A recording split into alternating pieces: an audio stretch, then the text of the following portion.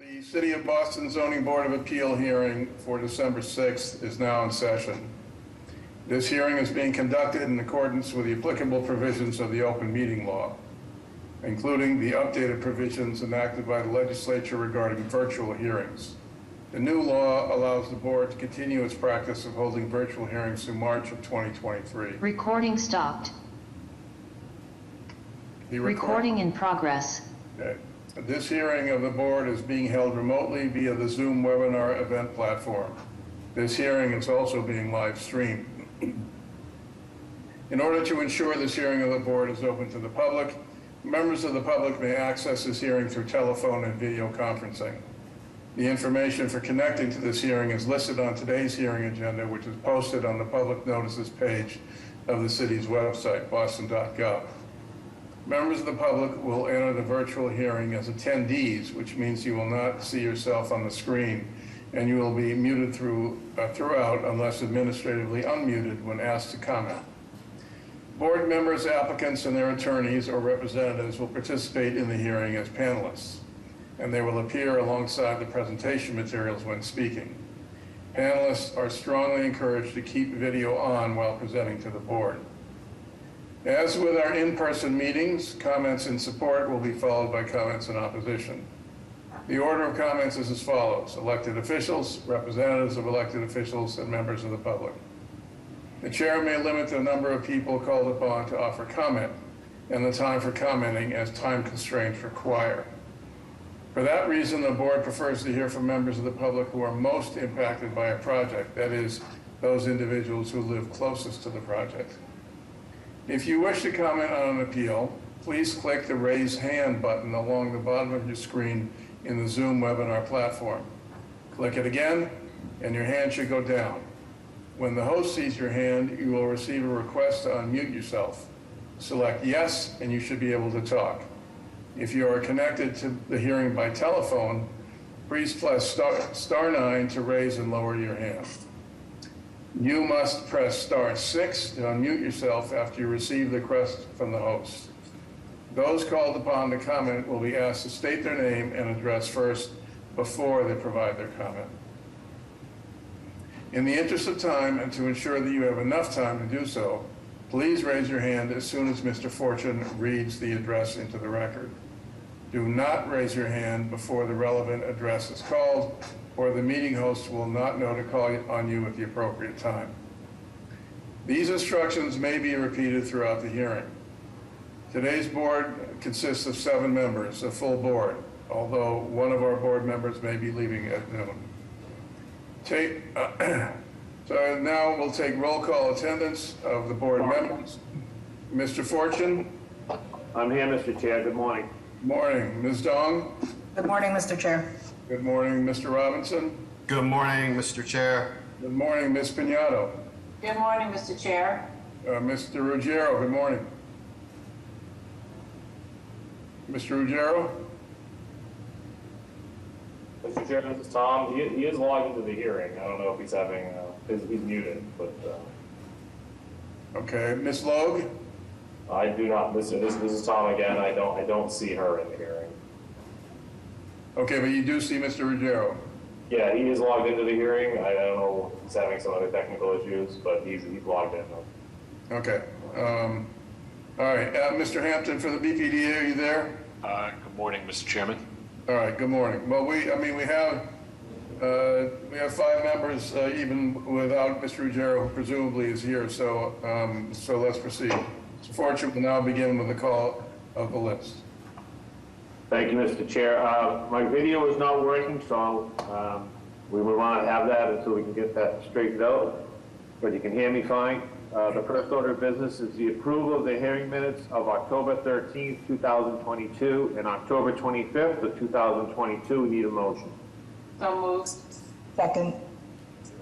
Mr. Fortune? Yes. Ms. Dawn? Yes. Robinson? Yes. Ms. Piñato? Yes. Mr. Ruggiero, are you on yet? Okay, I am in favor. The motion passes. Calling the first extension, calling BOA 956-971, 118 Harris Street. Name and address for the record, please. Yes, my name is Hezekiah Pratt. My address is 454 Lowell Avenue, Newton, Mass. Thank you, Mr. Pratt. Regard to 118 Harris Hawk Street, this is the applicant's first request for an extension. The board originally granted this relief on December 11th of 2020, so the COVID tolling does not apply. This relief remains valid until December 11th of 2022. I recommend that the board hear from the applicant and grant the extension if it finds it is doing it appropriate under the circumstances. Yes, the owner has released the previous design. She just hired me recently, so I'm taking over as the architect and will execute the preparation of the drawings submitted to the Boston Planning and Development Agency and also to the ISD, Inspector Services Department, for a permit. Okay. Mr. Fortune, what was the recommended date? Well, the relief expired on, will expire on December 11th of 2022. I'll make a recommendation, Mr. Chair, to give a one-year extension to 12/11 of 2023. Is there a second? Second. Mr. Fortune, Yes. Ms. Dong, Yes. Mr. Robinson, Yes. Ms. Piñato. Yes. Once again, Mr. Ruggiero, are you there yet? All right, I am in favor. The motion passes. Thank you. Mr. Chair, this is Tom. I just want to interject for a second. We did hear from Ms. Lowe. She'll be able to log on hopefully around 10:30 or 11. Okay, so we'll be a six-member board until then. Assuming, have you heard from Mr. Ruggiero? No, I've reached out to him to try to get him to unmute, but I don't know what's going on. We'll probably give him a call. Okay. All right, I'm going to go to the next extension, calling BOA 102-3110, 9 Newton Street. Name and address for the record, please. Good morning, Mr. Chair, members of the board, Attorney Nick Zazula, McDermott, Quilty, and Miller, 28 State Street in Boston, here on behalf of Boosters Properties as owner and appellant for this project. Thank you. Regarding to 9 Newton Street, this is the applicant's first request for an extension. The board originally granted this relief on December 23rd of 2020, so COVID tolling does not apply. This relief remains valid until 12/23 of 2022. I recommend that the board hear from the applicant and grant the extension if it finds doing it so appropriate under the circumstances. Yep, thank you, Mr. Secretary, Mr. Chair. Requesting that one-year extension. This is the first extension for the applicant. They're just working on some post-approval actions with the city. They have final construction drawings finalized. They're working with the Boston Landmarks Commission on Article 85 demo. So they're hoping to be able to file for the building permit in the new year. Mr. Chair, I'll make a recommendation to give a one-year extension till December 23rd of 2023. Is there a second? Second. Mr. Fortune, Yes. Ms. Dong, Yes. Mr. Robinson, Yes. Ms. Piñato, Yes. and I too am in favor. The motion passes. Thank you. Calling the next case for extension, calling BOA 111-2820, 21 Moore Street. Name and address for the record, please.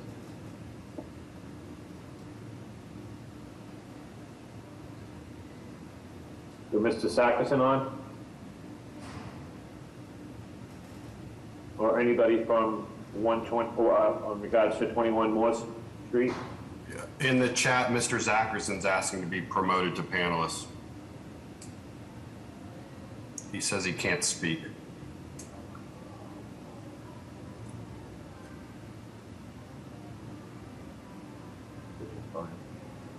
Yeah.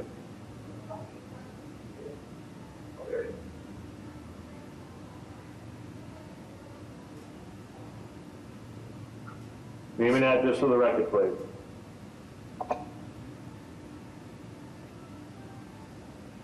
Thank you. Sorry about that. This is Eric Zackerston, architect for the project. My address is at 9 Sackville Street in Charlestown, Massachusetts. Thank you, Mr. Zackerston. Regards to 21 Moore Street, this is the applicant's first request for an extension. The board originally granted this relief on December 11th of 2020, so COVID tolling does not apply. This relief remains valid until December 11th of 2022. I recommend that the board hear from the applicant and grant the extension if it finds doing it so appropriate under the circumstances. Mr. Zacherson? Thank you. We have, the project's changed ownership. The new owner has submitted everything for construction documents. We are very close. We have a few things to take care of, but the approval will expire next week, and we would like to ask for an extension to get those last 3 or 4 pieces of information to ISD so that they can issue the building permit. Mr. Chair, I'll make a recommendation that we give them a 1-year extension to December 11th of 2023. Second. Mr. Fortune? Yes. Ms. Dong? Yes. Mr. Robinson? Yes. I think Mr. Ruggiero is back. Mr. Ruggiero? You're on mute, Mr. Joe. Yeah, yes. Welcome back. Tough morning. Ms. Piñato? Yes. And I too am in favor. Motion passes. Thank you. Mr. Fortune, for the hearing, so we'll need to make clear that we have a 6-member board until Ms. Logue arrives, which means that people can request an administrative deferral should they wish. Okay, Mr. Chair. Calling the next extension, calling BOA 832-215 36 Spring Garden Street. Name and address for the record, please. Good morning, Mr. Chair. This James Christopher, 686 Architects, joined by William Christopher with the business address of 1156 Dorchester Ave in Dorchester. Thank you, Mr. Christopher. Regarding 36 Spring Garden Street, this is the applicant's first request for an extension. The board originally granted relief on May 3rd of 2019, so COVID tolling does not apply to this relief. However, even with tolling applied, this relief expired on August 8th of 2022. I recommend that the board hear from the applicant and grant the extension only if they can offer a compelling reason why they failed to timely extend their relief.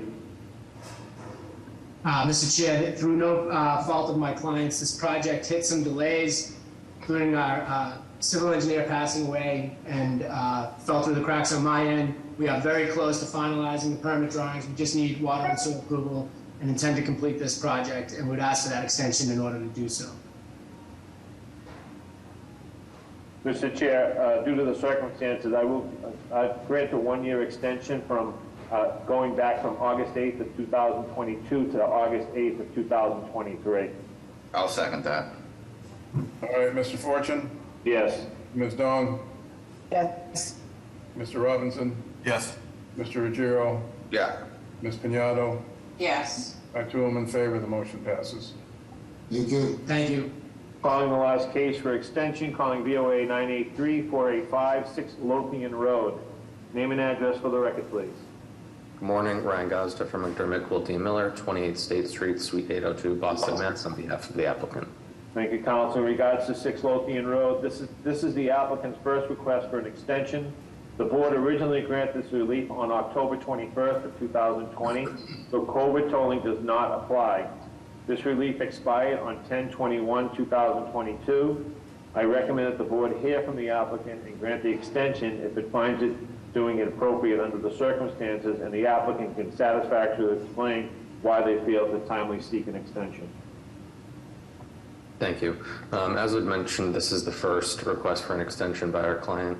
The project was granted relief in October of 2020, which was in the midst of the pandemic, and at that time they had experienced significant delays in terms of finding an available contractor to begin the work.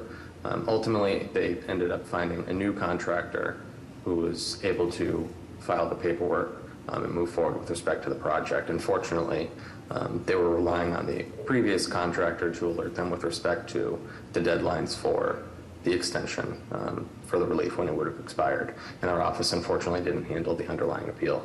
So this was really just brought to their attention last week, and we immediately filed for the request to extend the relief. Mr. Chair, due to the circumstances, I grant a 1-year extension from the date of October 21st of 2022 to October 21st of 2023. Second. Mr. Fortune? Yes. Ms. Dong? Yes. Mr. Robinson? Yes. Mr. Ruggiero? Yes. Ms. Piñato? Yes. I too am in favor. The motion passes. Thank you. Mr. Chair, would you like to make your announcement? Yeah, we currently have a 6-member board, as I understand from Mr. Broom, until Ms. Lowe joins us at somewhere around 10:30. So if any applicant wishes to request an administrative deferral, they are entitled to do so.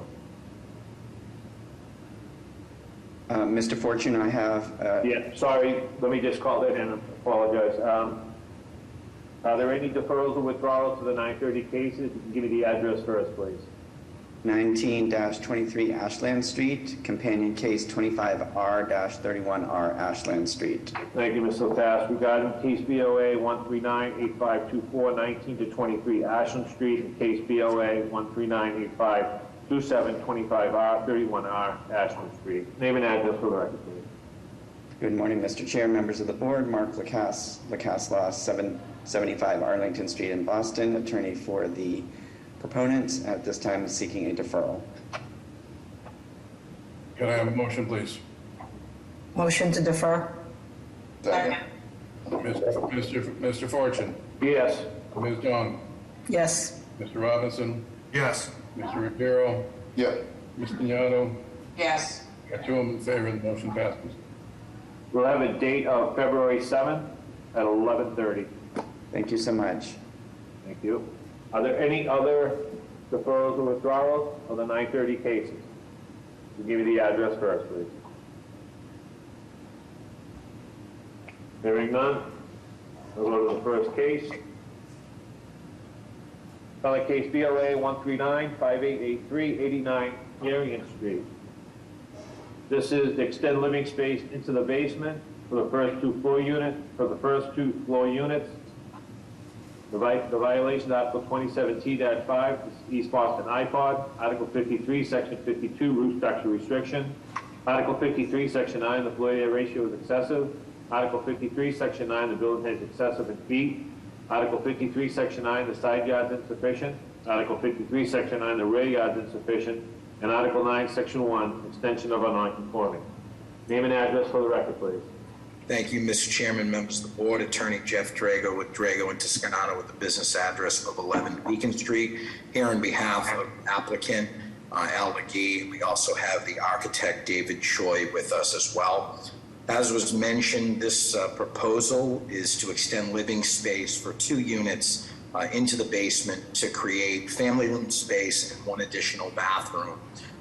Previously, this project was approved by the board back in December of 2018. Permits were pulled, but based on the structural integrity, the building had to be reconfigured, and we ended up losing square footage of units 1 and unit 3, making them really small units. So with this additional space, in the past it was just going to be used as storage space.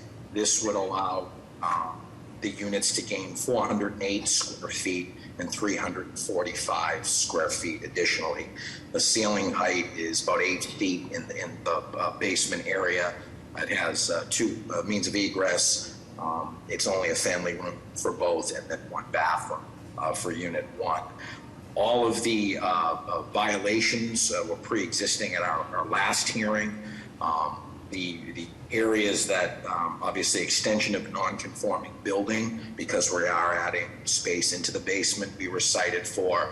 And then it mentions roof deck. We do have 2 exclusive roof decks that were approved at our prior hearing. Those both, we just reconfigured them. It looked more like 1 large deck before. We actually separated them and made them slightly smaller. So that was just recited again as well. I can pause and answer any questions that the board may have. So what was it that you discovered that caused the first floor units to shrink? It was the building itself, Mr. Chair, because this was going from a 2 to a 4. So structurally, we had to reconfigure it. The architect had to rework the plans with the civil engineer. And I know David's on the call if there's more specifics. Yeah, I'm just curious of what it was that you uncovered.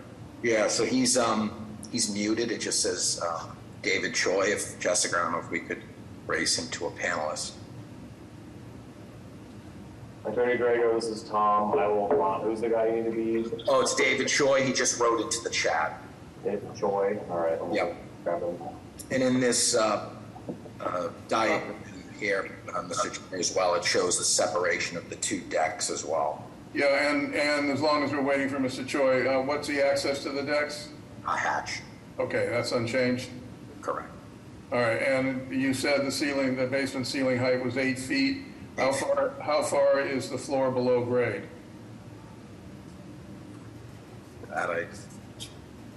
It's called out as 7 feet on the drawings. 7 feet below grade. That's what it's called out on the drawings. It looks a little different than that in the actual, but I'll defer to David on that. So if that's accurate, then it's mostly underground. Yes. Correct. All right, is Mr. Choi on? He should be. He's a panelist now. Can you hear me? Yep. Yes, he's on. Okay, Mr. Choi, there are 2 questions. The first is, what did you uncover in the process that structurally that required shrinking of the first floor units? And secondly, what is the dimension of the floor to grade height of the proposed basement space? The original construction of the brick building could not support, during the construction, found that we could not support the additional floors that were being added. And so we needed to create new foundation inboard of the original foundation, which then basically had to add foundation inside the basement level and put additional 2x6 stud wall construction inboard of the original wall construction, which led to a thickening of the exterior wall assembly, which then subsequently led to decreasing of the livable area on the floors, throughout the floors, that is. So that was the result of trying to work with the original building that was the brick construction, and then trying to add additional loads on top. So. Okay. And what is the dimension of the floor to grade in the basement rooms? Okay, so just to let you know, so from level 1, which is slightly higher than the grade level, then that was brought up higher than what was originally there. That is at 9 feet with the joist running 12 inches. So even with a 7-foot grade drop, we're still getting 8-foot ceiling. So. Are you getting any light? Yes, sir. So that was the primary reason for that, of elevating to level 1, which is written, as you can see, much higher than what was there originally. So the windows sort of along the grade level are actually windows that would allow natural light into that space. So they're window wells? They're not window wells, but there are no window wells. They're actually, because the floor is elevated higher, level 1 is elevated higher than it was, it allowed for windows to be planned as part of that basement level. So there's a good picture of the chair too in the rendering. That helps if we go back to the rendering. Yeah, I'm a little puzzled how you could get a window if you're 7 feet below grade, but The first floor is raised up higher than what it was. Okay, so is there now a new stairwell access to the first floor?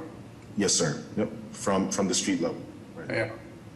Okay, and is there any reason that the roof decks were reconfigured? Does that have anything to do with these structural discoveries, or is that completely independent? No, that was independent, Mr. Chair. Just seemed to make more sense. Okay. All right, Mr. Robinson, how are the drawings? I think the drawings are fine. You know, it looks like 6 or 7 steps up when you enter into the main hall, and then you actually ascend or descend back down. So I do see how the first floor is raised. above the grade. So I do think those windows they're viable. They're not huge, but they're viable, and there is no bedrooms in the basement, so really don't have any issue with the proposed adjustment. So given that the first floor is raised, does that mean the whole building has been elevated? Or did you pick up those inches somewhere else? No, the building was not elevated. We made sure that the floor-to-floor height meets the dwelling requirements, but we did not. We kept it as compact as possible. So this was all part of the infield construction process because the original building was was old, and the first floor was higher than the second floor. You could see that picture to the lower left-hand corner of this page. As the construction progressed, we found that a lot of the existing framing was not suitable, and we had to reframe, but also to maintain the consistent look of the exterior as much to the adjacent property as possible. Okay, but you accomplished that by maintaining the overall building height and having adequate floor-to-ceiling height on the first, second, and third floors? Correct, sir. Yes, sir. Right. I think, Mr. Chair, I think I believe that a little bit of the deceiving is the windows on the corner are actually, the floor line is in that window bay. And the windows up that are raised, the sills are up. That's how you can sort of sense that the floor is elevated. That's what it looked like to me, so. Thank you, Mr. Robinson. Yes. Appreciate that. All right. Any other comments, Mr. Robinson, or any questions? I'm good. Nope, I'm good, thank you. Any questions from the board? Is there anyone here to testify on the project? Yes. Good morning, Mr. Chair, members of the board. Natalia Benitez with the Mayor's Office of Neighborhood Services. Board has hosted an abutters meeting for this project on October 13th of this year. No abutters joined the meeting, and our office is not aware of any concerns from abutters at this point. At this time, our office would like to defer judgment to the board. Thank you. Thank you. Hi, Mr. Chair, this is Tom. I don't see any raised hands from the attendees. All right. Can I have a motion, please? Oh, let me, before we go to a motion, I see Mr. Hampton, the BPDA is suggesting no building code relief. Where would that come in? Basement. Okay. That's all. Yeah. It was a standard one we've adopted lately for any sort of extension into the basement. I think good policy. Okay. All right. All right. Can I have a motion, please? I'll make a motion to approve with BPA design review and no building code relief. Second. Mr. Fortune? Yes. Ms. Dong? Yes. Mr. Robinson? Yes. Mr. Ruggiero? Yes. Ms. Piñato? Yes. And I too am in favor. The motion passes. Thank you. Calling the next case, calling DOA 137-1277, 1180 Washington Street. This is to make improvements to an existing roof deck, including erecting a pergola and a privacy fence. The existing roof deck is associated with Unit 500. The violation, Article 64, Section 19, building height is excessive. Article 64, Section 34, roof structure restriction. Article 9, Section 1, extension of a non-conforming building. Name and address for the record, please. Thank you, Mr. Chairman, members of the board. Attorney Jeff Drago with Drago and Toscano, attorney for the applicant with business address of 11 Beacon Street. Here on behalf of the applicant, and also we have Michael D'Angelo, who's the architect on the project. This shows, this rendering shows the area that we're seeking to improve. We are seeking to improve an existing roof deck. It's dated for the owner, and it's exclusive use of Unit 500. We're proposing to also erect a privacy shade area and privacy fence with pergola. The deeded rights for this area is about 1,868 square feet. There is another exclusive roof deck next to us And if you can see in this picture, there's actually a penthouse that would be higher raised than this pergola area. We have designed it to be out of eyesight, so it's not visible from the street. And we also, if we can go to the next slide, please, Jessica. That just shows we're above that area. So you can see that's another roof deck that is up there. We're actually behind the elevated area to the right. If you go to the next slide. This shows the existing space, so it's really not usable. So this would all be updated with pavers. We would also be installing a motorized hatch. It does have a hatch there, so the hatch size wouldn't change, but it would be motorized due to mobility issues of the owner that has would be more of an accessible hatch for them due to mobility issues. The height at the of the pergola would be 8 feet 5 inches, which is still shorter than the existing penthouse that I showed in the last picture. The project complied and was approved by the South End Protection Area and was approved by the South End Landmarks Commission as part of this process. And the violations that were mentioned, just height and feet, so is what's allowed is 70. We are 90, but as I mentioned, we're still lower with that pergola than the existing structure. And then roof structure restrictions because of the pergola was cited, and then an extension of a non-conforming building, again, because of the height being at 90 feet. There are a few more slides if we can go to the next slide, please, Jessica. This just shows the actual area. So as you can see, it shows where that pavilion area is, the 8'5". You can see all of that deeded terrace area is the existing roof deck now. You can see the head house that's existing next to us and the penthouse to the, it says existing interior living space that's to the left of us. We designed this to be behind that area so it's not visible. So, Mr. Drago, just the deeded terrace area will be the roof deck. Correct. And it's only that gray square area that's the pergola and pavilion? Yes, and we have, if we go, Mr. Chair, to the next two slides, you can see what's sorry. That's the material. If you could stay right there. So that's actually what the structure would look like, Mr. Chair. Okay. And it's 8.5 feet tall. What are the dimensions, width and side to side? If Mr. D'Angelo, the architect, may be better suited to answer that question. Hello, Mike D'Angelo, landscape architect. My address is 840 Summer Street, Boston. The pergola is 10 by 10. Okay, thank you. All right, Mr. Robinson, how are the drawings? Drawings are good, very straightforward. I think it's tucked in nicely, and it's serviced with a hatch. So, no questions from me on the proposed scope. No, it seems pretty far set back in terms of being able to see from the street. Agree. Yeah. Any questions from the board? Anyone here to testify on this project? Hi, yes. Good morning, Mr. Chair, members of the board. Kim Crucioli from Mayor's Office of Neighborhood Services.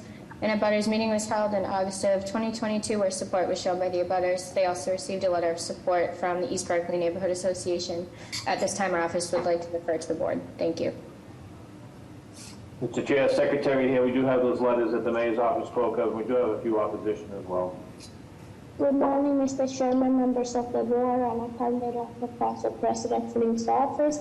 The councilor would like to go on record in support based on feedback from neighbors, the Condo Association, and non-opposition from East Berkeley Neighborhood Association. However, the councilor will ask that a study be done whether the alteration case cast a shadow on Peters Park to address additional concerns. Thank you.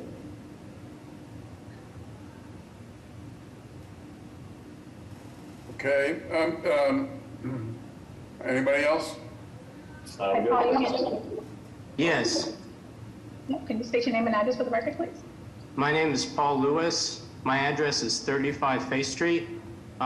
This is one of 3 addresses of a condo complex, one of which is 1166 Washington, so I am an abutter to this property. My question is, well, 2 things, a minor thing to begin. I'm on the board of the East Berkeley Neighborhood Association. However, my understanding is that this organization has not taken a position on this request for waiver. But more importantly, I'm concerned, or I would like to know whether there's been any shadowing study done as part of the permitting process. So you'd have to connect with the liaison about that, but we'd be happy to take your testimony at this point if you just want to say if you're in a support or opposition for the project. Mr. Drago, can I, you said this has already gone through landmarks? It has South End Landmarks, and then East Berkeley, we submitted the plans through the owner, and they wrote a letter of support. So, okay, thank you. Both organizations. A shadow study was not performed because of the location where it's set back, but it wouldn't be casting any shadows where it's located. Okay. No additional raised hands, Mr. Chair. No more raised hands? Okay. No, sir. Can I have a motion, please? I'll make a motion to approve. Second. Mr. Fortune? Yes. Ms. Dong? Aye. Yes. Mr. Robinson? Yes. Mr. Ruggiero? Yep. Ms. Pignatto? Yes. And I too am in favor. The motion passes. Thank you very much. Calling the next case, calling BOA 139-2527, 80 Charles Street. This is converting existing office space into a cat lounge, retail bookstore, cafe, or on premises with consumption of food and drink, an accessory takeout of food and drink, and a seat-in restaurant. Violation Article 8, Section 7, forbidden use as a cat lounge. Article 8, Section 7, the on-site premises of consumption 36A is conditional. And Article 8, Section 7, use of item 37, seat-in restaurant use is conditional. Name and address for the record, please. Thank you. Good morning, Mr. Chair, members of the board. My name is Johanna Schneider with the law firm of Hemingway & Barnes, 75 State Street. On the Zoom with me are Brittany Baker, the business owner, and Monica Pauley and Richard Pignataro, the project architect. We are here seeking zoning relief for new and unique use of the premises at 80 Charles Street in Beacon Hill. The space is currently an empty storefront that was most recently used as a bank branch. I want to start by giving some very quick background on Ms. Baker. She is a Beacon Hill resident. She has 7 years of experience working in cafes and bookstores and 10 years of experience as a feline behavior volunteer at the Animal Rescue League of Boston. What we're proposing here is Boston's first cat cafe. Many other cities across the U.S. and around the world have them, but this will be the first one in our city. By way of introduction, for those board members who, like me, have never been to a cat cafe is a space where customers make reservations to spend time with resident cats in a living room type environment. There will be no adoptions of the cats, and people will not be able to bring their own animals into the space. We also envision that the cafe will host special events, including book clubs, birthday parties, community group gatherings. In addition to the cat lounge, there will be, as you can see on this slide, a small cafe, which will serve coffee and tea and pastries that are prepared off premises. These beverages and food can be consumed either in the cafe area or in the cat lounge area for patrons who have reservations, or it can be taken away. There will be no food prepared on the premises and no alcohol will be served here.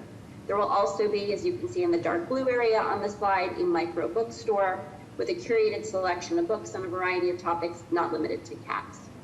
If we can go to the next slide, this slide, it shows the location of the different business components, which are on the first floor. On the garden level below, there's additional cat lounge space, as well as an employees-only back of house space, which includes a separate litter box area with special venting.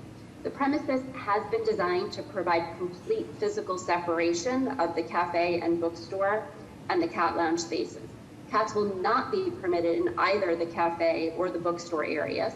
So that means that patrons who are either allergic to cats or simply don't care for cats need not interact with them.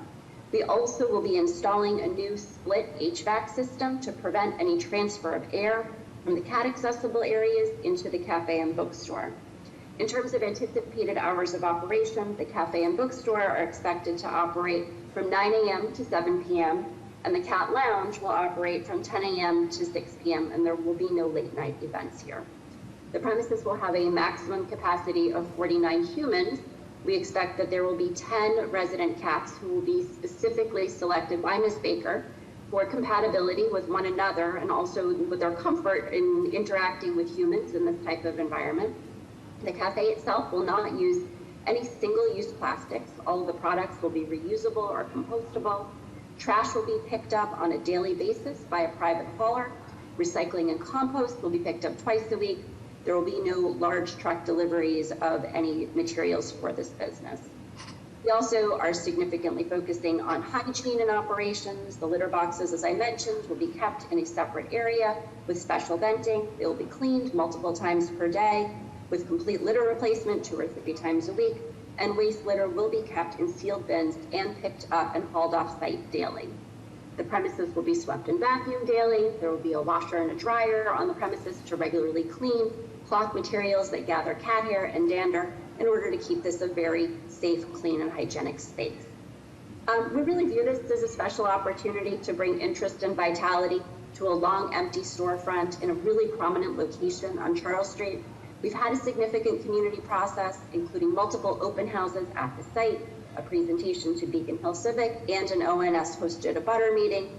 We have encountered no opposition whatsoever, and in fact, as evidenced by the numerous letters of support that we've submitted into the record, the neighborhood is very excited about this business. In closing, we'd ask that the board also support this local woman-owned business and grant the requested relief. With that, I'll stop and answer any questions. Thank you. Okay, well, thank you. At least this board member has never heard of a cat lounge and is completely unfamiliar with the concept. So I guess so people can't bring their own cats in. These are resident cats. Correct. Okay, and if someone gets something from the cafe bookstore, they can take that food into the lounge where the cats are? They can. But it is separated and isolated. Yes, if you look at the slide that's up or the slide after it, you can sort of see, and perhaps the slide afterwards, Madam Ambassador, if you can scroll down, you can see that there is actually, and this is on the first floor plan, there is actually a wall separating the cat lounge space and the cafe space, floor to ceiling, so that you can look out and have some transparency, but there is absolutely a hard physical separation. You can also see at the bottom of that first floor plan, there is a vestibule with double doors to ensure that cats can't make a dash out of the lounge into the rest of the premises. And that vestibule is going to be supervised by cafe staff. When someone comes in, they make an appointment and they see a particular cat or any cat? They can see any cat. The cats will be roaming around within the lounge spaces.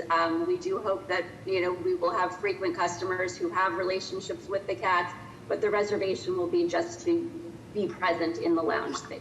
And how long is a typical reservation for? 1 hour. 1 hour. Just out of curiosity, what is the cost of spending an hour with a cat in this lounge? I think right now the owner is projecting about $30 an hour for the cat lounge time. And obviously anybody can come in and visit the cafe, the bookstore without having to make a reservation without paying that fee. Okay. All right. And there will be takeout as part of this cafe? Yes. Okay. And it's ADA compliant. I see. Okay. Bathroom and lift, a few floors. Mr. Robinson, how are the drawings? Catty? Yep. Meow. Perfect. No questions on it. My question was at ADA, and it looks to be there. No real issues in terms of what's being proposed from me. All right. Any questions from the board? Is this the first one in Massachusetts? Are there others in the state? Cat lounges? There are a few others that we understand are in the works on the North Shore. I think this is becoming a sticky concept. I know that I was recently in London and there was one there, and I believe there are a bunch of them in Washington, D.C., Chicago, California. So it's our turn. Okay. Is that good enough, Ms. Piñato? Yes, thanks. I guess I got just a question.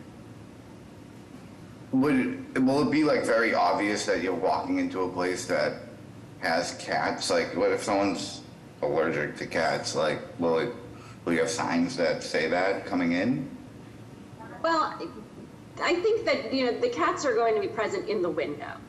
So one of the nice things about this particular space, fronting on Charles Street, is that we've got a beautiful historic picture window. We're not making any physical changes to it. So folks will be able to see the cats from the street.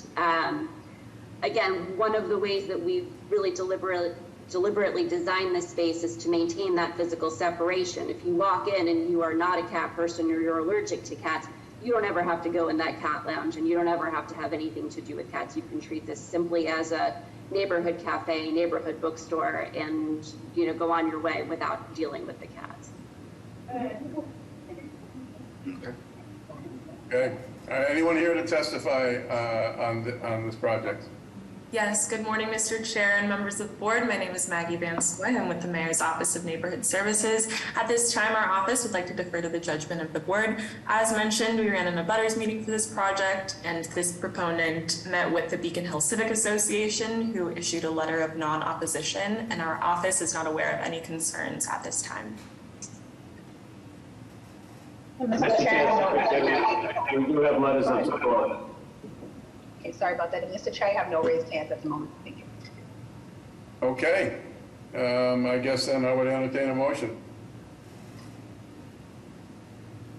I'll make a motion to approve. I assume there'll be signage which will come through for additional approval outside of this, but I'll make a motion to approve the scope as proposed.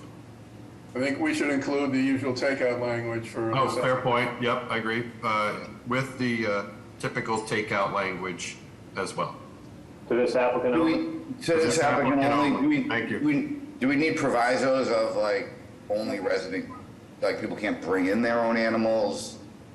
No. Like, do we need any of those provisos? The help thing? I think that's the way it's set up, right? I mean, you don't walk in with a, well, to the applicant, what happens if someone wants to walk in with a cat? Or a dog.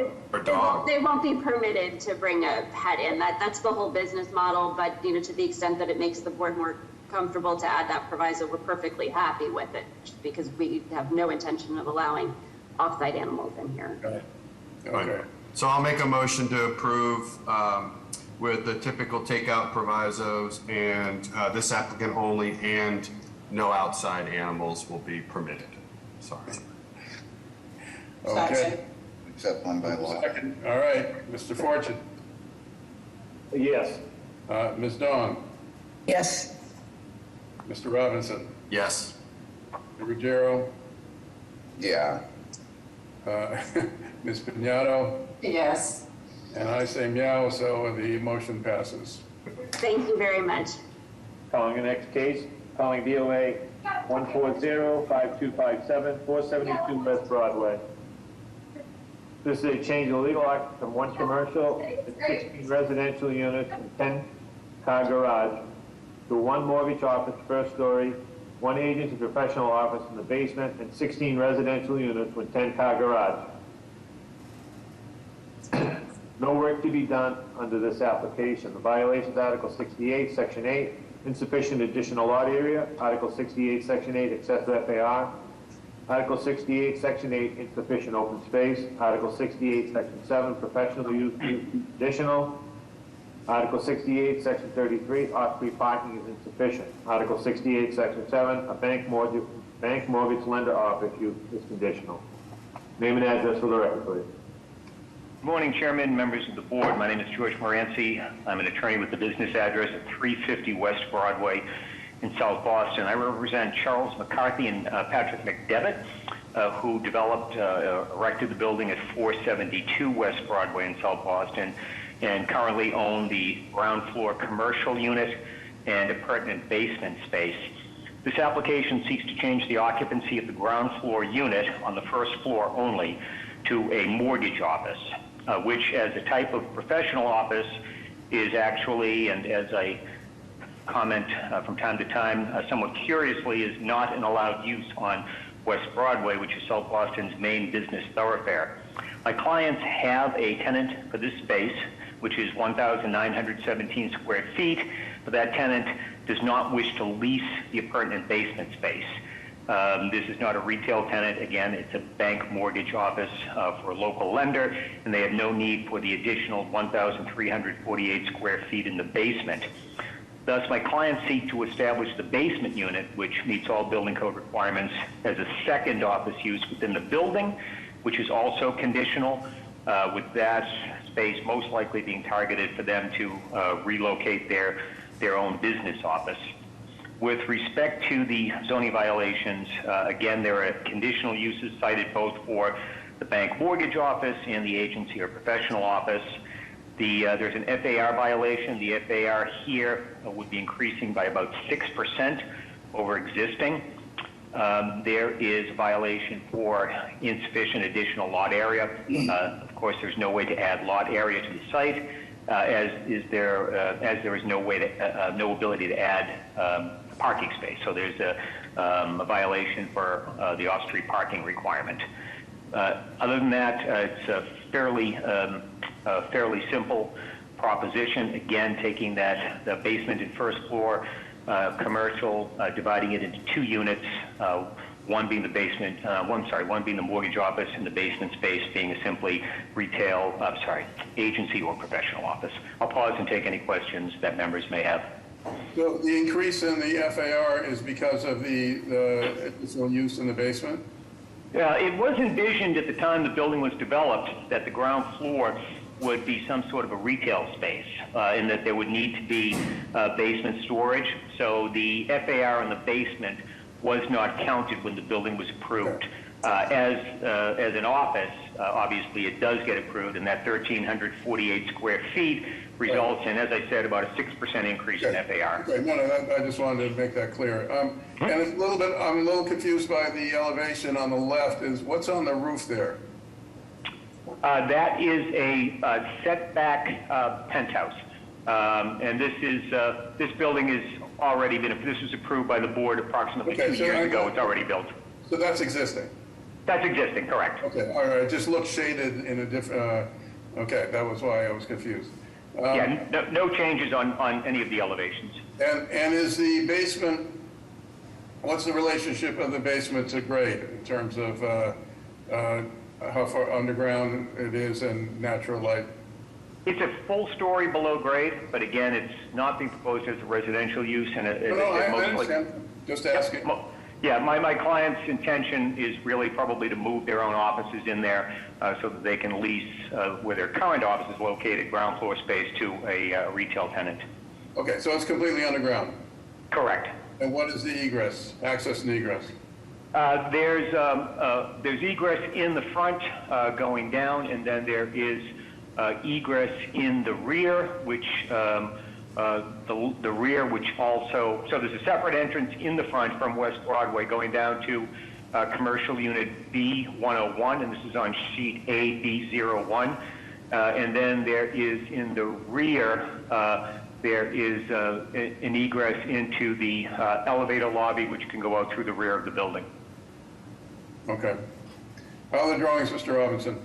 Drawings are fine, Counselor. Just for so there's looks like a 521 CMR variance that was granted, but maybe hasn't been papered or whatever. But is that just the removal of a couple steps down into the lower level from the elevator lobby? The elevator goes down there. Is that what this is for? I'm just trying to. Our architect wasn't certain. That was a notation made by the plans examiner at ISD. Okay. Tim Johnson's notations on the plans are that the space is fully building code compliant. Yeah. So it may in fact be that, since the arrow is pointing to an area where there appear to be two stairs. And it notes that it was granted on March 22nd, that the variance was granted. So I just was making sure I understood what the granted of the 521 CMR was. But other than that, no question from me. No. So the elevator currently services the basement level? It does. It does. It looks like the basement level is a couple feet below the elevator is what I'm seeing, and it looks like they have. I don't think that's anyone related to this. Okay. No questions from me. I'm good. That's my only question. Thank you. Just to be clear, since I the plans, There's I mean, there must be a pit below the basement, the elevator, I mean. So the actual floor level of the lowest floor is a few steps above the floor level of the basement, and then there's the pit? Mr. Robinson, is that correct? So this is a good slide. You can sort of see where the red box says 521 CMR Section 20 code compliance. See those stairs right there, that little landing and 3 steps down? Yes. That's what I think that's not accessible because there's no ramp there. So it looks like they got a variance to allow you to come out of the elevator and step down. And it looks like the lower level's a little bit lower. So if it's for their own office use, I don't actually see an issue with that. And they got the variance. So no other questions from me. So. Okay. Yep. All right. Any questions from the board?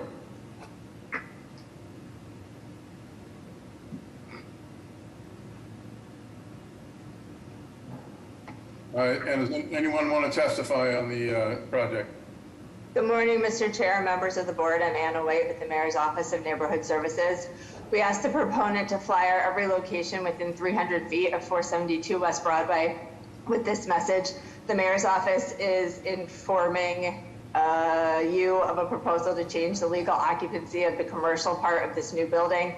It was approved with undefined commercial occupancy. The owner wants to change the ground floor occupancy to bank mortgage office and the basement to office. The building itself is not being physically changed. We received no questions or comments about the proposal or the flyer. At this time, we'd like to defer judgment to the board. Thank you very much. Good morning, Mr. Chairman, members of the board. I'm Calderon from Council President Flynn's office. The councilor would like to render reporting support. Thank you. Thank you. Mr. Chairman, members of the board, Paul Sullivan, the City Council at Large, Michael Flaherty. Although there are Article 68 violations here, there are projects that do have merit, and the council at this particular point would defer to the board due to the fact that this is just a change to the mortgage lending office on the ground floor. Mr. Chair, I have no raised hands at the moment. Okay. Can I have a motion, please? Motion to approve. Second. Yeah. Okay, Mr. Fortune? Yes. Ms. Dong? Yes. Mr. Robinson? Yes, sorry. Yes. Mr. Ruggiero? Yep. Ms. Piñato? Yes. And I too am in favor. The motion passes. Thank you. Calling the next case, calling BOA 140-4360, 47 to 49 Rossiter Street. This is the change of occupancy from a 2-family dwelling to a 3-family dwelling. Construct a rear addition for a wider rear egress stairway and construct a dormer. In violation of Article 65, Section 65-8, building height is excessive. Article 65, Section 65-8, the floor area ratio is excessive. Article 65, Section 9, dimensional regulations, and Article 65, Section 9, the rear yard is insufficient. Name and address for the record, please. Mr. Chair, members of the board, my name is Kyle Smith with Statera Law, business address of 181 Wells Avenue in Newton. On the call, I also have the owners of the project as well. Okay, you want to walk us through the proposal? Certainly. We have a pre-existing 3-story structure with existing pitch line, as you see in the plans. We front on both Rochester Street and also Grant Street, or Grant Road. There is currently curb cut and 3 pre-existing parking spaces. Internally, we have 3 floors of living, very unique current stair and living configuration where the first floor is connected to the 3rd floor for living space, and the 2nd floor is essentially its own unit connected by or serviced by a stairwell access to the left of the structure. So there are currently 3 internal staircases whereby the front basically connects 1 and 3. The stairwell from the left side servicing unit 2 connects 2 and 3, and the rear stairwell connects solely floors 1 and 2.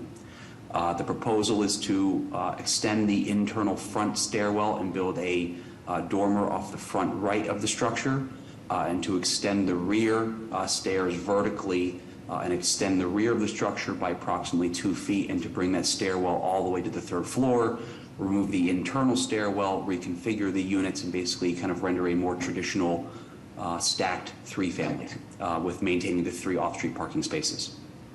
Okay, so 1 and 3 will no longer be combined, 3 will be standalone, correct? Correct, sir.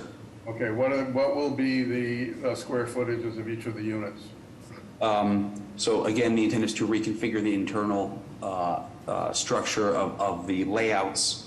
The first floor will basically maintain its existing footprint. It's 1,005 square feet. It is a 2-bed, 2-bath. The second floor unit similarly maintaining existing footprint. It is 962 square feet, proposed to be 2-bed, 2-bath. The proposed third floor unit will have a slightly increased square footage, and it is proposed to be a 2-bed, 1-bath of 811 square feet. Okay, thank you. How are the drawings, Mr. Robinson? Plans are good, pretty straightforward, totally understand, a little bit quirky, the existing addition, and I think it's making it better in terms of that. There is one dormer they're adding, looks like for the additional head height requirement for that front stair, but other than that, looks pretty straightforward. I think the rear is setback. It's getting a little tighter, but fairly minimal. No other questions for me. I think it looks fairly straightforward. Okay, any questions from the board? Is there anyone here to testify on the project? Yes, Mr. Chair, members of the board, Connor Newman with the Mayor's Office of Neighborhood Services. At this time, the Mayor's Office would like to defer to the judgment of the board. Some background information on the community process. Our office held an abutters meeting on August 17th. No concerns were raised at that meeting. The applicant went on to the Mount Bowden Civic Association and received their support. With that, we defer to the board. Thank you. Anybody else? Yeah, Mr. Secretary. Mr. Chair, Secretary here. We do have a couple others for the Mayor's Office to go over. Mr. Chair, I have no raised hands. Okay. Can I have a motion, please? Motion to approve of the PTA design review. I'll second, Eric. Mr. Fortune? Yes. Ms. Dawn? Yes. Mr. Robinson? Yes. Mr. Ruggiero? Yep. Ms. Pignatto? Yes. Two in favor, the motion passes. Mr. Chair, I don't think Ms. Logue is on. Do you want to, I'm going to call the 10:30 hearing. Do you want to do your comment? Okay. Yes, we are currently a 6-member board. We are anticipating becoming a 7-member board at some point, but we don't know exactly when. So if anybody would like to request an administrative deferral, they are entitled to. Thank you, Mr. Chair. I'm going to call the 10:30s. It's now 10:33. I'm going to call the 10:30 cases for any deferrals and withdrawals. If you want to withdraw or defer your case, please give me the address first. 130 Marginal Street, Ward 1. Counselor, calling case BOA 133-2095, 130 Marginal Street. Name and address for the record, please. Thank you, Mr. Chairman, members of the board. Attorney Jeff Drago with Drago and Toscano with the business address of 11 Beacon Street. We are seeking an administrative deferral due to the smaller board. Can I have a motion, please? Motion to approve. Second. Motion to defer. Motion to defer. Sorry, a motion to, yeah, almost got me. Yeah, motion to defer. The cat got your tongue from the lamp. I'll make a motion to defer, please. Second. All right, Mr. Fortune? Yes. Ms. Dawn? Yes. Mr. Robinson? Yes. Mr. Ruggiero? Yep. Ms. Pignatto? Yes. And I too am in favor. What's the date, Mr. Fortune? They'll have a date of February 7th at 11:30. Thank you very much. Are there any other deferrals or withdrawals for the 10:30 cases? If you give me the address first, please. There is somebody with a hand up. I don't know if it's for the next case or... 1 second. Caitlin? Are you looking for a deferral? Hi. No, this is the first time I've been part of this process. Okay, just give a second. You're here to give testimony at some point? So yeah, I'm a butter of 130 Marginal, and I wanted to speak about the property. It was just deferred, ma'am. It was deferred, okay. so. What does that mean? February 7th at 11:30. Okay, back to February. Yep, thank you. There is one other hand, Madam Ambassador. Oh, looks like it's down. It's down. All right, Okay. Mr. Chair, I'm going to go back to the 930s. Yep. Calling the next case, calling BOA 139-9003, 625 to 629 Adams Street. This is a proposed second-story addition to change use from commercial to commercial space in 2 dwelling units.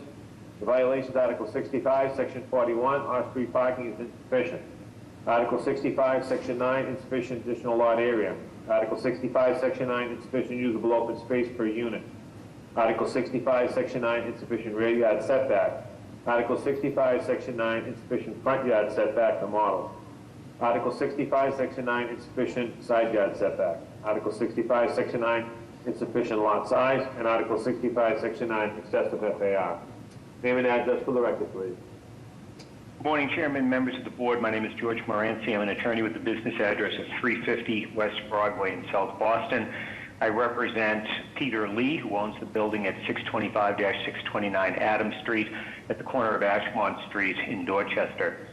The proposal is to add a single-story addition to the existing building.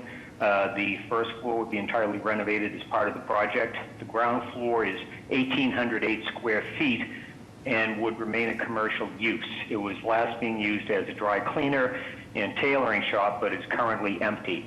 The new second floor would consist of 2 two-bedroom apartment units of approximately 950 square feet each. The residential entrance would be on the Ashmont Street side of the building. The existing building footprint would be maintained. It will not be expanded in any direction. There is no opportunity here to add off-street parking. The code requires a minimum 4,000 square foot lot for a mixed-use building in the zoning subdistrict, which is MFR-LS. This lot is 2,673 square feet, so zoning relief is required on that, again, owing to the existing size of the lot, which is non-conforming. There is a violation, of course, owing to the fact that no parking is provided, the notion being that the 2 units will be meant to appeal to tenants who choose alternative modes of transportation, do not own a vehicle, and certainly do not wish to pay increased rent for a unit that includes parking if they don't have a car. There are setback variances required for the front, rear, and side setbacks, but these all owe to the dimensions of the existing building, which is to be vertically extended 1 story, but those setback violations are not being increased in any way. There's a violation for insufficient usable open space, which could have been cured by including roof decks on the building, but my client appreciates that roof decks can be disruptive to the neighbors and is not proposing roof decks owing to community concerns. There's an FAR violation. The maximum FAR here is 1.0, while the proposed FAR is 1.59. And just one thing to mention, since updated drawings were not able to catch up with the ZBA system in terms of being reviewed by a plans examiner, my client did note the concerns during one of the community meetings that the parapets are quite prominent in this building, and my client agreed that those are to be redesigned and reduced. Just as I think, quite frankly, the entire design language here could benefit from BBDA design review. But I did want to mention, in case there is testimony from St. Mark's Area Neighborhood Association, Civic Association, that these plans are the old plans showing the parapet, which is oversized, and that will be reduced were this to be approved by this board. With that, I'll pause and take any questions. Okay, so, but you don't have any, we don't have any updated drawings of the parapets to look at, do we? No, there's nothing, but again, were this to be approved, it would be approved in any event with BBDA design review, but I did want to explain for anybody who's watching the hearing who expected to see a smaller parapet that there just wasn't time to get them, the drawings revised into the plans examiner, in time for this hearing. All right, what is the size of the additional 2 units? Each unit is approximately 950 square feet, and they would be 2-bedroom units. Okay, and access and egress is where, and how's that accomplished? If we can scroll through the plans, the main building entrance is on the Ashmont Street side.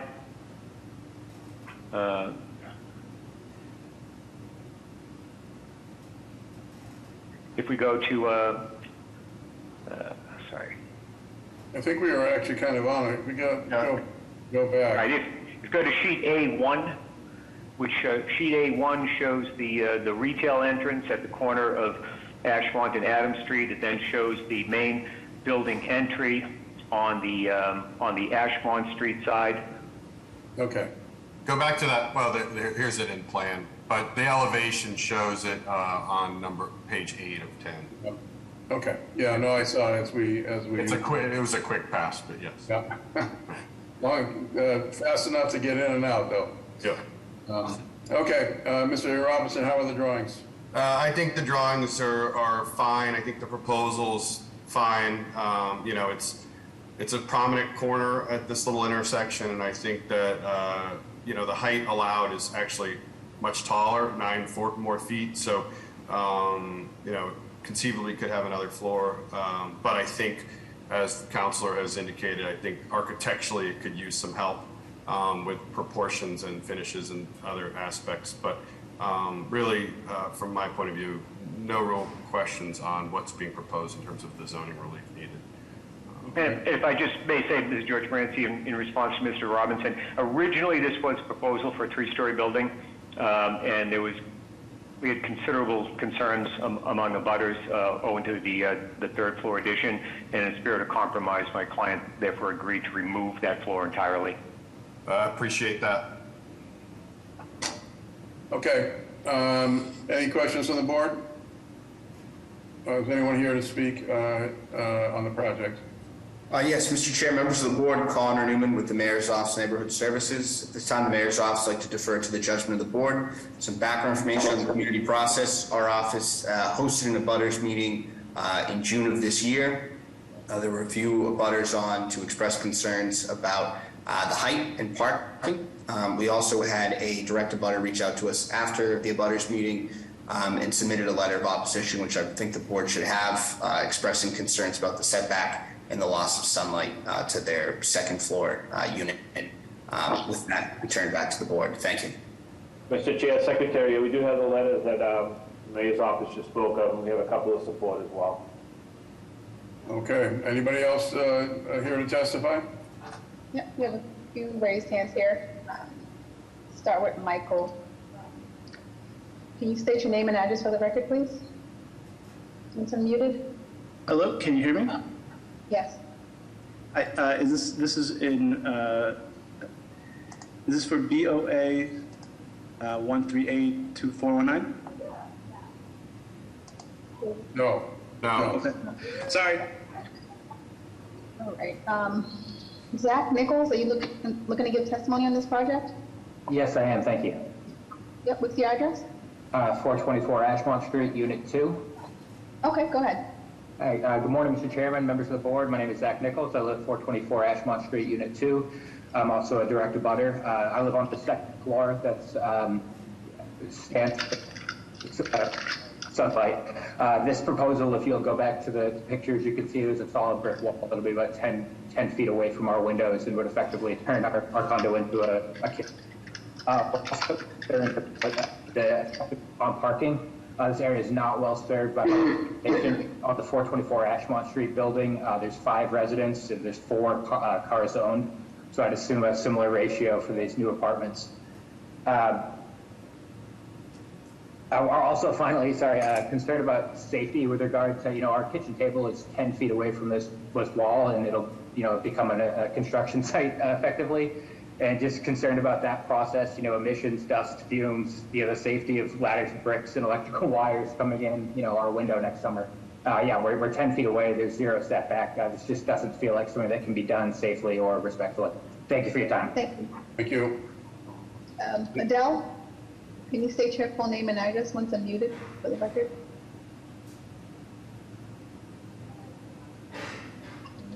Brother Megan, can you state your full name and address for the record? Yes, hello, good morning, Mr. Chairman, members of the board. My name is Megan Karen, and I'm the homeowner and resident at 424 Ashmont Street, Unit 2. I'm here today to express my strong opposition to the proposal. My condo is on the second floor of the property that directly abuts the Adams Street property on the Ashmont Street side.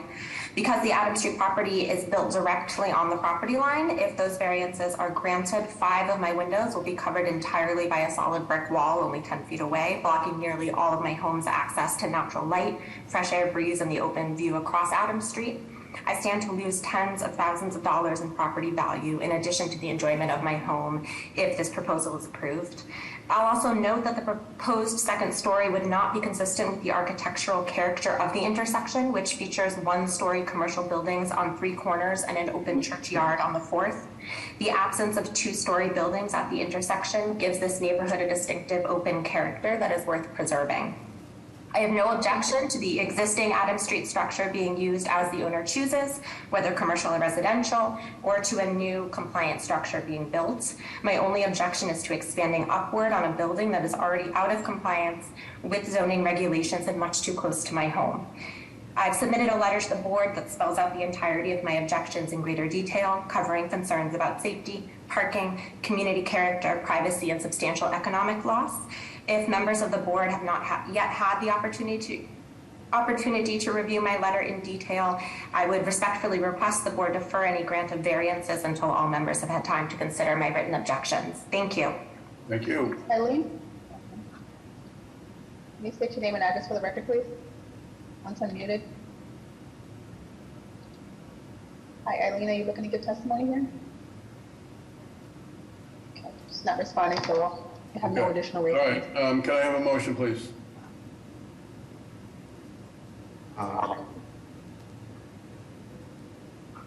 I think this is one of those conditions where it's tight, and I appreciate the abutters' concerns. I think, though, I will make a motion to approve with BPDA design review. I do think that while that process is taking place, there could be looking at alleviating a little bit of the side yard setback against 424, if that's possible. And I think also it would be good if there could be some looking at maybe some outdoor deck space adjacent or with the units or something to provide some relief for the open space requirement. And then obviously the reduction in the parapet heights as already indicated by the council. Before we move forward with the motion, Mr. Hampton, what was it, BPDA take any position on this one? Thank you, Mr. Chair, members of the board. Yes, we recommended approval with design review on this. We also had concerns about the parapet. And I will make a note of Mr. Robinson's recommendation to increase that setback between 424 Ashmont and this property. Okay, thank you. All right, is there a second? Is there a second to Mr. Robinson's motion? Mr. Chair. Mr. Chair, this is Tom. I just want to let you know that Sherry had reached out to me. She had to step away briefly from the hearing to deal with a family issue. She'll be back by 11, but we have a 5-member board right now. They're dropping like flies. Okay. All right, we still have a 5-member board. Mr. Robinson made a motion. Can I have a second, please? Second. Mr. Fortune? Yes. Mr. Robinson? Yes. Mr. Ruggiero? Yes. Vignato? Yes. I too am in favor and so very much support the idea of aggressive BPDA design review to accommodate those concerns. Thank you. Calling the next case, calling BOA 1375575, 2 Air Road.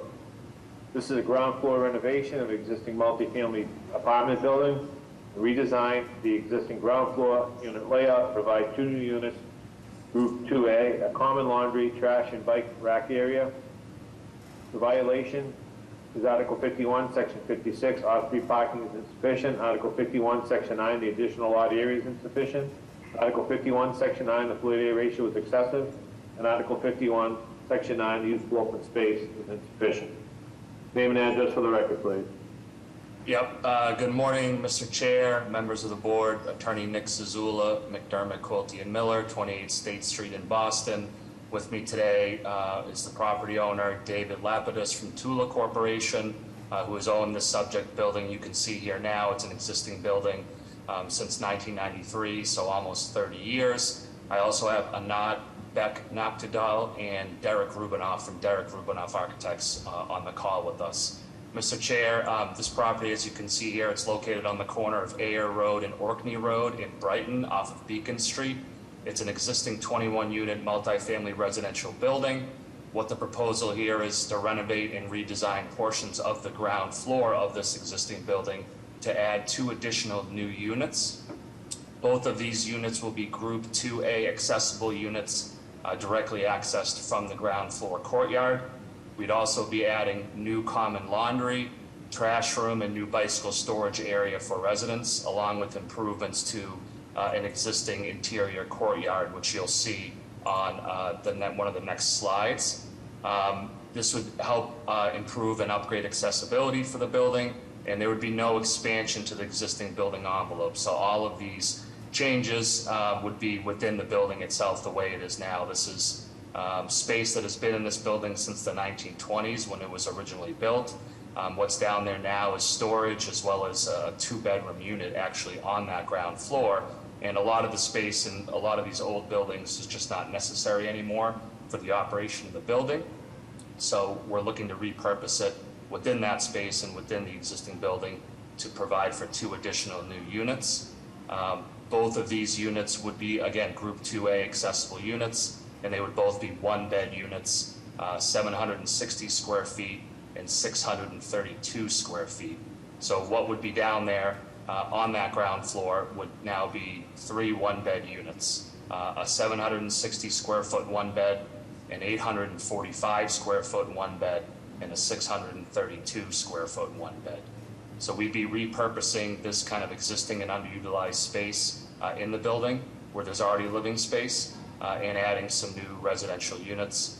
And I'll also add that the renovated area will now be fully sprinklered as well, which will provide upgraded life safety to the building for all residents.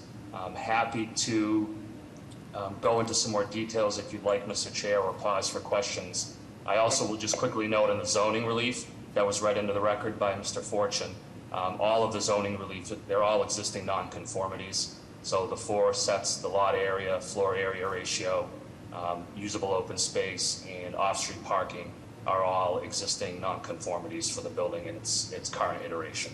These would just be making them a little bit worse. Thank you. Okay, so right now on the ground floor, there's 1 existing unit. Yes, sir. There's a 2-bedroom unit and a heck of a lot of just open area that is used for resident storage space. So there's 1 unit, and how many square feet is that existing unit? I want to say it's about 845 square feet, maybe close to 1,000. And the additional 2 units are coming out of space that is currently used as storage. Some of it's used as storage, Mr. Chair, and some of it is carving out part of that existing unit that's down there to make it into a 1-bed. So the existing unit is going to be smaller? Yes, sir. Yep. Okay. Okay, that was what I was trying to get at. So it's now 1 unit, there will be 3 units, the existing unit will be smaller, and just once again, I know you gave the square footage, but all 3 units, what will each of them be in terms of square footage? Yes, sir. So one of the 1-beds will be 760 square feet, the second 1-bed will be 845 square feet, and the third would be 632 square feet. And if Madam Ambassador went to slide 5 up a few, you can see them on the screen as well, Mr. Chair, if that's helpful. Then right here, perfect. Thank you. Right.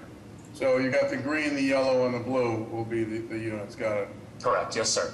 Okay. How are the drawings, Mr. Robinson?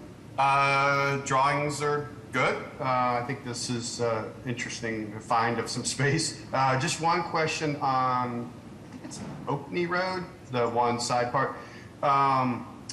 Do you have adequate, I guess we could, just making sure we have adequate egress from the bedrooms is my only question. Just because I understand you have full walkout and there's multiple exits in terms of but I don't know if those have egress, but we'll leave that as sort of a question, maybe a no building code variance or with this. But other than that, I really, no real questions. It seems pretty straightforward and fairly good find some space. So.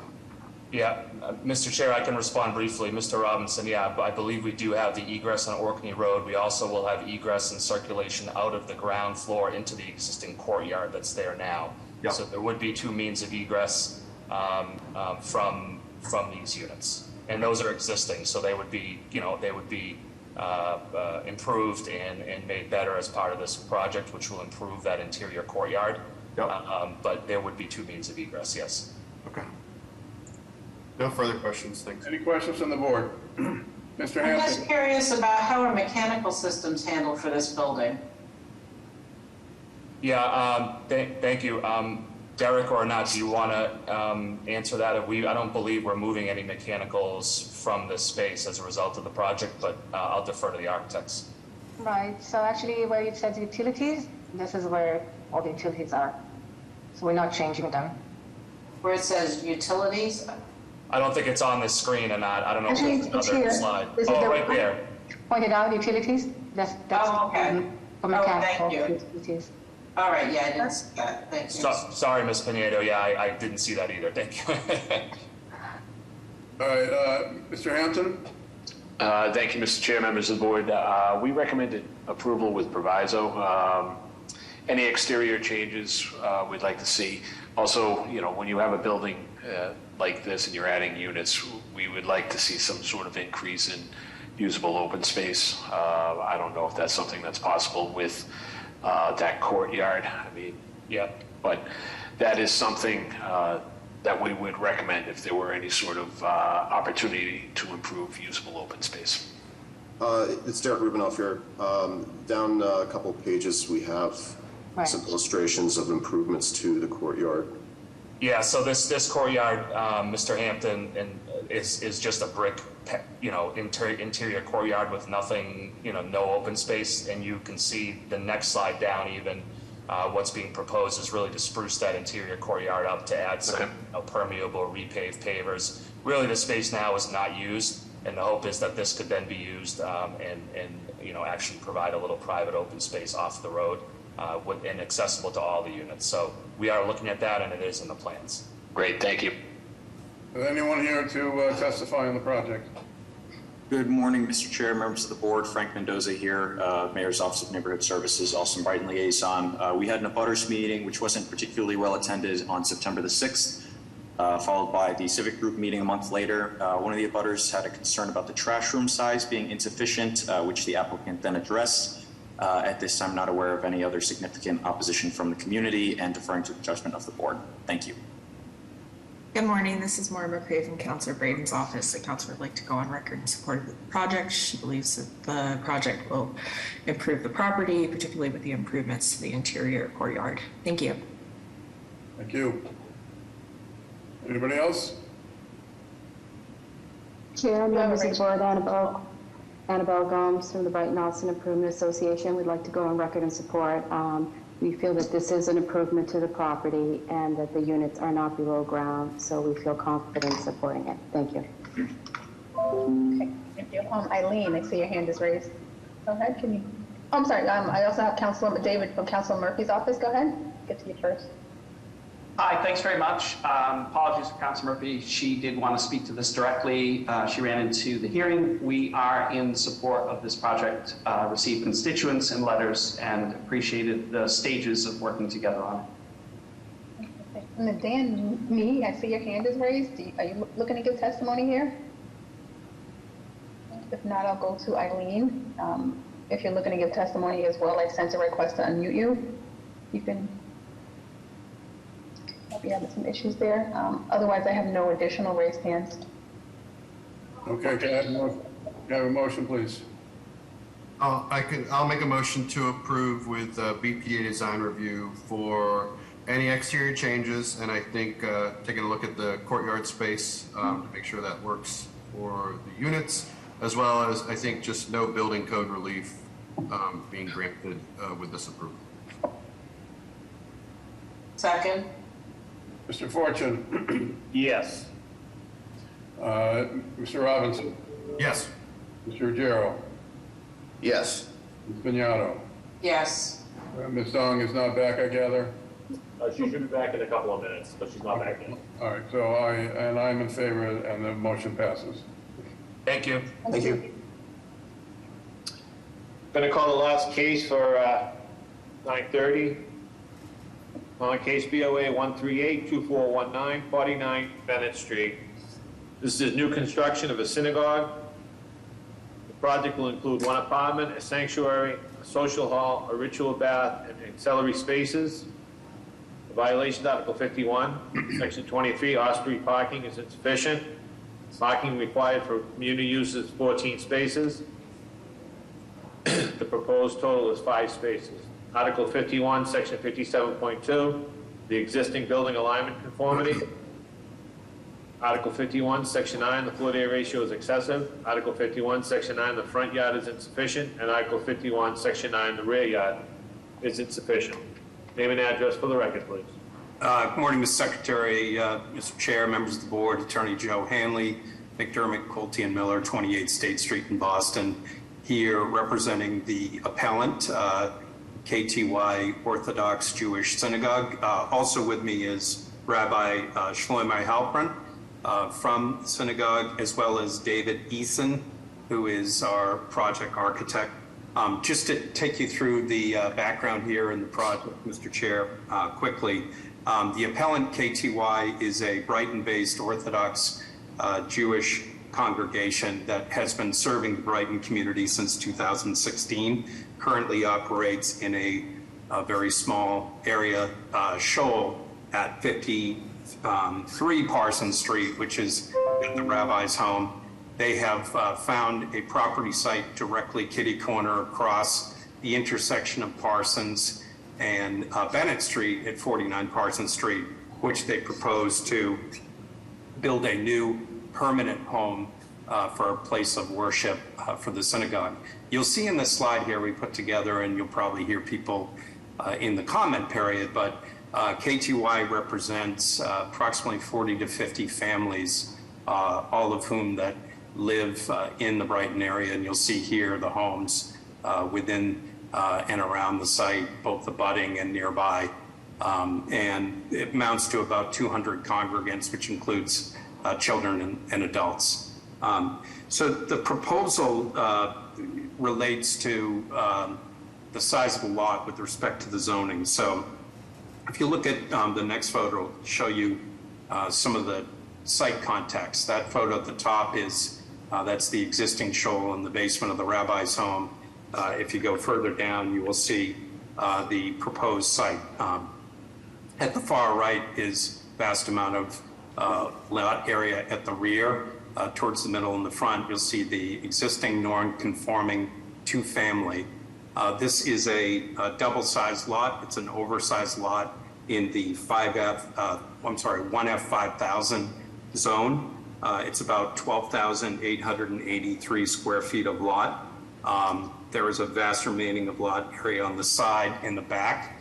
If you go to the next slide, we're very mindful. We are asking for a rear yard variance. There's some unique attributes here.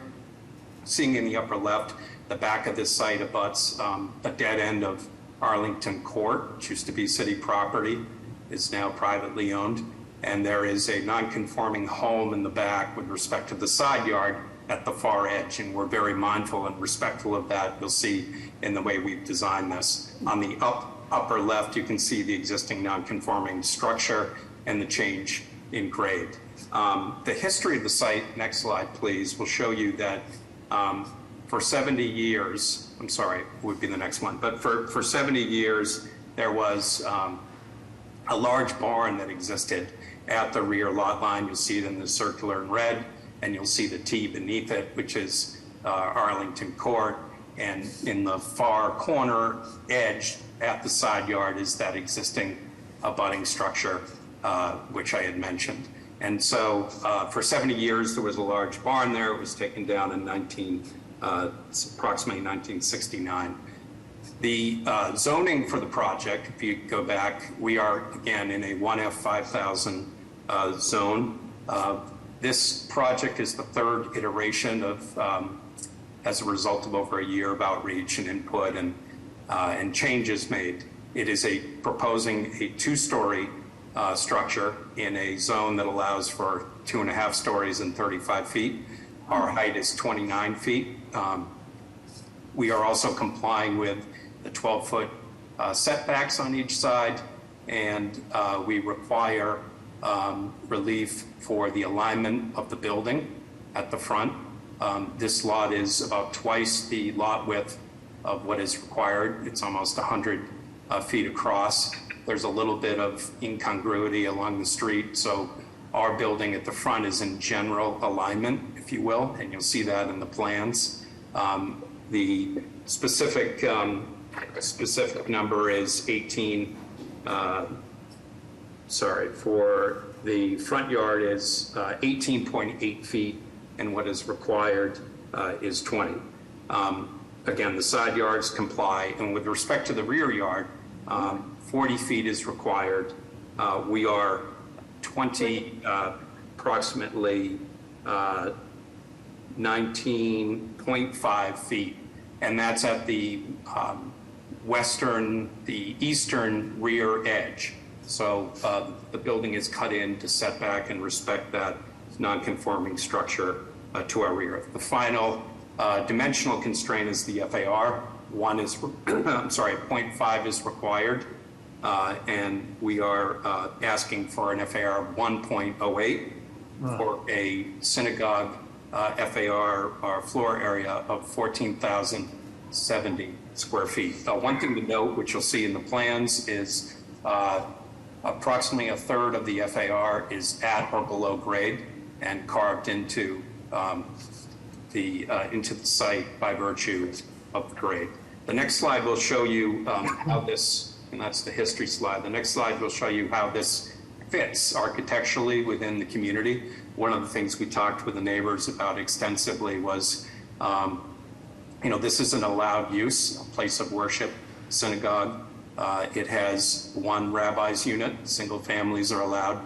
So the uses are all allowed under the code, but we were asked to perhaps look at something that was less, look more residential.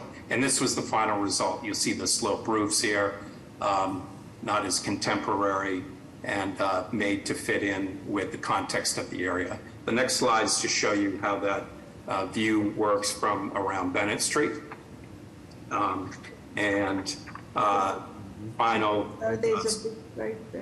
Final slide for the east and west elevations. You go to the next slide, shows you how we are carving the building into the grade to mitigate the FAR with a third of the pro square footage. Floor plans for this synagogue, again, place of worship is an allowed use in residential zones, and that is what we're proposing.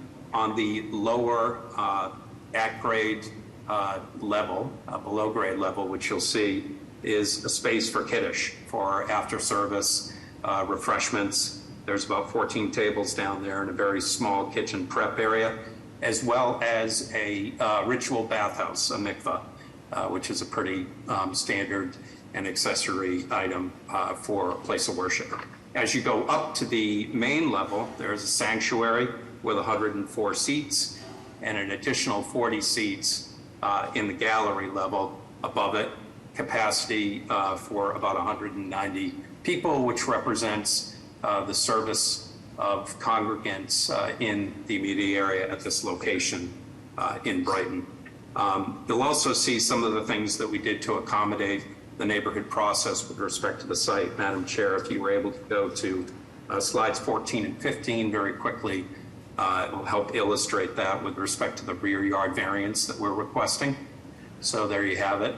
You will see that at the eastern edge, that is the 18.9, that appendage there for the rear yard variance. And then we set back as we get towards the western corner, again, in order to step back and away from that non-conforming side yard building, which is down and to the left. And so that relates to the subject variance. The other thing we're doing at the rear yard, which you see on the next slide, is we are introducing robust new evergreen deciduous landscaping as well as stormwater management. When that barn was raised, fill was brought in, and so the stormwater isn't necessarily contributing or can be impactful to the area. And so we're improving that not just for our site, but for our neighbors as well. And finally, you'll see, mindful of the visibility from the rear, this is what we talked about, how to buffer that in 5 years. And of course, with this robust landscaping, what it would look like as it continues to grow in. So with that, Mr. Chair, I will defer to any questions and make our team available for the discussion. Thank you. All right, thank you, Mr. Hanley. So it looks like, I'm thinking about the landscaping here. It looks like the ground slopes up to the rear. Is there a retaining wall there, or are you assuming that the plantings will service as the barrier and buffer?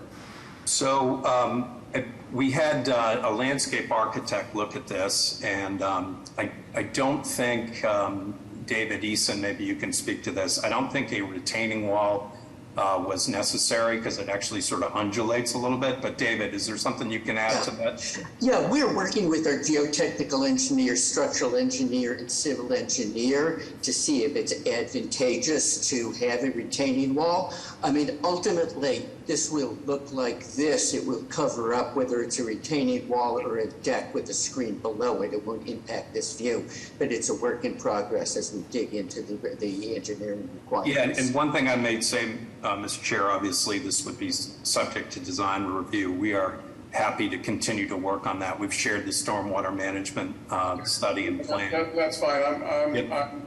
This view is from the proposed synagogue looking out. I'm curious of what it would look like from the abutters looking in. Will this be enough to block the view? Yes. Yeah. So this is the view from down on Arlington Court, which I showed at the beginning. There used to be the barn that was here, right? So below on Arlington Court is a single family to the right edge. So if you're looking at this view here, it's all the way over towards the right edge of that photo, and then it's built towards at the side yard. What discontinues there into our site is the bottom of Arlington Court. So in addition to this buffering, as I showed you before, we've set and cut the building out so that its rear yard is furthest away from that structure, and you know, meant to, if you see the view now, if you go back to the photos, you can see how this kind of toggles between what the condition is now. I hope that answers. Yeah. Okay. And then from the front. Okay. And from the front facade, so the discussion has been, even though, as you point out, a house of worship is permitted in a 1F district, obviously, I think, given that it's a residential district, it's understandable that the neighbors want something that is contextual and fits in. How has the design evolved in order to have this more of a residential look? Yeah. Thank you for that question. If you go to the first slide of the rendered image. So we started with a 3-story building that admittedly was much more contemporary, right? And you can see what we ended up here if you stay there. And for that building, we also had a little more lot coverage. We required side yard variances, and we had, of course, a variance for the height in the 2.5 zone, much more contemporary. The rabbi wanted something that looked more like a synagogue. This is their community as well. He's an abutter. Their neighbors live there, but we were willing to compromise on that because what's most important to this congregation is that it has a home and a place of worship for the neighbors who have moved here and continue to want to stay here by virtue of the synagogue being here. So the second iteration, Mr. Chair, went back and made it 2 stories, but it was continued to be not a sloped roof. It was much more contemporary. But then we brought both sides of the side yard in and looked at a sloped roof concept. So essentially, this is a double wide lot, right? So that the design aesthetic is intended to portray 2, homes that, from an architectural standpoint, comport with our neighbors to the left and to the right. And that's what you're seeing there. And then a porch is a common condition that we see along Bennett Street. There is a little bit of deviation, I would say. A lot of the homes on Bennett Street are also non-conforming with respect to their use. They're not all single families, meaning, and there's some incongruity with respect to where they are in their front yard and their backyard. So we're trying to do is strike a balance, Mr. Chair. Okay. This is David Eisen. Can I add one note to what Joe said? If you look at the house on the left, on the far left, it's partially cut off. This is essentially what all the houses on both of the sides of the street look like. It repeats this gable-ended structure about 24, 25 feet wide that is, again, with few exceptions, the pattern in the neighborhood. We have repeated that almost exactly. We've taken our double wide building on a double wide lot. We've broken it up into 2 pieces, and I don't think it's possible to have a better match for the houses in the neighborhood. 2 pieces with a recess in between and a porch out the front. So we've been very conscious of fitting into the context based on our discussions with the neighbors. Okay. And then I guess the final question has to do with parking. From one of the slides that you showed, it seems like a lot of the congregants are living in walking distance. Is that, I mean, obviously this, having 200 people or however many families, there's a concern about an inundation of cars, and I'm just wondering. Yep. We had a robust discussion about that. You're right, Mr. Chair. We're not just relying on the fact that this is a neighborhood synagogue with folks who live within walking distance, which is the case, but it's also the nature of the orthodoxy on the Sabbath, which is the primary, which is where, we're going to see the most amount of people going to the synagogue by their religion. They cannot and do not drive, and for prayer and other days, we do expect that will draw a lot of people to walk as well. The other thing about the Orthodox, this community, is they also have a much larger family, more children. It would be impractical to drive to prayer, and as part of their faith, they need to live within a certain proximity, and there's not a culture of commuting, if you will, to service. So that's one aspect. The other piece, which I think is important to point out, and you see this on the floor plan, is you have that area for Kiddush downstairs, about 14 tables. They're not doing catered events. They're not doing weddings. This is something we talked about and offered to do an MOU with folks who had concerns. So those large functions and things that would normally attract vehicles for another place of worship are not the case in this particular situation. And of course, the applicant is specific to K2Y. So we think that the combination of those as processed throughout the last year supports the grant of the variance. All right, thank you. How are the drawings, Mr. Robinson? The drawings are fine. I think the proposal is outlined well. I think, I respect sort of the effort in terms of mainly dealing, I think, with the main road on Bennett Street. I do have some questions about the volume of the building as it relates to the rear, but I think there's some things that can be done there. I guess I'm a little disappointed to hear that there was a contemporary design and now it's going to match the streets, because I think the use is slightly different, but I'll keep that to my own comments. And I think the other thing that I'm struggling a little bit with is the sort of giant ramp that is occurring on the right-hand side of the building. This is a brand new structure. I don't think ramps are typical in these residential neighborhoods, so I think that's kind of working against you in some way. But again, my opinion as an architect.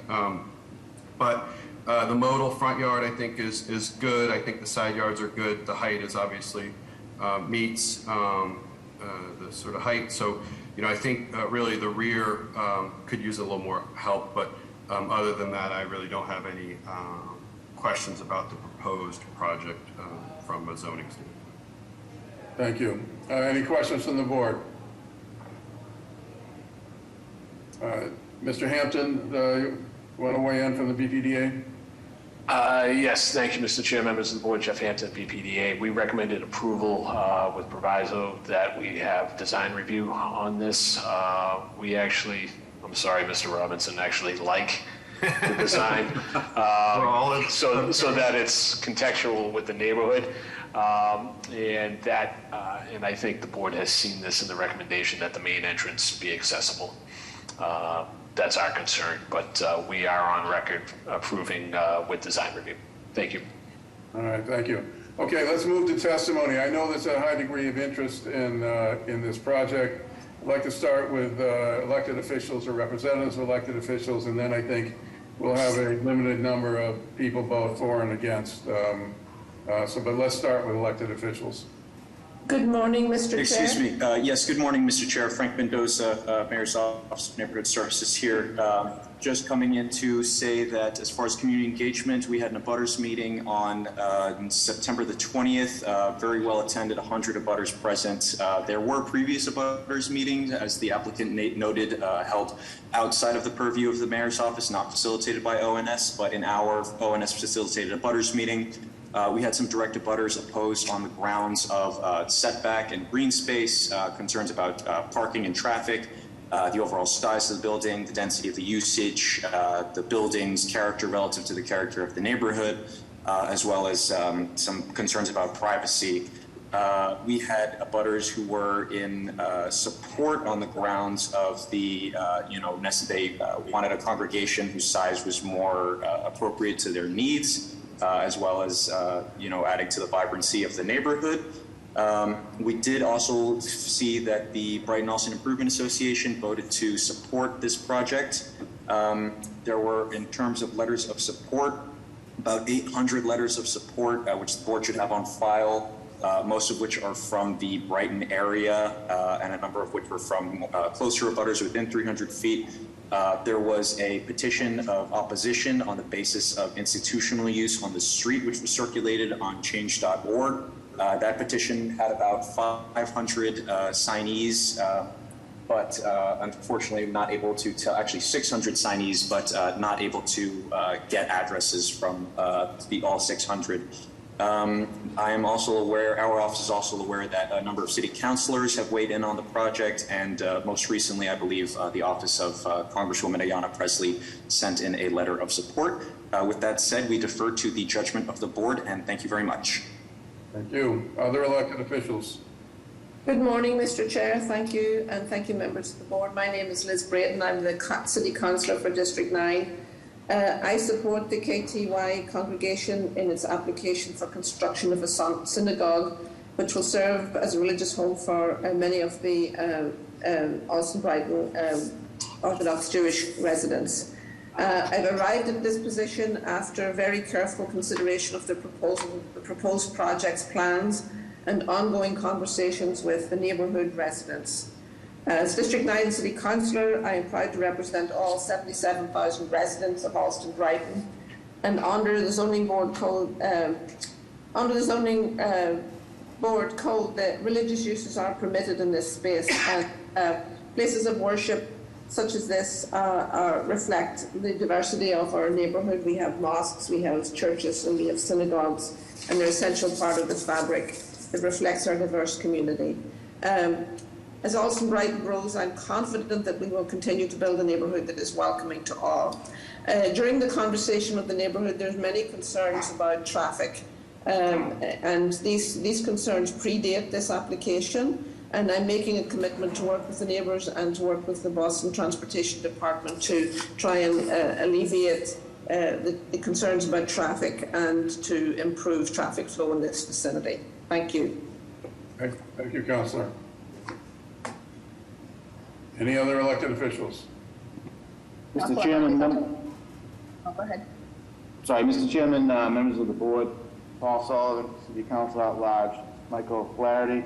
Upon review of all letters of support and opposition, the council is concerned with the massing of the building, the narrow street on which it sits, and the legitimate traffic concerns of abutters. Due to those facts, the council to go on record in opposition. Thank you. Anybody else?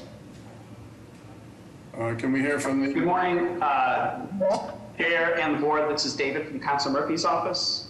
In addition to writing a letter of support, Councilor Murphy wanted to voice her support for this project after receiving 800 letters, a visit from constituents.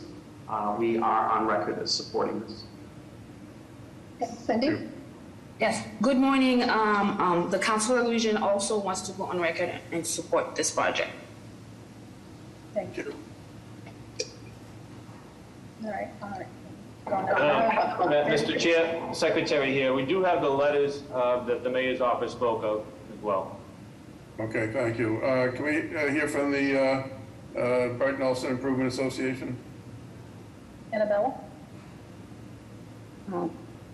Chairman, members of the board, Annabelle Gomes from the Brighton Olsen Improvement Association. The BIA voted to support the proposal of the synagogue. The use is an allowed use. Most abutting properties also are non-conforming. The synagogue requires space to service how they worship, which requires separate prayer spaces, space to accommodate the large family members, and to be able to walk to the place of worship as they cannot drive during the Sabbath. It is important to the fear of people that they build it, more people will come, and that is not the fact. They already live in our community, and they do need a place of worship. So we would like to go on record in support. Thank you. Thank you. Okay, the sake testimony from the public, what I'd like to do is limit the number of folks to 4 in favor and 4 in opposition. I'm sure there are more people than that who would like to speak, so I'm hoping that people can arrange. I certainly want to hear from abutters, and please, if you speak and someone has spoken before you, don't repeat their argument, raise new issues. So let's go forward.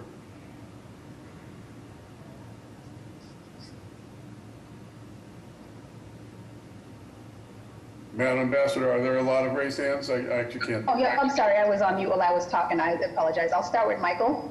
Sent a request to unmute you. Can you state your name and address for the record, please? Once unmuted. Then I'll go to Rachel. Hello, can you hear me? Yep. Yes. Hi, my name is Dr. Michael Fabish, and my family live at 56 Parsons Street, directly abutting the project site. Thank you, Mr. Chair, members of the board, and members of the Mayor's Office, local representatives. Thank you for the opportunity to voice my support for the new synagogue being proposed at 49 Bennett Street. I'm not a member of the synagogue, but my family is friends with many other families who do belong to this congregation. I support this project primarily because of how vitally important it is to the families of the congregation. These families suffer every day that their congregation goes without a permanent home, and they have worked very hard to get to this point. I want to note that living next to a construction site will definitely have its inconveniences, but Rabbi Halpern gave me his word and that they have already and will continue to go above and beyond what is necessary to prevent detriment to abutters and to correct any issues should they arise. I've known Rabbi Halpern personally for over 10 years, and I know he's a real mensch, and I have no real concerns. Lastly, it gladdens me to see the Jewish community being supported so overwhelmingly by the greater community. I just want to share with you a quick story that happened to my wife last week. She was out canvassing. Please be quick. Please be quick.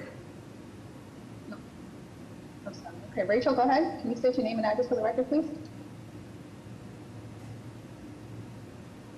Okay, Rachel, you've been unmuted. Rachel? Okay, I'll go to Sally. Can you state your name and address for the record, please? Hi, my name is Sally Fury.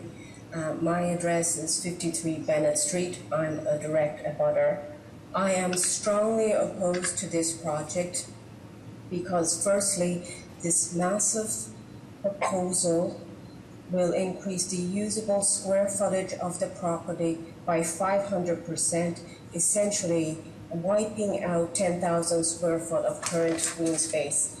And also, it's very easy to extrapolate from existing data that the shadow of this proposed building will cast on my home to the west and my neighbors in the rear.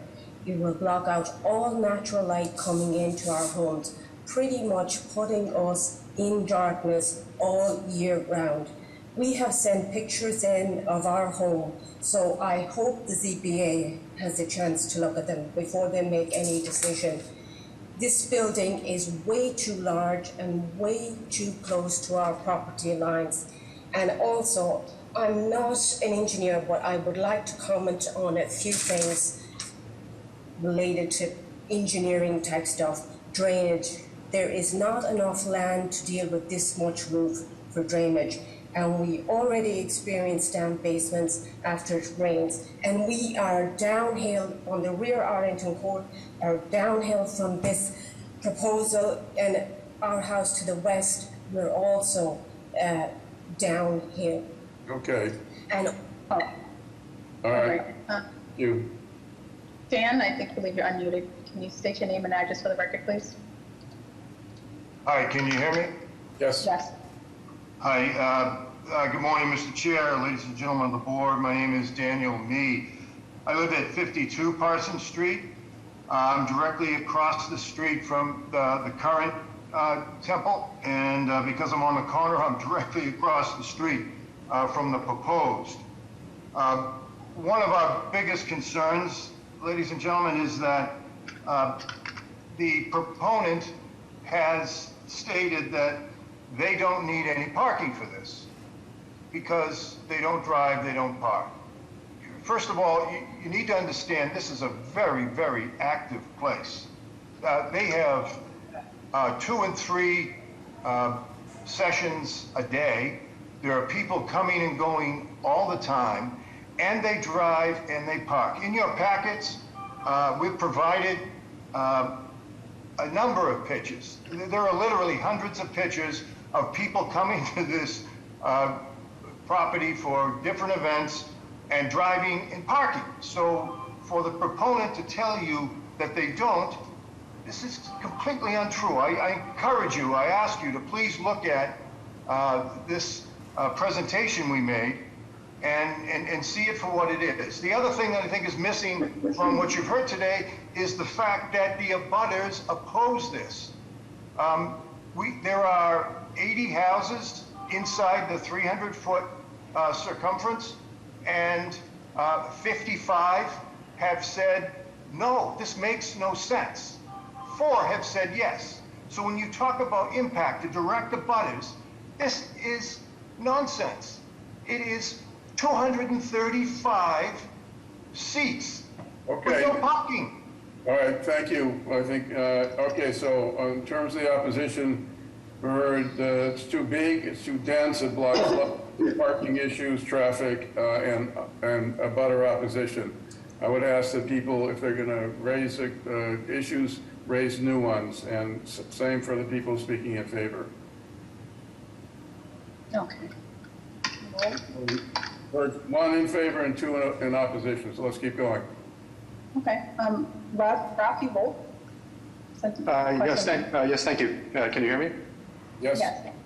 Yes, thank you. Thank you, Chairman and members of the board for allowing me to speak. I live at 45 Parsons Street, diagonally across from the proposed location. I am very happy to share my enthusiastic support of this project. My family and I are homeowners and residents of the property. We have been living here for 6 years and members of the congregation, and it's about time that our congregation has a home. We appreciate that there are some other abutters that have questions, and we did honestly as well. And I feel that we really put effort into trying to compromise and find a space where we can work together with our neighbors to make this happen in a way that will keep our neighborhood and keep the character of our neighborhood. We've brought down the height of the building. We've added greenery and trees. And I particularly appreciate the facade. I do believe the pictures demonstrate that this fits in with the character of the neighborhood. I know as a matter of public record, the letters sent in have overwhelming support, and including at least equal support from the abutters. I understand that others may dispute the sheer number of abutters that are opposed to the project. Okay, I don't want to get into that, the number counting. We've received a lot of material from both sides, so thank you very much. You want me to keep going? Yep. Adele Strauss, sending a request to unmute you. Are you looking to give testimony here? Okay. Rachel, going to Rachel. Did we hear from you already, Rachel? Oh, hello? Adele? Hello. This is Adele. Can you hear me? Yes. Can you hear me? Oh. Yes. Are you looking to give testimony? Thank you. Good morning. Yes, I have testimony. Thank you. Good morning to everybody. We are Adele Strauss and Mel Green, a Jewish family living at number 56 Bennett Street for 26 years. And we are strongly opposed to this proposed oversized, code-violating community center building on our narrow residential street. A place of prayer is one thing. A community center with daily gatherings, classes, functions, meals, festivities is quite another, entailing foot and auto traffic, which would be better suited to a wider, busier thoroughfare. This is about a gigantic structure bursting the seams of the actual size of the lot and permanently blocking sun and light and quality of life from the immediate abutters. Thank you. Thank you very much. Kathleen Moore? Yes. I'm Kathleen Moore. I live at 54 Bennett Street. I have lived here for 39 years and lived in the neighborhood for over 65 years. I object to the new construction as being given variances. If the floor area ratio is excessive, if the front yard, rear yard is insufficient, then they should be made to be in proper whatever, in code. There should be enough of off-street parking provided. The plans should be revised to meet the requirements that exist. Thank you. Okay, thank you very much. All right, so the 4 people have spoken in opposition, 2 people have spoken in favor. If there's anybody else who would like to speak in favor, we'll hear it as long as there's new information.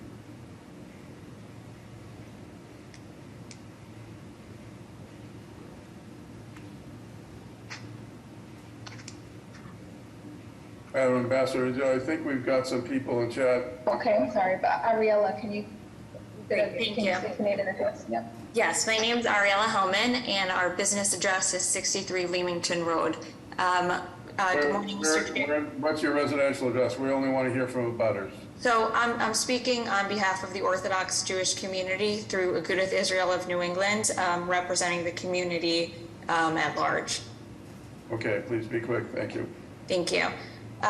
Just wanted to share with the board that KTI is currently the only synagogue in North Brighton. As you know, it opened in 2016 in the basement of the rabbi's private residence and quickly grew, attracting many young professionals and young families to the area. Since this time, over 50 families have purchased homes in the neighborhood and have made significant contributions to the vitality, diversity, and stability of the neighborhood. The synagogue is now looking for a proper spiritual home for their congregation. This project is located kitty corner to the rabbi's home on Parsons Street that previously used his basement as a space for their synagogue.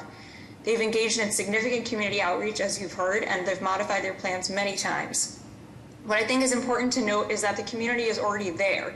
The traffic is already there. What we're talking about is whether or not this community is going to continue to meet in the basement of a private residence or whether they can have a proper home for their congregation. This project is not meant to be an expansion, and it will not increase congestion in the area or increase the demand for parking in the neighborhood. Jewish law prohibits driving on the Sabbath, so all congregants will walk to the synagogue on Saturday. The need for parking during the week will remain unchanged. They are already there. The synagogue does not include a full kitchen and will not be used for events. Opponents have suggested that the synagogue be built elsewhere. Unfortunately, this is a message that the Jewish community has heard too many times throughout our history. In this case, the Orthodox community was specifically drawn to this area to attend KTY, the synagogue, and they therefore need a synagogue within walking distance from where they live, since driving is not allowed on Sabbath. This is an Can you wrap up, please? Thank you. Yes. A synagogue is an allowable use under the Boston Code, but it is also a place to celebrate milestones, to commemorate life cycle events, and to gather for daily services and connection. It is the connective tissue that strengthens and stabilizes a community and the surrounding neighborhood. We hope the ZBA will approve this project and demonstrate that all are truly welcome within the city of Boston. Thank you very much. Is there, take one more in favor, and then we'll close the testimony. Jillian, go ahead. Hi, do you hear me? Yes. All right, my name is Jillian Paul. I live on Arlington Street. I want to say that I first off moved to Brighton for the sake of this community. For work would have made much more sense for me to live in Cambridge, and there's other members of my community who've done the same. We've moved near KTY because of the synagogue. We bought a house on Arlington Street when I was 7 months pregnant, again, because of the synagogue. We live 5 minutes away. My husband and I both walked to the synagogue. One thing that came up a lot in our conversation with the neighbors was find somewhere else. And I've looked just this week online at the map of all the surrounding areas that's in a 5 to 10 minute walking range of the current synagogue. And unfortunately, there's a very few properties that would be big enough to have this type of land. The property that we've chosen is a double lot, and that is on purpose because it can hold a property of this size. Other similar sized lots are either on Washington Street, which is inappropriate for our youth. Okay, no, we understand the point. Thank you very much. Thank you. Okay, all right, I will go to our board, members of the board. Just want to check, Ms. Dong and Ms. Loeb, both there? Yes. Ms. Loeb? Yes. Okay, great. Oh, so we have a full board, excellent. Okay, can I have a motion, please? I'll make a motion to approve with BPD a design review. I'll second that motion. I'll second that motion as well. Yep. All right, then Mr. Fortune? Yes. Ms. Dong? Yes. Mr. Robinson? Yes.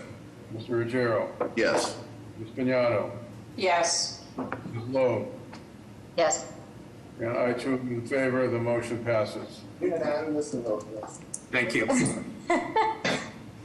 Mr. Chair, it's now 11:41. I'm gonna do the rediscussions for 11:30, and then I'm gonna do the recommendations that were on for 11. So if anybody has a project on for 11:30 on the rediscussion, Woohoo! we're gonna call for deferrals or withdrawals. Good morning. I have a requested deferral for BOA number. That's okay, ma'am. Just tell me the address, please. It's 329 to 329A Columbus Avenue. Thank you.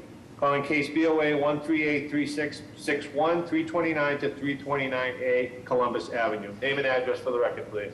Leslie Delaney Hawkins with the law firm of Prince Lobel, 1 International Place.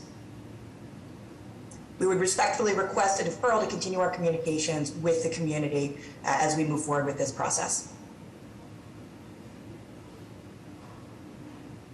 Mr. Chair, you here?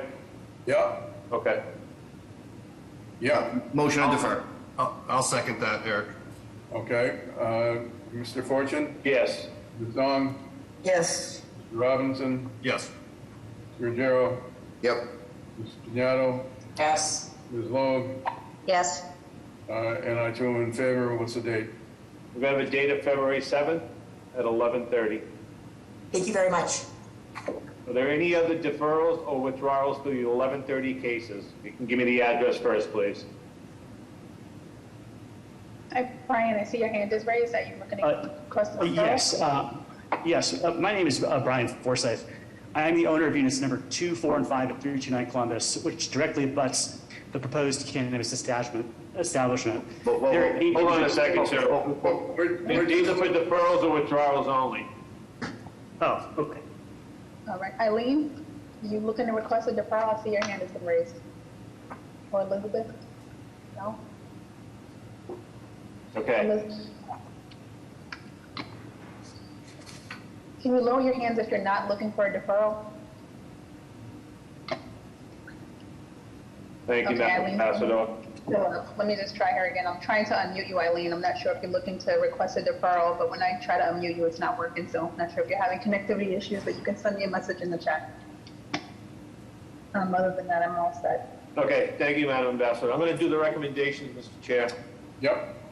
These are the recommendations that were heard on Thursday, November 17th of 2022 at 1010 Mass Ave at 5 p.m. Case BOA 137136914 Cook Street was to confirm occupancy as a single-family residence at a 2-story kitchen office addition. It was approved with BPDA.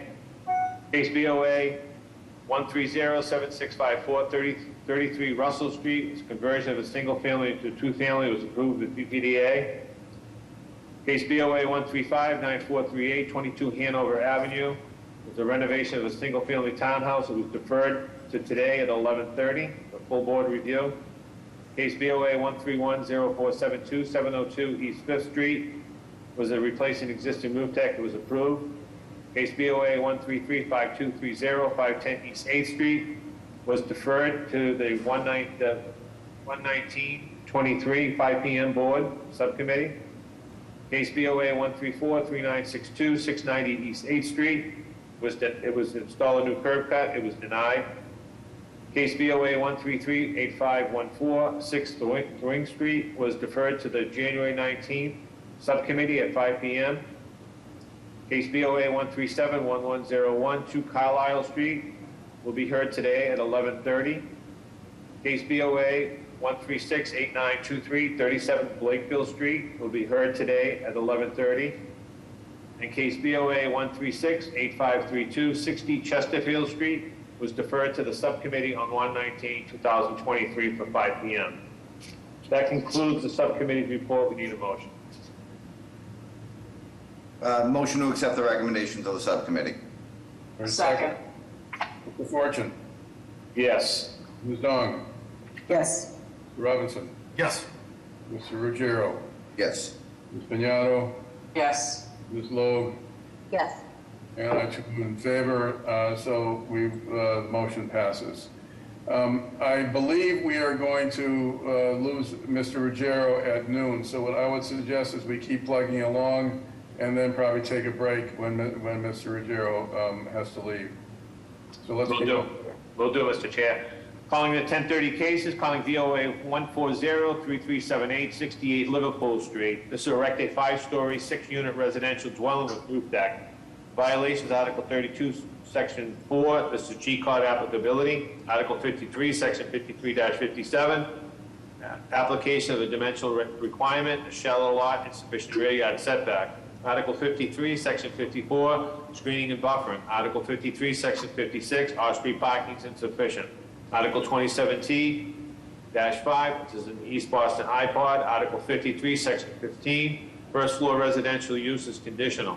Article 53, Section 16, excessive FAR. And Article 53, Section 16, insufficient open space. Name and address for the record, please. Good morning, Mr. Chairman, members of the board. Richard Lynn's business address at 245 Sumner Street, East Boston, here on behalf of the petitioner, Trujillo Development. Mr. Chairman, I believe we have GCOT to address before we get into the hearing. Okay. Is Mr. Simonelli here? Yes, Mr. Chairman. Good morning, members of the board. Christian Simonelli, Boston Groundwater Trust, and we have both letters from the applicant. Okay, can I have a motion? We have those letters as well, Mr. Chair. Motion to accept. Second. Mr. Fortune. Yes. Ms. Dong. Yes. Mr. Robinson. Yes. Mr. Ruggiero. Yep. Ms. Piñato. Yes. Ms. Loeb. Yes. Okay, and I too am in favor. The motion passes. All right, why don't you go ahead with your presentation? Thank you, Mr. Chairman. As the Secretary indicated, this proposal involves the construction of a new multi-unit residential building in the close to Maverick Square section of East Boston. As you can see here from the image that we're showing, the surrounding context is a mix of 3-, 4-, and 5-story buildings. Our site is actually located in the waterfront commercial sub-district of East Boston, which is one of the most flexible zoning districts in the neighborhood currently. It allows for a height limit of 55 feet with literally no setbacks or minimum lot size. If we want to scroll down a bit further, I can show you a little bit more about the street context. But I do want to correct one thing. The public record, it indicated this was going to be a 6-unit dwelling. Through the community process, we actually reduced the height of our building from 5 stories to 4 and reduced the total number of units from 6 to 5. So this is now a 5-unit residential structure.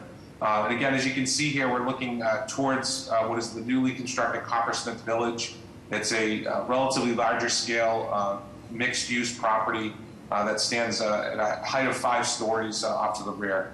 There are numerous other 4- and 5-story buildings along this section of Coppersmith and Liverpool as well. If we can scroll down, please, to the perhaps to a little bit further to the elevations, we can talk a little about that. So that's a good, we'll stop here. So what we're looking at, Mr. Chairman, is the existing site.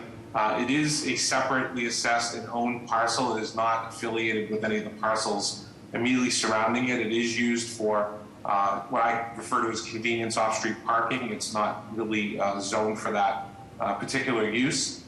So there are spaces that are rented out currently. However, they're not associated with any particular property, any zoning relief for any of the other properties in the immediate area. There is a curb cut on Liverpool Street that we would be closing up as a result of this proposed project, because the site that we are proposing would have no need for access to the site for off-street parking. If we could scroll a little bit further, we get to the elevations. Perhaps next slide as well. Maybe one more slide. One more beyond that. There we go. So as I indicated, this site actually permits a height of up to 55 feet. We are proposing a height of 43 feet, which is 4 stories with roof decks. The roof decks will be accessed by hatch. We're not proposing any head houses with respect to those roof decks. They would be exclusive to the upper level units 4 and 5. With respect to the units, we have a mix of 2-bedroom and studio units. The 2 bedrooms are generously sized, a little over 1,000, almost 1,100 square feet. And the studios are anywhere between 550 to 600 square feet. As I indicated, this is a corner lot condition. We are showing our separation of a 3-foot setback on the right side that's closest to our nearest abutter. That was made in part through the community process, in which, although we don't have a side yard setback requirement, we did increase that setback to accommodate the abutter's request. If we can go to the next slide, please. This is showing the view, the left side view of our building. We do have a setback of 5 feet, which is a common shared access way to the back of our property. And again, because this is a corner lot condition, it is somewhat difficult to have a rear yard on a lot of this size. This also presents a shallow lot condition. The depth of the lot is only 40 feet and the width being 35 feet. So we would have a reduced amount of setback required anyhow for the rear yard, which is one of the violations that has been cited. With respect to the other zoning relief that is necessary, we do require relief for floor area ratio. We do propose a 3.72, which is in excess of the 1.0 that is allowed under Article 53. However, as we saw from the surrounding context, it's quite consistent with the densities and the size of buildings that are typically built in the waterfront commercial district. With respect to parking, because we are proposing 5 units, we would have a requirement to incorporate up to 8 parking spaces off-street. However, we are within a 3-minute walk to Maverick T Station, which is also the home to 2 bus routes that access the rest of East Boston, as well as Chelsea and the commuter rail. With respect to the screening and buffering, we certainly anticipate that there would be design review in connection with this, and happy to work with the BPDA with respect to any recommendations they may have regarding that. With respect to the use, this is an allowed use generally within the district. Multifamily residential on the 2nd story and above is permitted. However, the lower level is typically reserved for either commercial or retail type uses. Because this is predominantly a residential area, we are proposing to not have that use at the lower level, instead using that for residential purposes, which is conditional in the waterfront district. So we are requesting a conditional use permit with respect to that. At this point, Mr. Chairman, actually I can forward to the floor plans if you want to see them, and I can answer any questions. Before you leave the elevations, I'm a little confused at that sort of extension on the kind of the bay window sort of. Sure. It looks like it's a 2nd, 3rd, and 4th floor on that elevation, but on the elevation above, it's only 3rd and 4th. Yeah, so if we're looking at the front of the building, Mr. Chairman, we do actually increase the height of the bump out starting at the 2nd level. What you're looking at is that space in between the building and our building at 62 Liverpool that's shown is Coppersmith Way, which is a private way. We wanted to ensure that we had appropriate height for any vehicular access that may need to use Coppersmith Way, and therefore proposed the bump out only at the second level and above.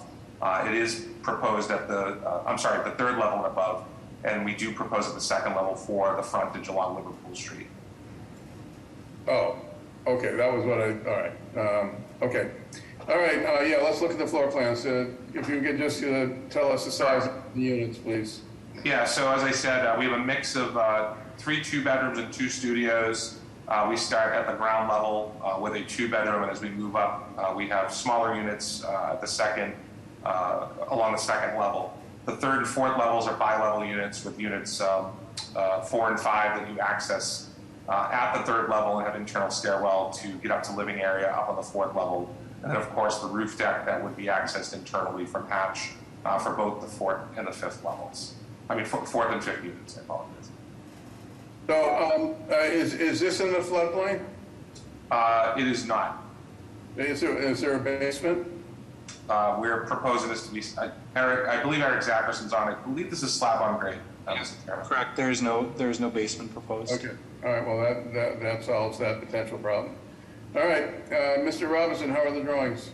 Drawings are fine. Only one question was just the unit 1. I assume is that an accessible unit at grade? I assume that's correct. That would be a group 1 accessible 2-bed, 2-bath unit. And are these rental or for sale? If I missed that. So. I think the initial program was for condo, but obviously market dependent where we're at by the time this is completed. Okay. Mr. Robinson, you have the updated drawings? I do. I see the notices. It seems like the notice is wrong, but the drawings reflect what the right project. So at least that's what I believe.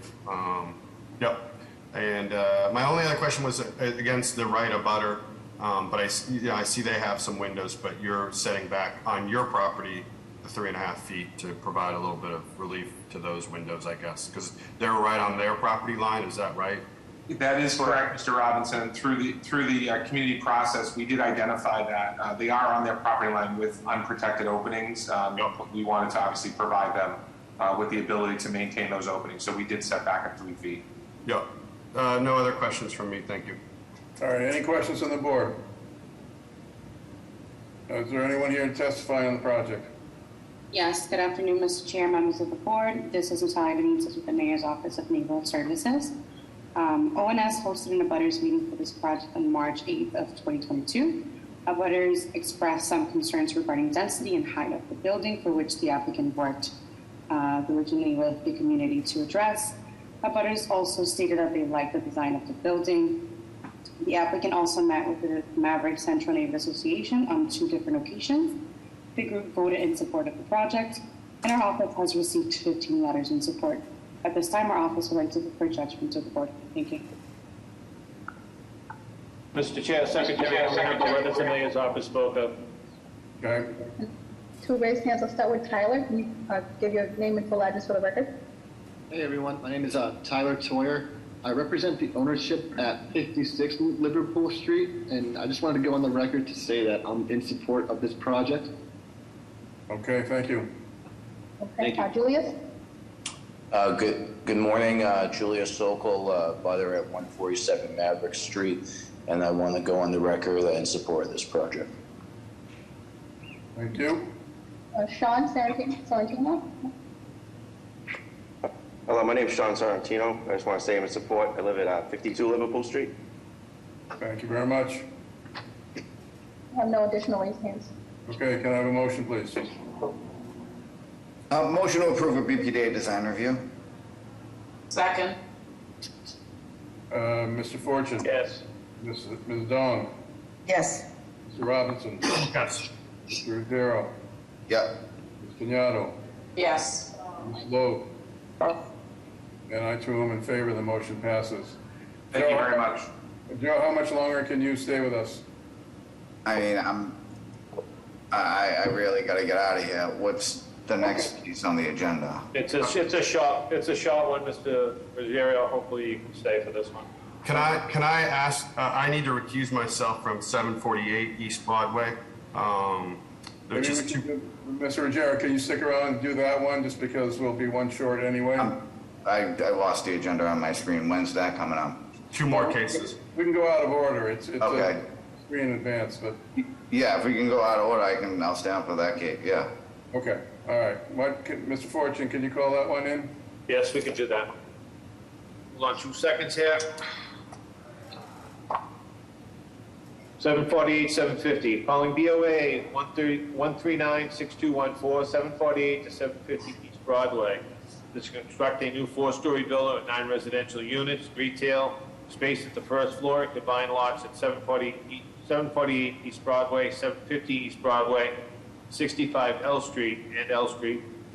The violations, Article 68, Section 29, maximum allowed height of parcel has been exceeded, roof structure restriction.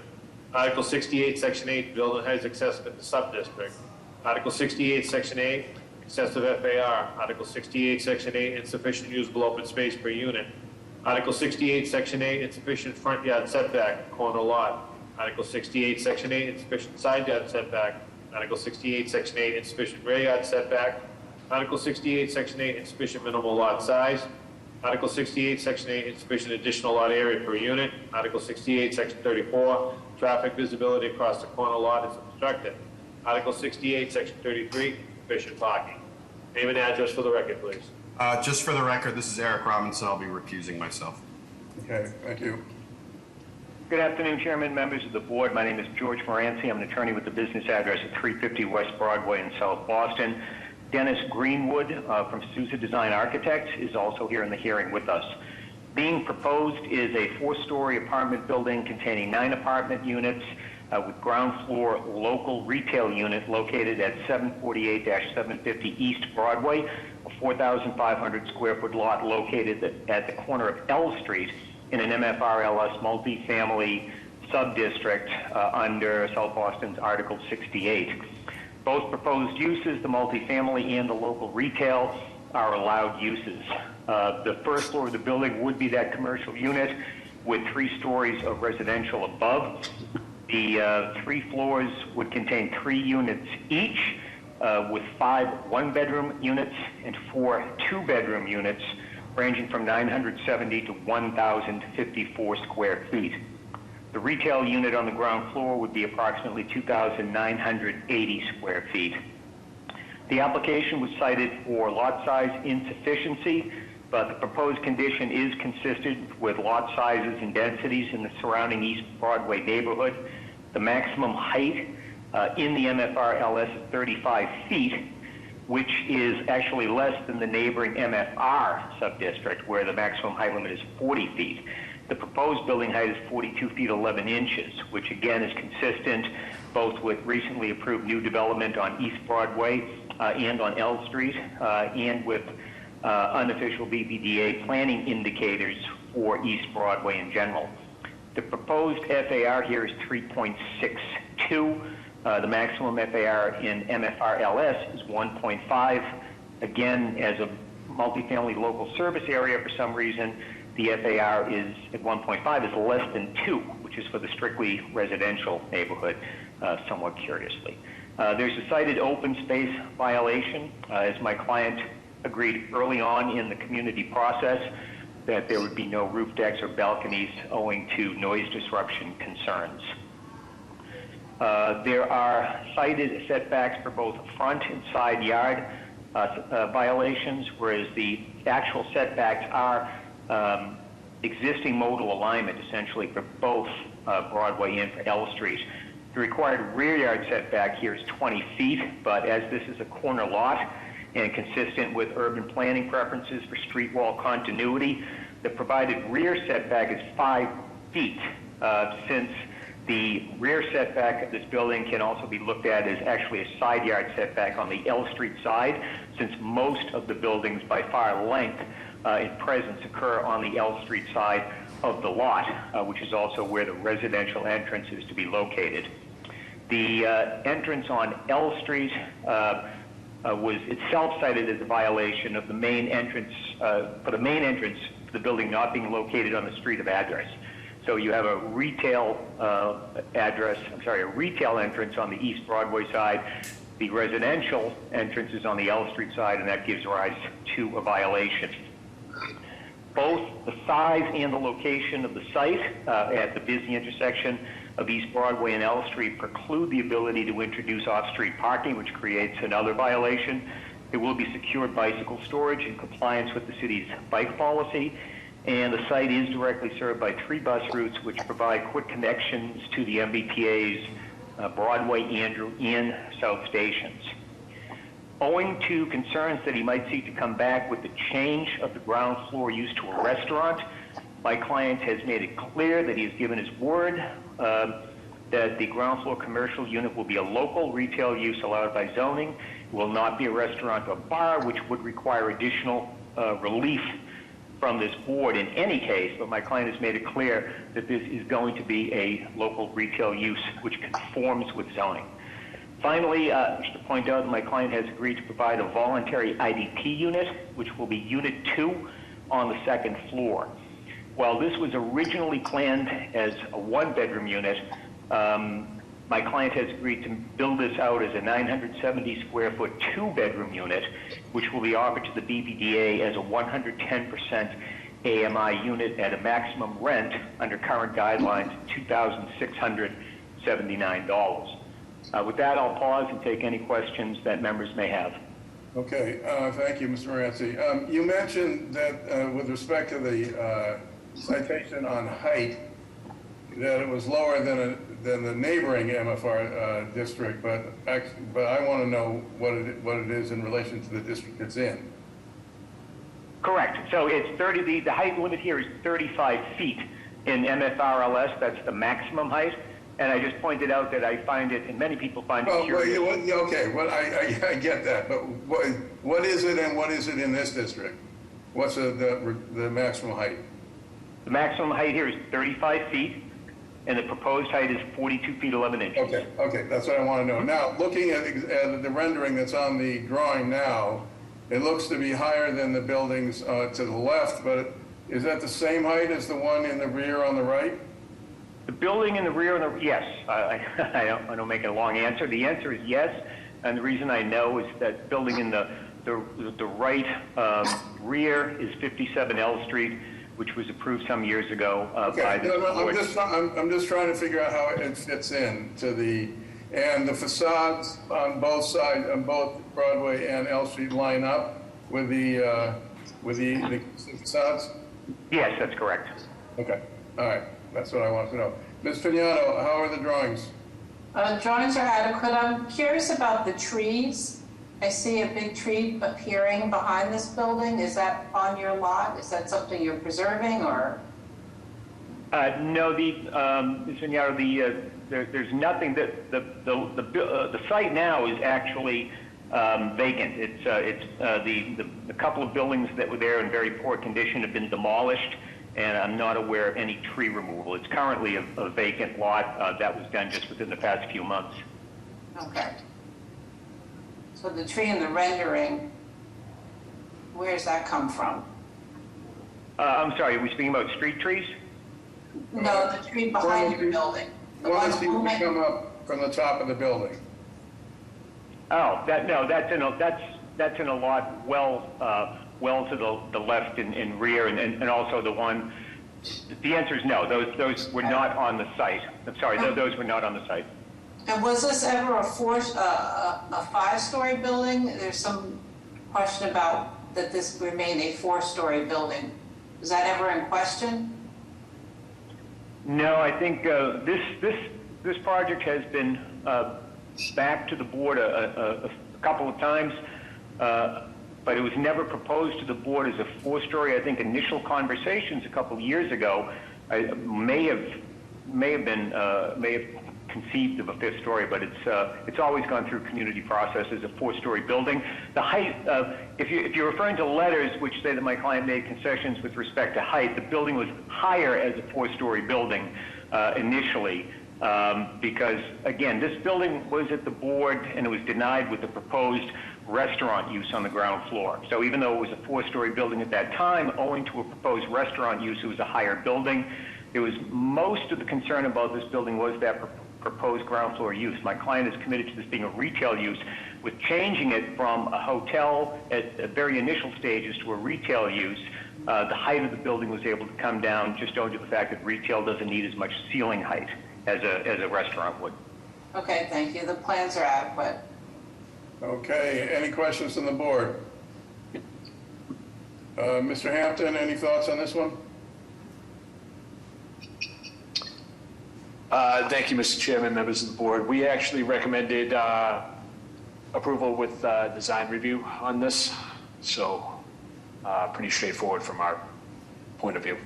Okay. Anybody want to testify either in favor or opposition? Good afternoon, Mr. Chair, members of the board. I'm Anna White with the Mayor's Office of Neighborhood Services. ONS hosted an abutters meeting for this version of 748 through 750 East Broadway on September 19th, 2022. Close to 50 people attended. Many expressed support, including the head of the Gate of Heaven Neighborhood Association. We have received many letters in support and a few in opposition to this project. Excuse me. People in support want to activate this long vacant space, and people in opposition think, for the most part, that the project is too big and will negatively impact traffic at a very busy intersection. We have received a letter in support from State Senator Nick Collins and Representative David Beal. At this time, we'd like to defer judgment to the board. Thank you so much. Mr. Chair, Secretary, here we have the letters the Mayor's Office broken. Good afternoon, Mr. Chairman, members of the board. Ana Calderon from Council President Flink's office. The councilor would like to go on record in support based on feedback from neighbors and the support of both the Gate of Heaven Neighborhood Association and the City Point Neighborhood Association. The proponent worked with neighbors and the civic groups in good faith to address a number of concerns and made compromises on key areas, such as the high and 5-foot setback created in the rear. Moreover, the number of units was reduced from 11 to 9 with no decks on the roof. In addition, the proponent worked closely with the civic groups and they voluntarily agreed to include a 2-bedroom unit in the city's IDP program. Council President Flink's support stems from the proponent having displayed their willingness to work in good faith with all the stakeholders. The proponent has also indicated that they will not look into put a bar or a restaurant in the commercial space. Council President Flink respectfully requests that the team continue to work closely with the South Boston elected officials, the abutters, neighbors, and civic associations regarding the future of the commercial space. Thank you. Thank you. Mr. Chairman, members of the board, Paul Sullivan, City Council at Large, Michael Flaherty. Although the council's stance towards Article 68 violations has been consistent, there are those projects that do have merit and are worthy of consideration. In this particular case, the proponent has gone to great lengths to work with the community, has garnered the support of the Gate of Heaven Neighborhood Association, the City Point Neighborhood Association, also adding the affordable unit, as well as agreeing not to put a bar on the first floor level. That being said, he's gone to great lengths working with the community, and the council at this particular point would leave it to the discretion of the board. Thank you. Mr. Chairman, this is Dan Lynch from the office of Congressman Stephen Lynch. Just wanted to go on record in support of this particular project. They have made numerous efforts to work closely with the community, and we wholeheartedly support this project. Thank you. Thank you. Hi, this is Councilor Erin Murphy. I wrote a letter in support, but I just also want to speak my support for this, and I don't need to repeat what many of my colleagues said before, but we did like the willingness for them to work with the neighbors and also added a 2-bedroom unit in the IDP program. So I do want to go on record of being in support of this project. Thank you very much. Thank you, Councilor. Luann? Yes, good afternoon. Can you hear me? Yeah. Okay, thank you. Mr. Chair, members of the board, my name is Luann O'Connor, President of the City Point Neighborhood Association. We want to go on record and in support of this project. We have worked diligently with the proponent, long hours, lots of conversation, and we were able to come to a good place, which allows us to support now. The two-bedroom IDP unit is commended. The proponent did not have to do that, and he has put that forward as one of our conditions. He is continuing to work with the local nonprofits, as well as giving his word insofar as no bar or restaurant or alcohol in that first floor retail space. So with that, we conclude that we are now able to support the project. Thank you. Thank you. Thanks. Okay, caller, 617269. Can you hear us? Hi. Yes, good afternoon. Eileen Smith, 776 East Broadway. I'm sorry I had technical problems earlier today. Thank you for letting me speak today. I understand there is great support for this project. It has been a very cumbersome project. However, I do want to reflect my opposition to the actual height and the 11 variances that are needed and actually are going forward. I just believe that historically the character of our neighborhood is declining, and also I think that we need to be very concerned with safety and traffic and delivery vehicles, and the Ellen Broadway is our biggest one of our biggest intersections, and I'm just very concerned going forward. I do believe that the opponent has come forward and has tried to work with the neighborhood, and that's a wonderful place to be, but I do believe the building is excessive. Thank you very much. Thank you. Thank you. Okay. I think we've heard plenty of testimony. Can I have a motion, please? Motion to approve a BPDA design review. Second. Mr. Fortune? Yes. Ms. Dawn? Yes. Mr. Ruggiero? Yep. Ms. Vignato? Yes. Ms. Loeb? Yes. I too am in favor. The motion passes. Okay, it is now 12:15. I would like to adjourn the session until 12:30. Thank you, Mr. Ruggiero. Recording stopped.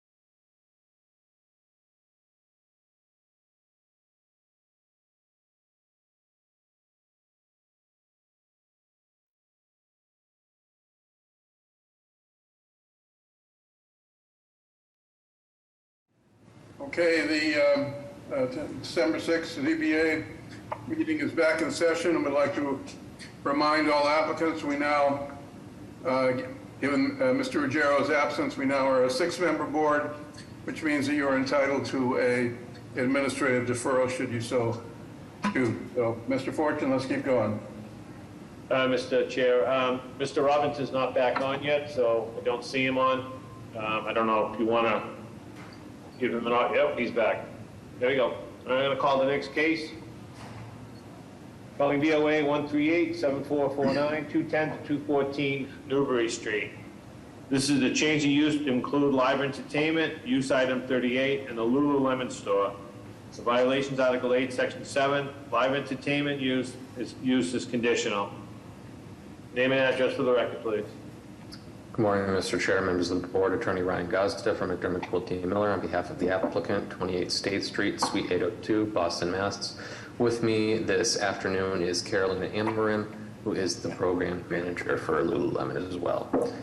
This is an application to change the use and occupancy for the existing Lululemon store on Newbury Street to include use item 38 to allow quote-unquote live entertainment in the space.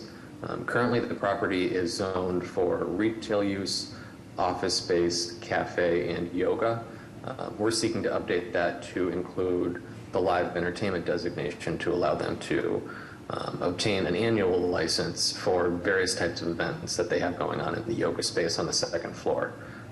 They've been pulling one-day licenses from the city when they have speakers, dancers, performers, and the like come in on the 2nd floor for events. So this really would just be to update for an appropriate designation for them to obtain an annual license in lieu of the 1 days. So there's really no new activities taking place, just updating the C of O. Prior to coming before you all today, we have discussed this with the Neighborhood Association of Back Bay, as well as hosting an abutters meeting, and we've received no opposition, but we're happy to answer any questions you might have. Okay, I'm just a little confused. Lululemon is on the 1st floor, right? It is 2 floors, 1st and 2nd floor, but the 2nd floor is primarily this yoga cafe space. Okay, so what percentage of the 2nd floor is occupied by the yoga cafe space? I don't have an exact percentage. Roughly. I mean, I can let Carolina chime in. I don't know if she's able to unmute herself. I think she might be raising her hand. But I think probably roughly 45% of the 2nd floor is the space up there. Okay. She can correct me if I'm mistaken. Okay, and it's completely separated from the Lululemon space on the 2nd floor, or is this one continuous space? By a staircase or an elevator, but it is one. It's all Lululemon inclusive. Okay. So you can go into the store and then go upstairs. Got it. Okay. And what do you anticipate? You talked about occasional speakers and occasional. What do you anticipate if we do grant this application? How often would the live entertainment be anticipated? I don't think the frequency will be changing at all. It will really just be the same number of times that they have people coming in on an as-needed basis. That they've been open and operating since 2019 and have been continuing with this business model. But the frequency won't be changing as a result of this. It will just basically be that they don't have to go in every time that they do have someone coming in. Okay, no, I get that. But you were talking about speakers. We're talking about music, speaker. What are we talking No. Speakers like persons coming in to speak. Oh, so it's not. So when you say it's not like a band or anything. No. Okay. It would be people coming in to dance in the yoga space, people coming in to perform or to do TED Talks, things of that nature. Okay, all right. And there's no change to the drawings, I assume, to the layout. No work to be done and no other operational changes. All right, so Mr. Robinson, I could ask you about the plans, but it seems a little bit pointless. Yep, they look good to me. All right. Any questions on the board? Oh no! Before I go, what are the hours of operation of the Lululemon store? They are 9 a.m. to 9 p.m. And are these speakers, whatever, more likely to be during the day, in the evenings, a combination, or what? Is Caroline on to chime in on that? I would assume it's probably more in the evening, but I'll let her answer that. She might know. Is it a combination of speakers and music that accompanies the yoga? Is it just speakers, people talking about yoga, or is it musicians coming to play music during the yoga class? Well, they currently have a non-live license, so I mean, in terms of background music and speakers of that nature for piping and music, that currently exists. So that wouldn't change. This would be. But are there performers coming? Is that what this is about? That they're going to bring in performers to perform with, I don't know, drums or like instrumentalists or vocalists. I don't think that that's their business model, but I don't want to say no to foreclose if they ever have a little type of quartet come in or something. But by no means is it a performance space for a band or anything of that nature. Okay. All right. Any other questions from the board? I guess I have one actually. So how many licenses, how many one days did they pull like in the last year, roughly? 10, 50, 300? Frankly, I'm not entirely sure. Okay. I know it's enough that we said we should probably be going for the annual. Okay. All right. Does anyone want to speak and give public testimony on the application? Yes. Hello again, Mr. Chair, members of the board. Maggie Van Swoy from the Mayor's Office of Neighborhood Services. At this time, our office would like to defer judgment to the board. We did hold an abutters meeting for this. There were no attendees at that meeting. I know that the applicant has also met with the Neighborhood Association of Back Bay, and our office is not aware of any concerns at this time. Thank you. Mr. Chair, I have no raised hands at the moment. All right. Okay. Anybody want to make a motion? I'll make a motion to approve. Okay, for this applicant only. For this applicant only, yes. Second. All right. Mr. Fortune? Yes. Ms. Dawn? Yes. Mr. Robinson? Yes. Ms. Pignatto? Yes. Ms. Lowe? Yes. And I too am in favor. The motion passes. Thank you. Calling the next case, calling VOA 131-1055, 717A to 717 East 5th Street. This is a change of occupancy from a one-family and store to a two-family house to build 2 new bedroom unit on the first floor and remodel the second floor. The violation of Article 68, Section 33, off-street parking is insufficient. Article 68, Section 8, usable open space is insufficient. Name and address for the record. The chair, members of the board, Attorney Ryan Spitz with Adams and Moranci with the business address of 168 8th Street, first floor, South Boston. With me today is the owner, Ken Chan, and the architect, Chi Ming Lee. As previously stated into the record, this is a proposal to change the occupancy from a one-family and an old dilapidated storefront, which has been vacant for over 30 years in the South Boston neighborhood, converting this over to a two-family home. This proposal is located within an MFR zoning subdistrict. Unit 1 will be approximately 1,353 square feet located on the first floor. That will contain a 2-bedroom, 2.5 bath, open concept living and dining room, as well as a kitchen. Unit 2 will be approximately 1,416 square feet located on the second floor. That will contain another 2-bedroom, 2.5 bath, open concept living room, dining, and a kitchen. Unit 2 will also have an exclusive access to the existing head house and roof deck. One thing I do want to point out, which was read into the record, there was an extension of an existing head house and roof deck. That extension of the roof deck and the head house is no longer in existence. As you can see from the revised set of plans here, we have aborted that. So again, that existing head house and roof deck will stay as is. We have 4 violations. Obviously, talking about the roof structure restriction, which we were cited, I believe that since the removal and the removing that extension, that there's no longer a roof structure restriction as previously cited. The rear yard we were cited for, which is pre-existing as the footprint of the building is not being changed. Off-street parking, there was no opportunity to provide such, which we were cited. In open space, even though that there is a minimal open space for that existing roof deck, we were cited for insufficiency of open space. At this point, I'm going to pause for any questions. Okay. I see there's a basement in the floor plan. Was that for storage and utilities? Correct. Yeah. So there is no occupiable space in the basement. Okay. So it's continued the same functions, but now for two units as well. I guess it have did it have separate utilities for the commercial space already? I assume it did. And again, that's been a vacant storefront for over 30 years. Okay, and is this first floor unit handicap accessible? From the first floor, yes, it could be potentially handicapped. Mr. Spitz, can I stop you there for a second? Yes. The secretary. Mr. Chair, I only have 2 violations. I know Mr. Spitz is talking about 2, so I'm a little confused on what he's talking about. We only have 2 violations that was read into the record. Okay, great. So it's because the one that I did receive in the mail still had the 4 violations. Okay, but I only called 2 violations into the record, and they were off-street parking and usable open space. That was it. Great, yes, and those, yep, exactly. Okay, thank you, Mr. Secretary, for clarifying that. All right, okay, anyway, but I mean, I guess my question was, are there stairs leading up to the first floor unit, or is it direct entry from the sidewalk? So there's a direct entry from the sidewalk, from the first level that will also take up to the second level as well. So there's one entrance for both units.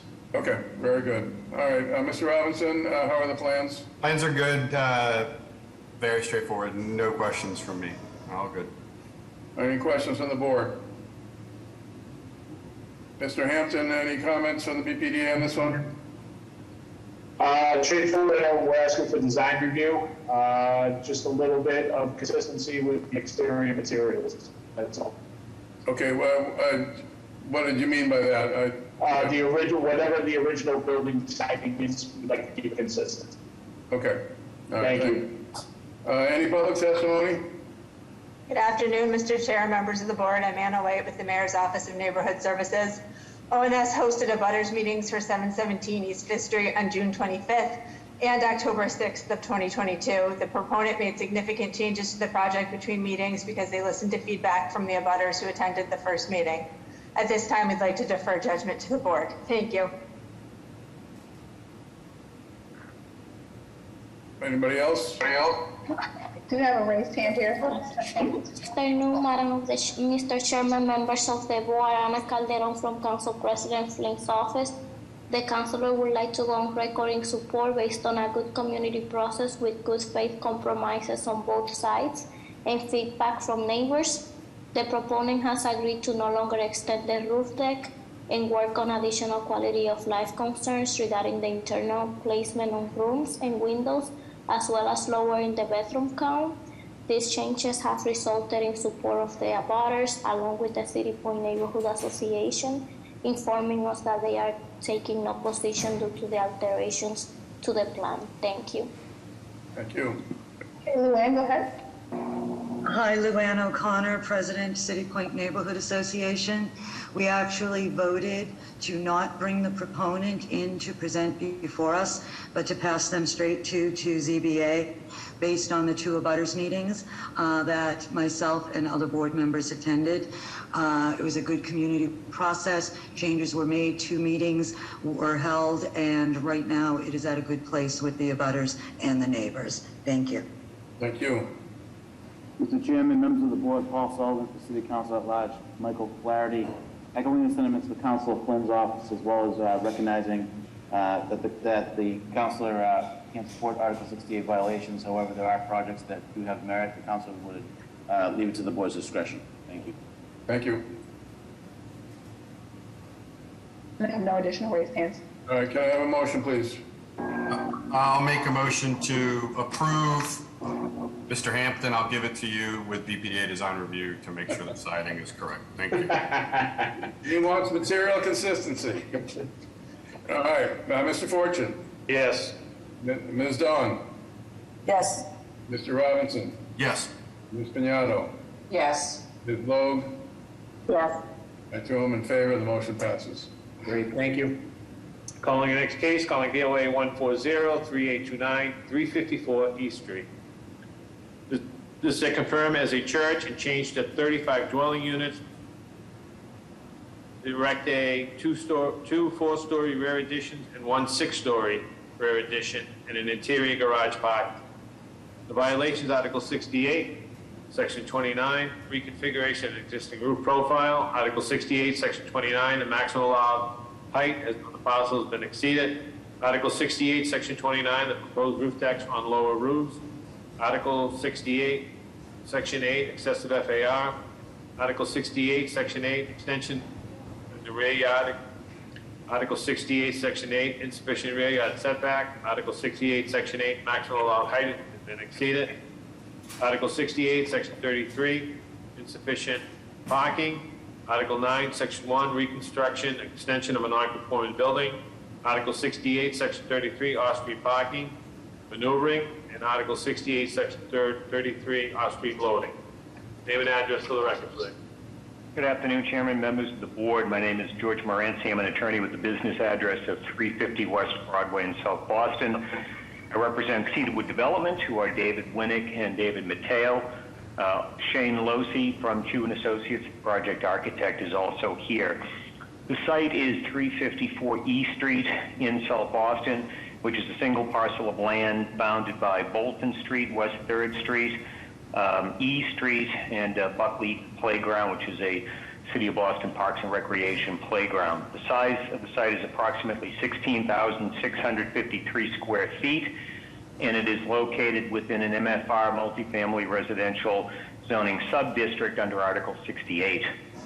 Currently upon the site is the former St. Vincent de Paul Roman Catholic Church building, which has been deconsecrated but will not be demolished. Rather, the proposed project consists of a sensitive adaptive reuse of the existing building as a 35-unit residential apartment project. This is an Article 80 small project which was approved by the BRA board this past June after a 17-month review period.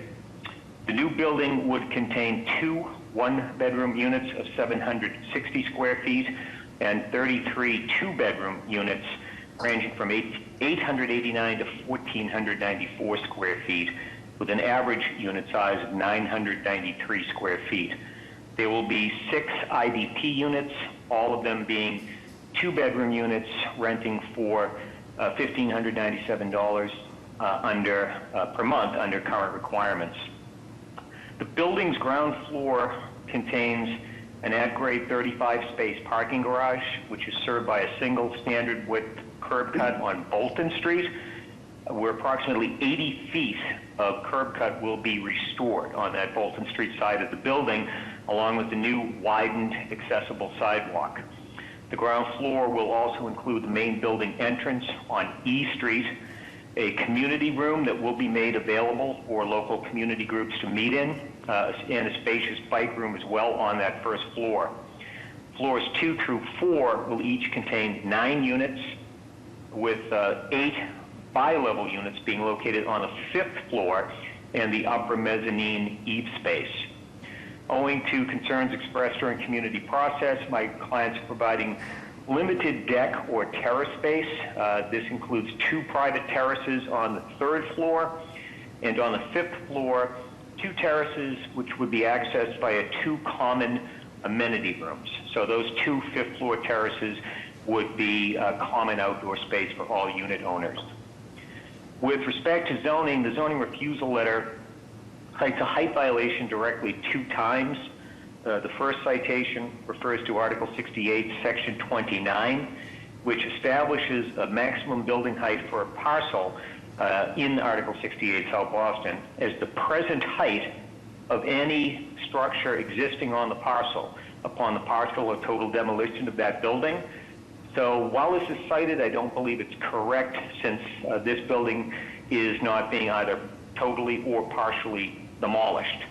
The church building is, as I said, simply being adapted to a new use with some exterior changes. The second violation with respect to height applies to the dormer additions on the building's roof, which exceed zoning height but are below the ridge line of the roof. These are the dormers on the side, which are providing obviously natural light to the units on the 4th floor and above.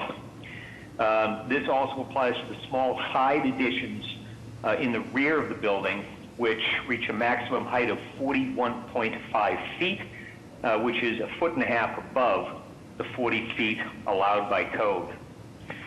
Two other related violations are cited pertaining to the alteration of the building's existing roof line. These cited violations, again, are supposed to arise under Article 68, Section 29, and are cited for the reconfiguration of the existing profile, and as the zoning refusal letter phrases it, for proposed roof decks on lower roofs.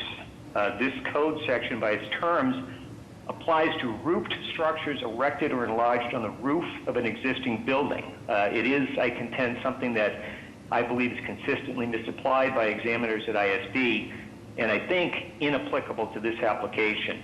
Most succinctly, it applies to occupiable additions erected upon the roofs of existing buildings, rather than, such as the case here, to dormers or other additions built out beneath the roof line, in this case occurring on the roof slope. But it is cited on the violation letter. A variance is required for exceeding the sub-district's maximum FAR of 2. The proposed FAR here is approximately 3. Additional relief is required for the rear setback owing to the rear side additions. These are within the building's footprint. The best, I'll talk about the best slide for that in a moment, but the work that is being performed in the rear and on the side is actually reducing the current setback of the church building at the rear property line. Specifically on the garage level, the building's rear wall adjacent to Buckley Playground is going to be set back 3 feet from where it currently exists on the property line, and the floors above will be set back an additional 3 feet or 6 feet from the property line vertically.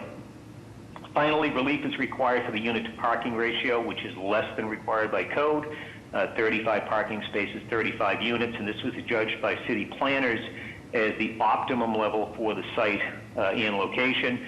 Anytime that a stacking system is involved, there's also a citation for parking maneuverability. And one other curious violation cited was extension of a non-conforming building.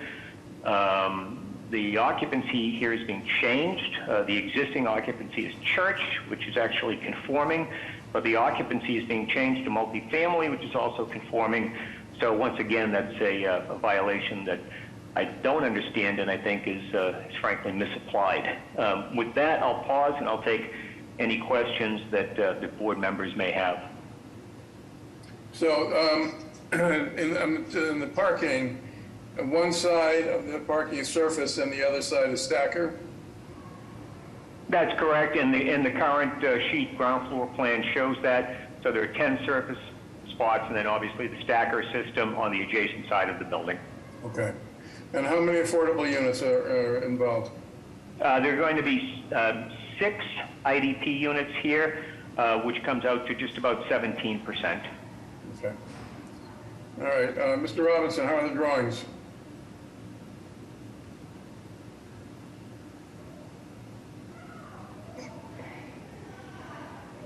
I believe Mr. Robinson is muted.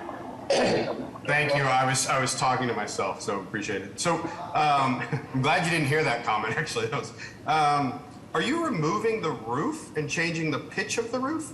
Or am I not reading this correctly? No, that's not being done. I know Shane Losey is on Mr. Robinson, but okay. It just looks like the pitch is different in the proposed, but maybe it's just, so you're really only adding the dormers in the roof plane. Is that correct? And then the small addition in the back. That's correct. There may be some vertical exaggeration in the rendering, I think is maybe what you're looking at. That's what it feels like, but I just wanted, because dimensionally I was trying to track it through, but it's not quite clear, but I believe that's what's happening. Yeah, the pitch is maintaining. We'll have to restructure the whole roof, but of course the pitch is, the main mass of the roof is remaining. Remaining the same. Okay, that's what I thought. I just wanted to make sure for the board, and then. In terms of the minimal addition in the back, I think, yes, it's encroaching a little bit closer to the park, but I think it's done pretty well in terms of its presence. So honestly, I don't really have any, it's a complicated project for certain, but I don't have any specific questions in terms of the proposal from a zoning perspective. So thank you. Mr. Moranci, or to the architect, are all the existing windows in the church on the side walls of the church being retained? So if even in this image right here, we're retaining the existing cutouts, but the middle windows we are enlarging, but they're enlarging to the upper round windows, so we're remaining within that same window plane. Okay. All right, any questions from the board? Is anyone here to testify on the project? Good afternoon, Mr. Chair, members of the board. I'm Anna White with the Mayor's Office of Neighborhood Services. 354 East Street is a BPDA board-approved project. The BPDA conducted robust public meetings around this project. At this time, I'd like to defer judgment to the board. Thank you. Good afternoon, Mr. Chairman, members of the board. Ana Calderon from Council President Flink's office. The councilor would like to go on record in support based on a true community process, feedback from neighbors, and good faith compromises on a number of areas, including the 101 parking ratio, a 17% affordable unit component that provide opportunities for working families to remain in the city of Boston, and construction concerns. Council President Flynn respectfully requests that the team continue to work closely with neighbors, abutters, and the St. Venance Lower End Neighborhood Association on any quality of life issues that may arise during the construction phase. Thank you. Thank you. Mr. Chairman, members of the board, Paul Sullivan, City Council at Large, Michael Flaherty. Borough Council stands towards Article 68 violations that remain consistent. The Council would echo sentiments of Council Flynn's office. Thank you. And since we request to unmute Boyle, once unmuted, can you state your name and address for the record, please? Hi, Boyle? No? Okay, go ahead. You're unmuted now. You looking to give testimony here? Hello? Some connectivity. Okay, you said no in the chat. We're all set. Thank you. Okay. All right, thank you. Okay, can I have a motion, please? I'll make a motion to approve with continued BPDA design review to complete the process. Mr. Hampton, did you have any comments on the project? There were additional comments. This was approved by our board in June. It included a vote of approval with design review. Okay. Mr. Robinson made a motion. Is there a second? Second. Mr. Fortune? Yes. Ms. Dong? Yes. Mr. Robinson? Yes. Ms. Pignano? Yes. Ms. Lowe? Yes. I'm in favor as well. The motion passes. Thank you. Following the next case, calling BOA 134-5665, 6 Pleasant Street. This is to add a curb cut to provide 3 off-street parking spaces. The violation, Article 10, Section 1, limitation of parking area. Article 65, Section 41, off-street parking insufficient. Article 65, Section 9, insufficient open space. And Article 65, Section 9, insufficient rear yard setback. Name and address for the record, please. Mr. Chair, members of the board, Attorney Ryan Spitz with Adams and Moranci, business address of 168 8th Street, first floor, South Boston. With me today is the owner, Pedro Consaccio. This is a proposal for a change of use of premises to provide for accessory parking for 3 vehicles, owner-occupied property. Application calls for a 14-foot wide curb cut and a 10-foot wide access way for 3 off-street parking spaces on the left side of the dwelling. Each space will measure approximately 8.5 feet wide by 20 feet long. There is an existing set of stairs on the left side of the dwelling that will be removed to allow adequate space for the parking. Those stairs will be relocated to the rear of the dwelling, attaching to the existing porch for a means of egress. Also, you will notice from the drawings that one of the spaces is within the front yard of the property, which is consistent with other off-street parking layouts within the Dorchester neighborhood. This is also, if approved, will be subjected to a comprehensive drainage plan with the Boston Water and Sewer Commission. At this time, I'm going to pause and open it up for any questions. Okay. Mr. Robinson, how are the drawings? I think the drawings are fine. It does appear to be the clearance, and they're making some adjustments. I mean, I guess it's the age-old question: is that third car hanging out in the front yard what goes? And I live in Dorchester, and it's certainly around everywhere. But I guess I just don't know what if we have any questions about that. But other than that, I think the 10-foot curb cut makes sense. And it's, okay. It does appear that the third car would be front yard parking. So, yeah. I mean, if we were to approve this, we could do it as a 2 cars as opposed to 3. Yeah, and I do think, Mr. Chair, to alleviate, I think, Mr. Robinson's question, Bob D'Amico has spoke on. I don't think Bob's on, but I can speak for him. he did say in regards to this address to remove one spot. Yeah. Yeah, pretty straightforward. I think it makes sense too. Yep. Okay. All right, any other questions on the board? Is anyone here to speak on the project? Yes, Mr. Chair, members of the board, Connor Newman with the Mayor's Office of Neighborhood Services. Our office held an abutters meeting back in July of this year. There were some concerns raised by residents, feeling that it might not fit with the character of the neighborhood. Reportedly, there's not many driveways on lots on this street, as well as some concerns regarding a tree, an existing tree. With that, we defer back to the board. Thank you. Connor, do you know if is there street parking on that side of the street? I don't know offhand. I can pull it up right now, though. Okay. I mean, either way, even if it's two cars, that would still be a net gain of one. There is street parking. There's also a reference, and I do see it for a handicap spot that will be relocated because the handicap spot currently overhangs, I think, the proposed curb cut. So it looks like they're moving the handicap spot for the drawing. Okay. I'm not sure if I understand all that necessarily either, but I understand it, but I'm just, is that, I don't know who makes those decisions, but I guess maybe we do. Stick to cats, Mr. Robinson. So you have no raised hands. All right, can I have a motion, please? I'll make a motion to approve, I guess with BPA Design to limit to 2, or do we just limit it to 2? No, I think we just have a proviso that it's limited to 2 spaces. Thank you. Okay, I'll make a motion to approve limiting it to 2 off-street parking spaces to avoid front yard parking for that third car. Very good. Correct. All right, Mr. Fortune? Yes. Ms. Dong? Yes. Mr. Robinson? Yes. Mr. Piñato? Yes. Ms. Loeb? Yes. And I am in favor as well. The motion passes. Thank you. Calling the next case, calling BOA 139-6814, 118 Rare Holmes Avenue. This erect a new 2.5-story, 2-family residential building with 4 parking spots. The violation of Article 10, Section 1, limitation of off-street parking area. Article 65, Section 65-41.4, parking in the front yard. Article 65, Section 65-41.5, parking size maneuverability. Article 65, Section 42.13, 2 or more dwellings on the same lot. Article 65, Section 9, lot area is insufficient. And Article 65, Section 9, the rear yard is insufficient. Name and address for the record, please. Good afternoon, Mr. Chair, members of the board. My name is Anthony Monahan at 118 R Holmes Ave. I have my business partner, Brendan Wilbur, along with my architect, Eric Zackerson from Context, on the call with us.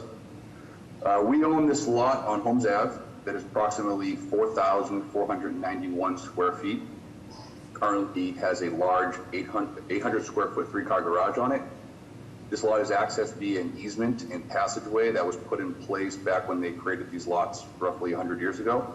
Our neighbors to the left, to the right, and to the front all have 3-family residential buildings on their lots.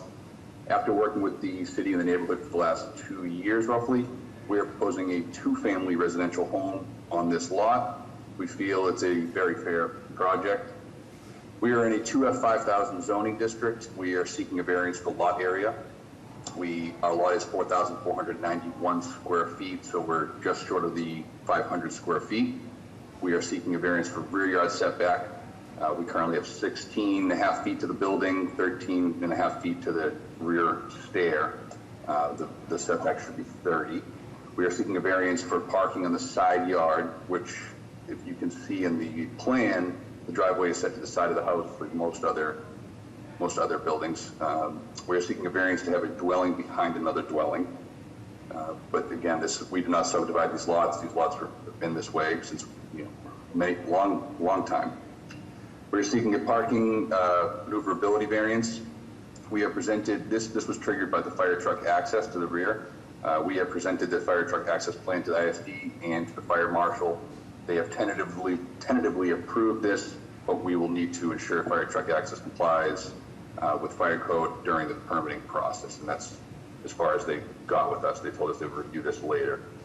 We're seeking a variance for parking being set 5 feet from the side yard lot line, and that, it wraps up the variances. And some of you may remember, just a reminder, we were in front of the board back in July of this year with a 3-family proposal for this lot.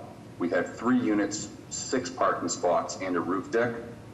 We were asked by the board to reduce the unit count, reduce some of the paving area in front of the building, and remove the roof deck.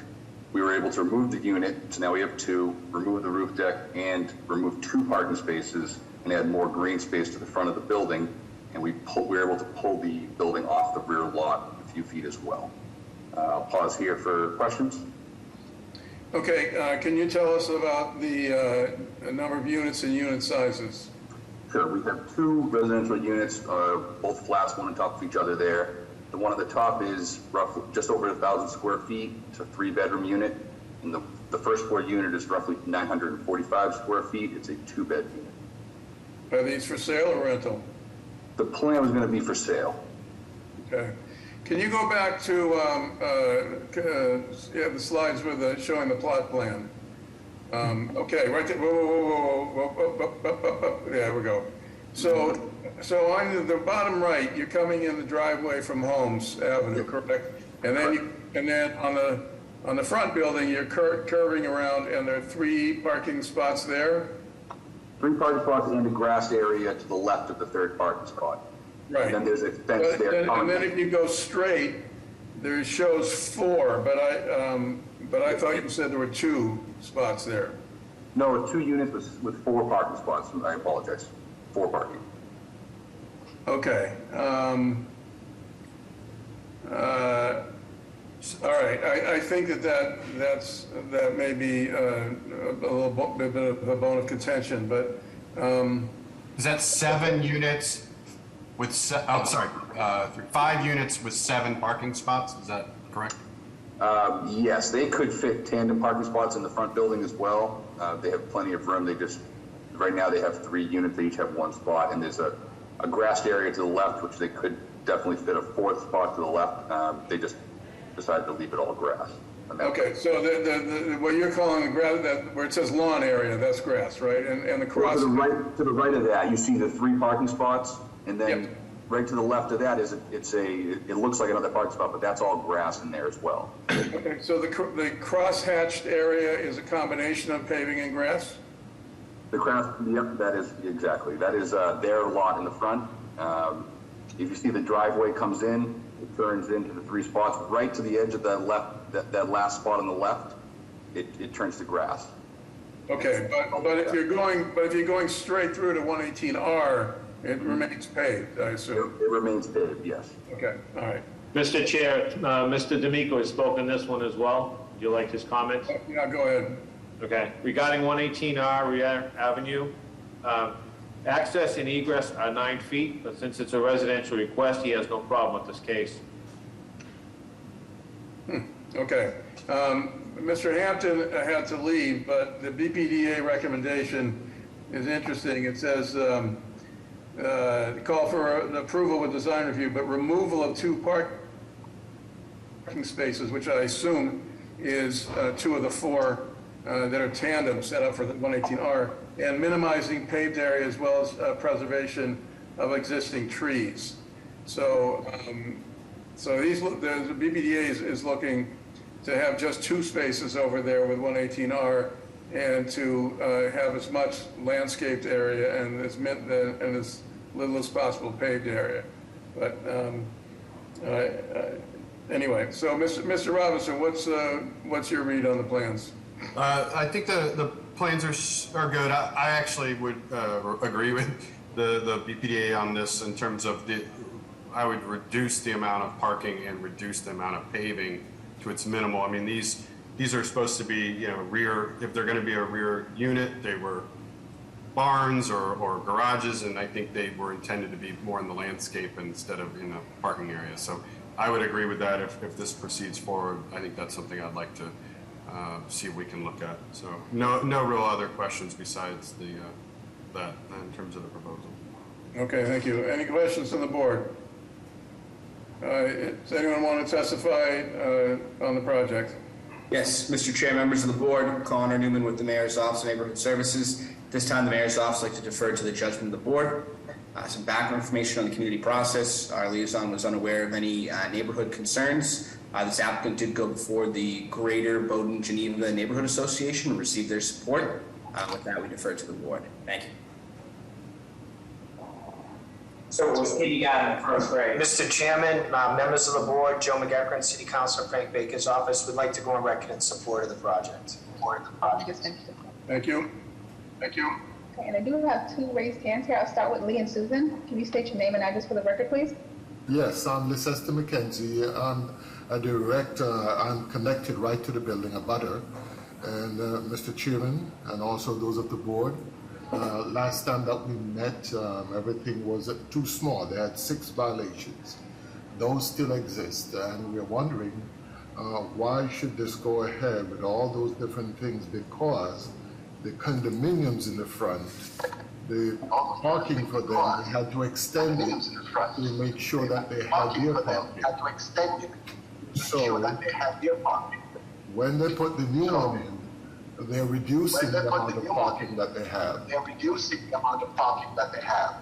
And also, the way things are designed, it will affect us greatly because the openness that we have will be permanent. So we disagree with it. Okay, thank you. We have an echo, but we were able to get your main points. Thank you. Anybody else? Yep, there was a caller with their hand raised.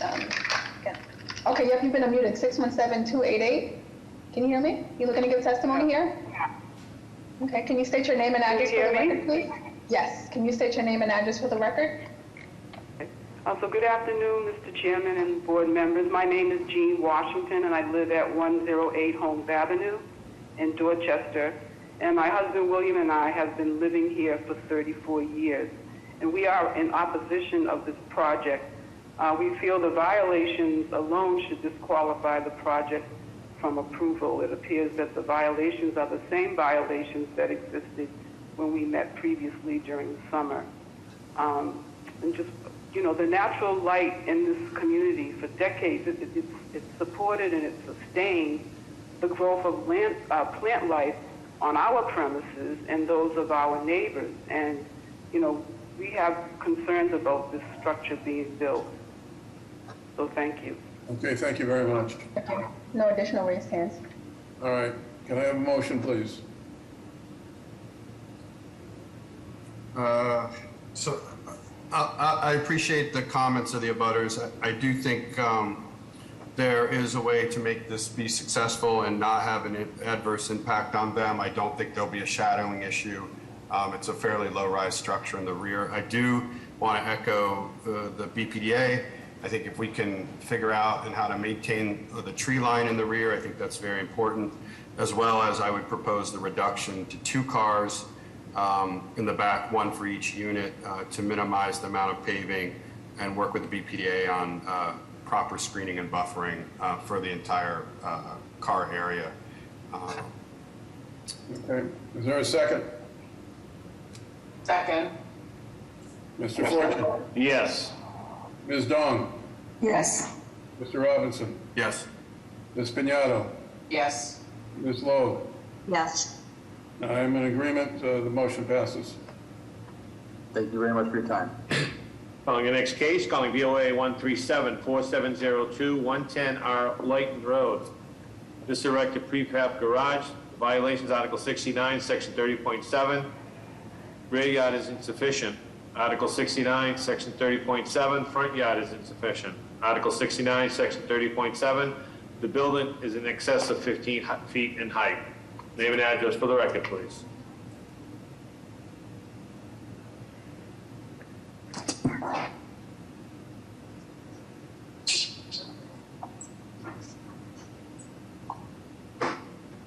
Is the applicant on?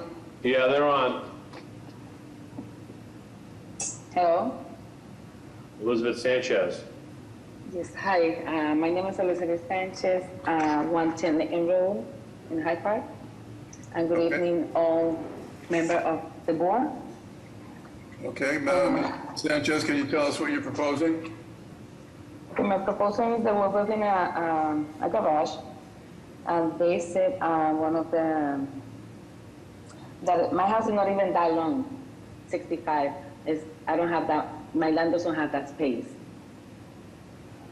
So how I'm gonna build a garage, and I need to have 65 in front of, from the garage to the front. I don't have that much space in that house. And the one in the back is 4.47, and the other one is 3.57. My house is, the land is, hold on 1 second. The land is like an angle, so my land is not straight, so it's like an angle. Yeah, so you've got a curve, you're on a corner lot, but it's got a curve on it, right? Yes. Okay. But I have enough space from the garage to the curb. Okay. And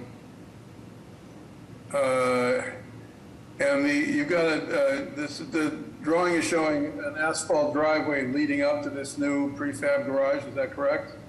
Yes. Can you tell us how wide that driveway is, if there's no dimension on the drawing?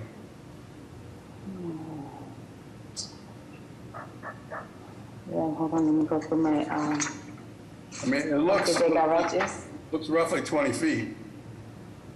I would agree. Yes, well, I have a space to the right and to the left, so the garage is gonna be from, well, 20 feet, yeah, a little wider, yeah. Because the front is a little wider than the back. Okay, do you have do the drawings include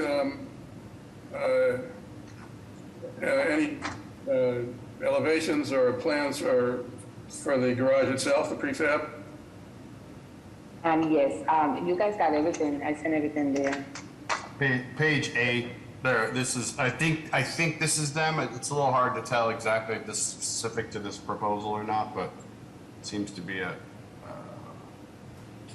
fairly basic aluminum garage with a single garage door, I think.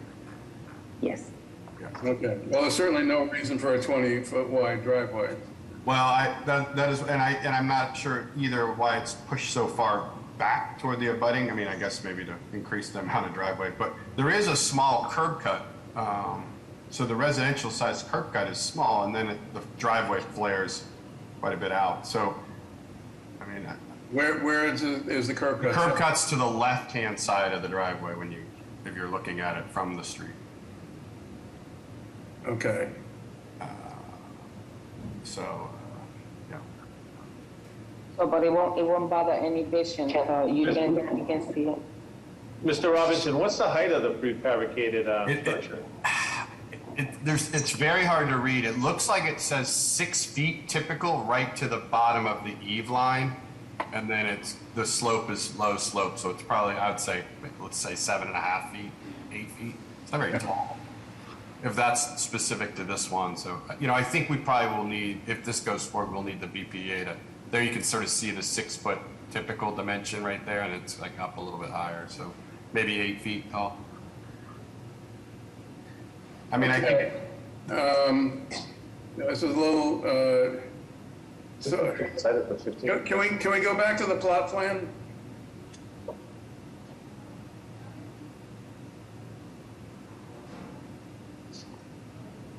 I mean, Mr. Robinson, and one of the violations says the building height is in excess of 15 feet in height. Well, honestly, it's a little confusing if I were. Do we need more information? I think maybe we do, and maybe we should have a site plan. I mean, I'm looking at it on Google Maps, to be very honest with you. Well, actually, now that I go to this page in the package of all the Carport Central, now it says 20 feet tall. So you're right. It's just all over the place. Maybe we should ask for a deferment to get this only proposed what's being shown, because this package is 30 pages for this tiny aluminum garage, and it's just looks like a lot of just general boilerplate information, to be honest. So I would be okay with proposing a deferral to get more information, and I think a proper site plan that we can see where the driveway is, the curb cut is, and things of that nature. I would agree with you. Okay. Want to make that motion? Yes, I'll make a motion to defer for a future date to obtain more information for us to be able to review this. I'll second that motion. All right, Mr. Fortune? Yes. Ms. Dong? Yes. Mr. Robinson? Yes. Ms. Piñato? Yes. Ms. Loeb?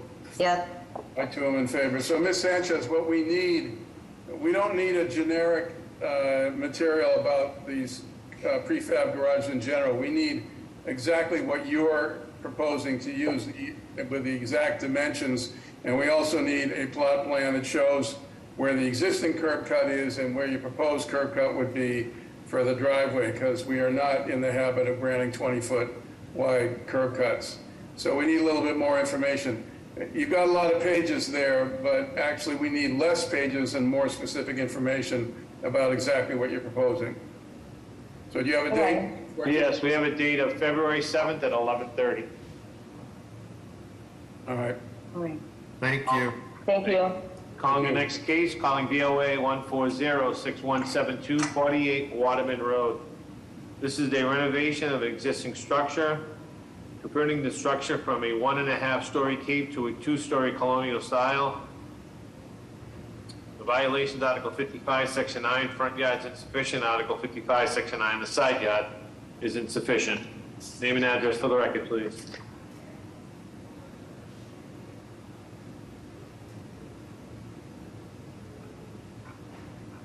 Hi, my name is Hassan Mohammed. I'm the owner of 48 Waterman Road. I had just purchased this property back in February, and I'm looking to make some renovations to it. Currently, it stands at a 1.5-story home, and I'm trying to convert it into a 2-story home. We're not making any changes to the existing square footage. We're just expanding the second floor out to the perimeter of the actual house itself as it exists. And this is the plot plan that you are seeing right now. So let me ask you a question. So it says the one on the left is existing, the one on the right is proposed. What does second and third story mean? I thought you just said you were just doing 2 stories. Correct, just 2 stories.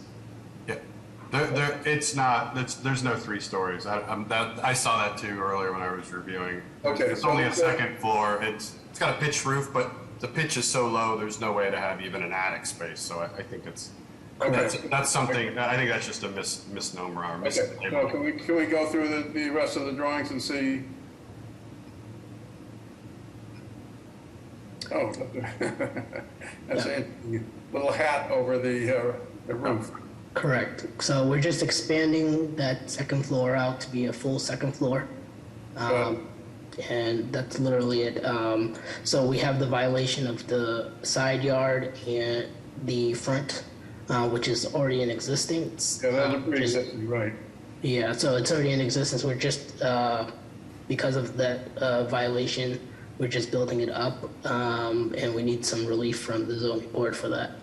Okay, and what is the height, the new building height? And what is the current building height, and what is the new proposed building height? If you scroll back up to the top, please. Up, just in the grid down there. Right there, thank you. So I believe the current height is 22 yeah, 22, 22.8. 25. Yeah, that's right. If you scroll down, there's elevations. All right, so that's not a violation, right? All right, that's not the violation. The violation is on the right-hand side of the home, and the frontage where the foyer of the entry is, which is already in existence. And so both violations that you've been cited for are pre-existing conditions. Correct. Okay. Yeah, these are side by side, so left is existing, right is proposed. Got it. Pretty Okay. straightforward. Yep. Mr. Robinson, any other comments about the plans? Nope, I'm good. Okay. Any questions from the board? Anyone want to speak on the project? Yes, Mr. Chair, members of the board, Connor Newman with the Mayor's Office of Neighborhood Services. This proposal went through an extensive community process. We held an abutters meeting back on June 23rd of this year. The applicant went before the Woodburn Neighborhood Association receiving support, and after the initial meeting and making some revisions to their plans, they went before the JPNC Zoning Committee on September 21st, where they also received support. With that, the mayor's office would like to defer to the judgment of the board at this time. Thank you.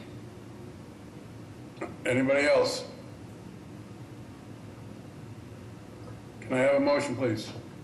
I'll make a motion to approve with BPDA design review.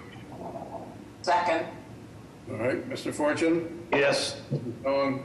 Yes. Mr. Robinson? Yes. Vignotto? Yes. Lowe? And I too am in favor. The motion passes. Calling the next case, calling BOA 139-8531, 30 Leo Birmingham Parkway. This is to construct a new 6-story mixed-use building with multi-family residential apartments, local retail space, core and shell, community center. Building will contain 117 rental units on upper levels, common roof decks, and local retail with community center on the ground floor level. And 54 off-street parking spaces will be provided with 152 bicycle parking spaces. The violations, Article 29, Section 4, the Greenbelt Protection Overlay. Article 51, Section 56, off-street parking design. Article 51, Section 17, excessive FAR. Article 51, Section 17, excessive building height. Article 51, Section 17, usable open space. Article 51, Section 17, the rear yard is insufficient. Article 51, Section 19, the front yard is insufficient. Article 51, Section 16, MFR's use is conditional. Article 51, Section 57.3, visibility across the corner. Name and address for the record, please.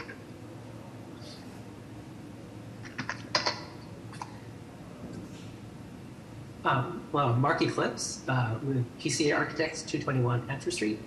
Mr. Chair, members of the board, thank you very much for your time today. This is a slide that shows just our metrics that were just mentioned, 117 rental units. And I'll go over quickly the unit mix because I know that's of interest where of the 117 units, you can see all of the different types. There's a mix from studios up to 3 bedrooms. And we've designed the units to slightly larger than average size, kind of acknowledging that the way people live today, they want more space, especially to do some work from home. And then within the building too, we have spaces spread throughout that are amenities for the residents with abilities to work from home. And then we have a table of our zoning, which was just mentioned. So next slide, please. Just to give you a sense of where we're at, we are near the intersection of Soldiers Field Road and Leo Birmingham Parkway and Western Avenue. This also shows some recently approved or constructed projects in the area to show that we are kind of consistent with the height at 6 stories and the FAR. We're at 3.04 and around us, that's a similar range of around 3. Next, please. And to get a sense of that scale of what's going on, the upper photos show the views of the site on Leo Birmingham Parkway. And then as you go back into the neighborhood, there are 2 streets, Waverly Street to the north and Little Street to the south. Next. And this is a diagram of the design. So you can see that we're holding the street line, sort of the modal setback to the buildings adjacent to us. The one on the right is currently under BPDA review. The one on the left is completed a few years ago.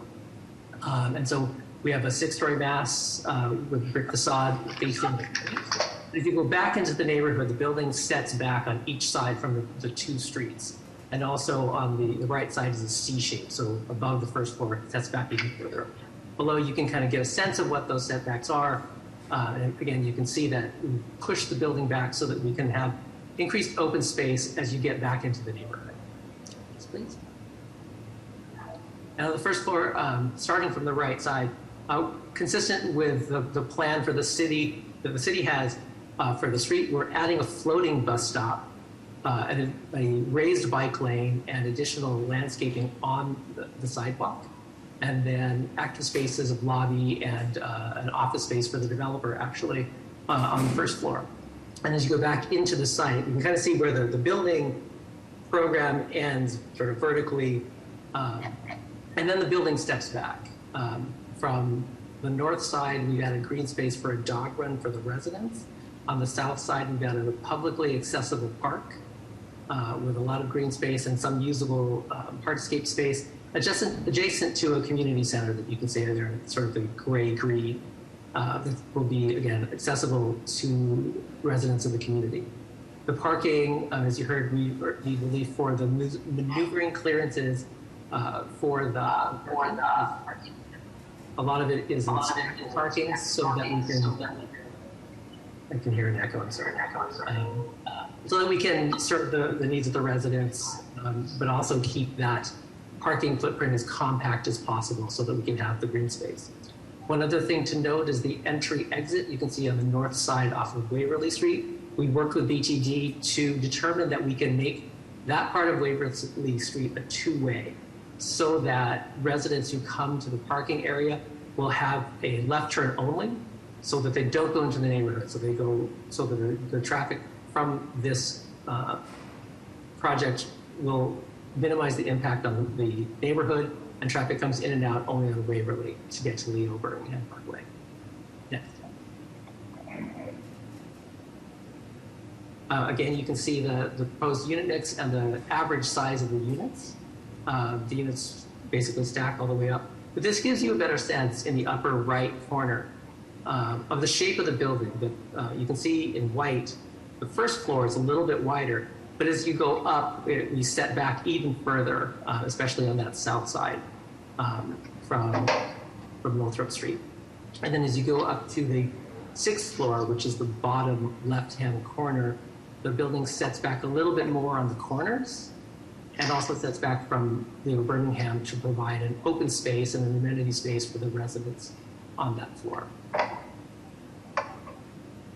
We've worked with BCDC to work out the design. A lot of great suggestions from them to provide a building that really fits into the sort of fabric of the neighborhood. It still has a little bit of personality.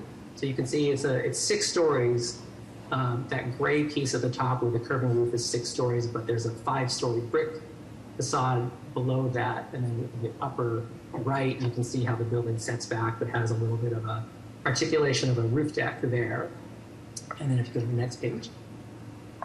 As you go back into the neighborhood, you can see again how the building sets in both the top and the bottom views. The material changes to a clapboard siding to be more sympathetic to the other existing buildings that are happening sort of further behind us.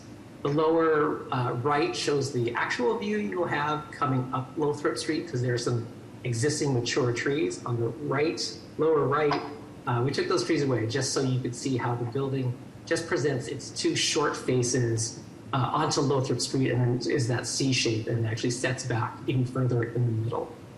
Next. And this just shows a little bit more of our landscaping concept.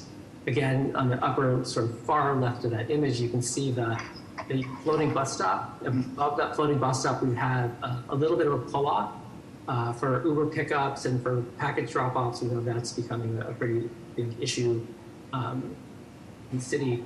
And then you can see the dog run on the north side, top of the page, and the community park on the lower side. We have a net gain of trees on the site. Right now, the building that's on the site is fairly compact. It's a bank with some trees around in varying condition, but we're actually adding trees there and on the sidewalk, improving the pedestrian experience and the accessibility all around. There's above grade utilities that we're going to put underground, and just noting that we're following the Boston Complete Streets guidelines for all the sidewalks. Next. And this just gives you a sense of on the top, you can see that park with green space that just provides just open space and a buffer to the building, also helps to screen the garage. And then the lower side is the north side of the building with the dog run, which is also screened by low plantings. Next.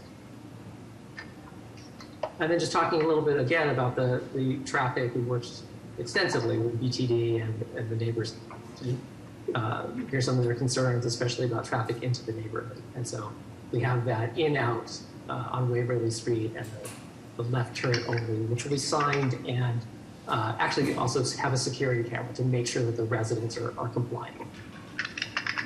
Next. Just a little bit of our sustainability will be LEED Gold. We will be installing photovoltaics at the opening of the building. We are exceeding the carbon use intensity that the city is asking for.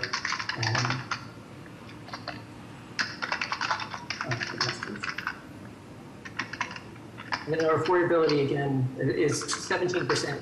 But working with the city, we've also deepened the affordability down to 50% AMI from the required typical 70%, and also try to provide some units for more of a workforce range housing, so we go up to 110. We've also made sure that a higher percentage of the IDP units are also accessible. Okay, let me ask you a series of questions. And I don't mean to necessarily stereotype, but you've got a high number of studios, junior one bed, you've got dog run, you've got 152 bicycle spaces. No, take your time. Take your time. It seems to me that you've targeted a very particular... Could someone be muted? Yeah, thank you. Seems to me you've targeted a very particular demographic for this building. How are you planning on marketing it? It's geared towards sort of the market of who is renting in the area. The developer owns Radius Apartments at 530 Western, just to the north of the project. So I think they have a good sense of the market. It's definitely not marketed to students. That was definitely a concern from the residents, and so.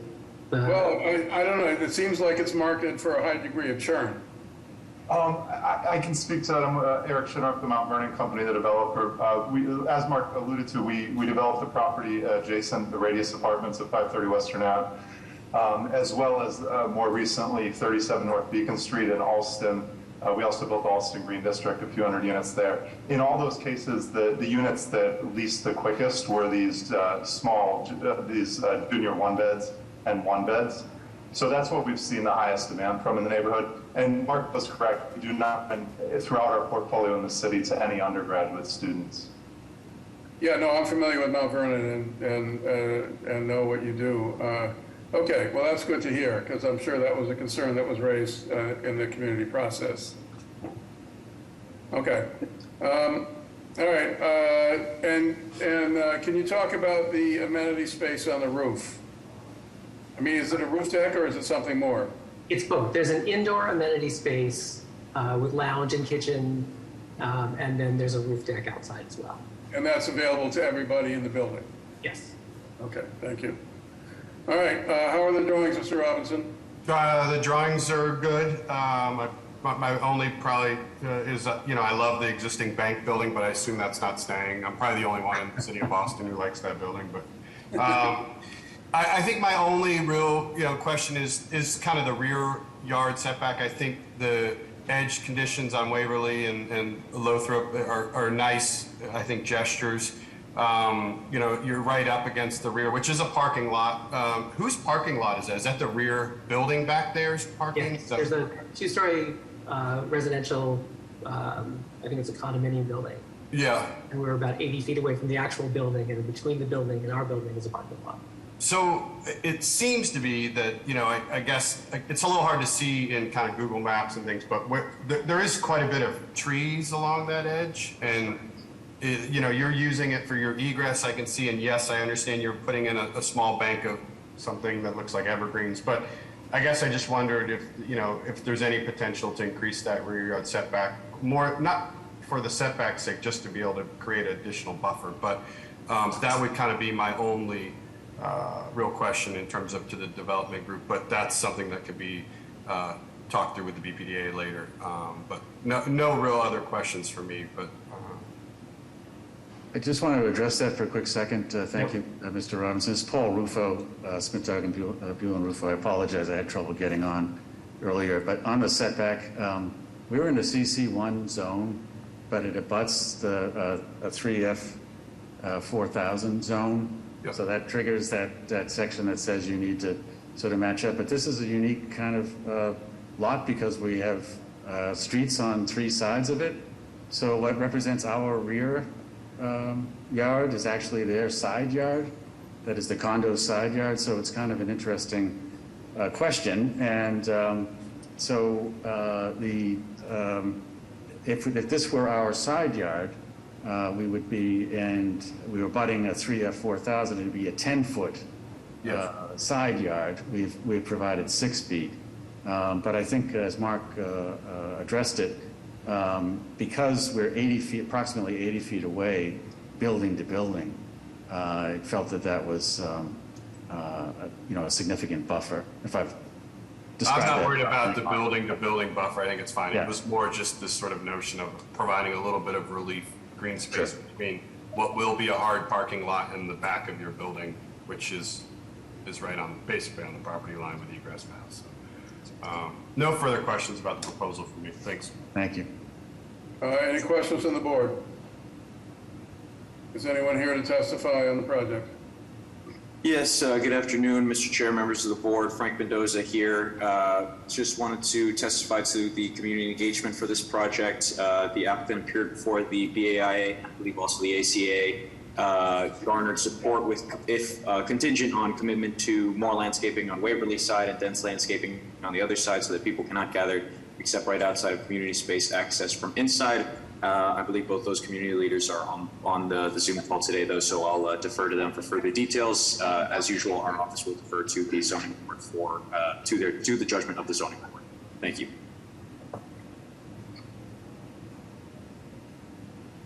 Mr. Chair, I do have 5 raised hands. Okay.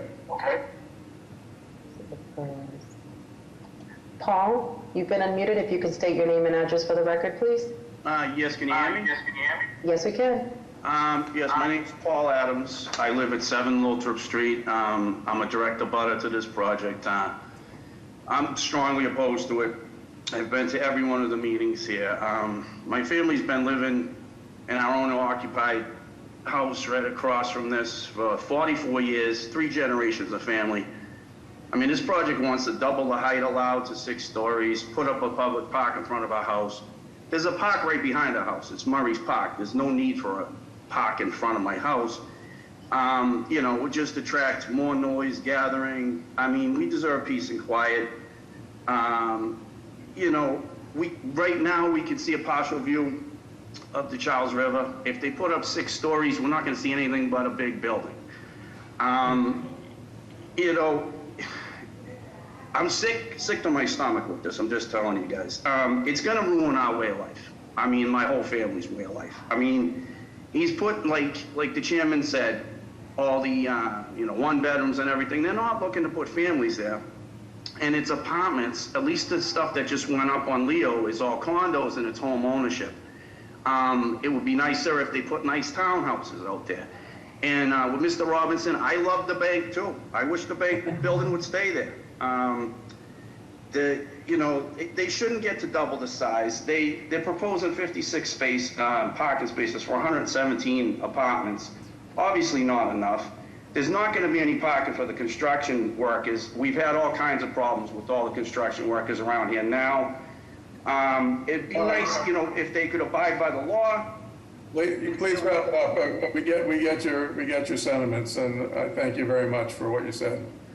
So. All right. The next hand, John, you've been unmuted. If you can state your name and address for the record, please. My name is John Cusack. I live in Brighton at 186 Washington Street. Good afternoon, Mr. Chair and the board. I've attended, I want to say 7 meetings around this as this project has gone through the public process and through the city process. I think it has improved dramatically. I think this is a really great use. I really like this project. So I'm in support of it as a resident of Brighton. Thank you. Thank you. Thank you. Now, Jeffrey, you've been unmuted. If you can state your name and address for the record, please.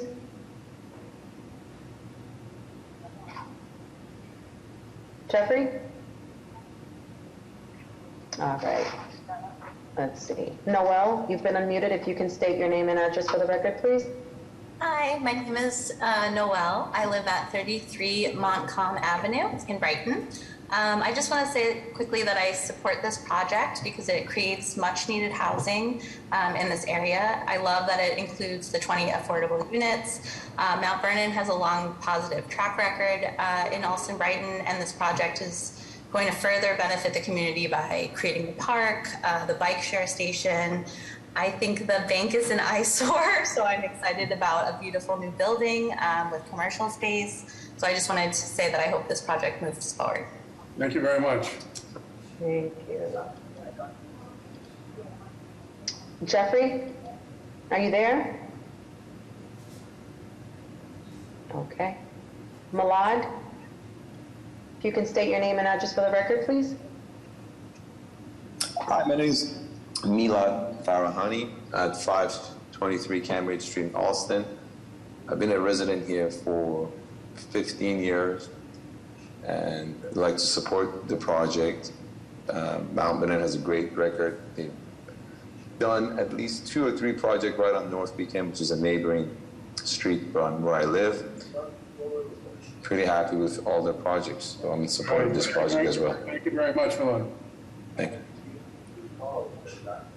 Okay.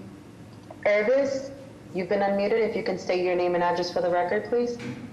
Hello, my name's Ervis Hassel. I live in 20 Broad Street in Brighton. I fully support this development. I think it's a beautiful project. It will add much needed housing here in our community. Okay, thank you. All right. And then we have Sal. You've been unmuted. If you can state your name and address for the record, please.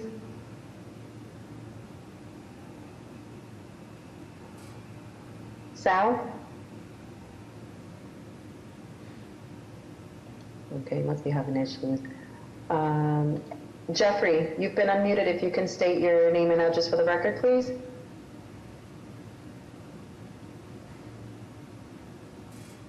So I think Jeffrey is one of our architects on there. I apologize.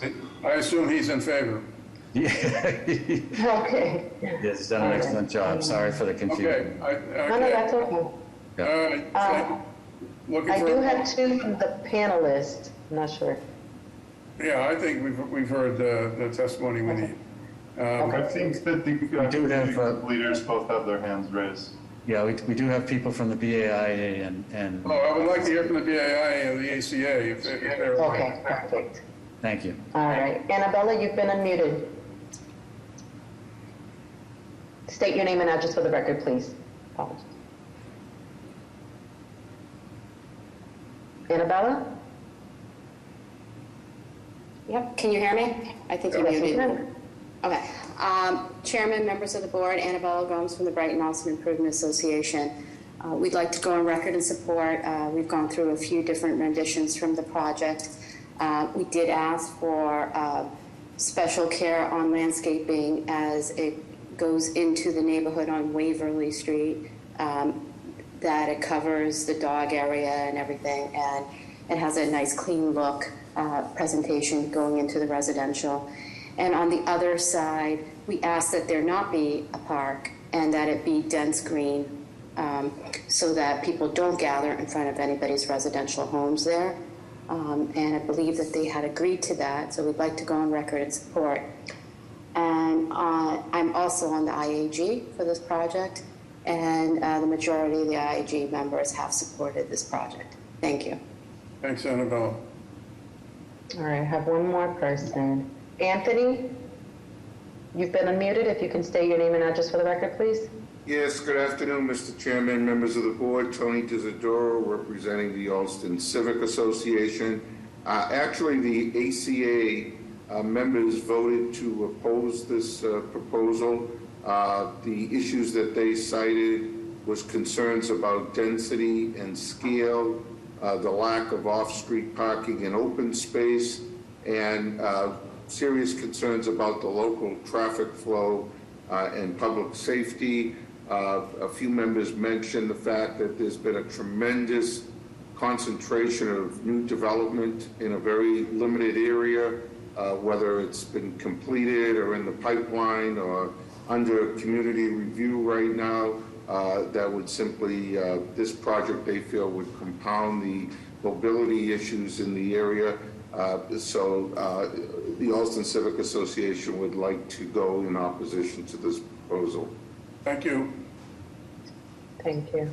Mr. Chair, I do have one attendee who would like to speak. They live on the street. Okay, and then we'll close that with public testimony. Okay. All right. Sal, state your name and address for the record, please.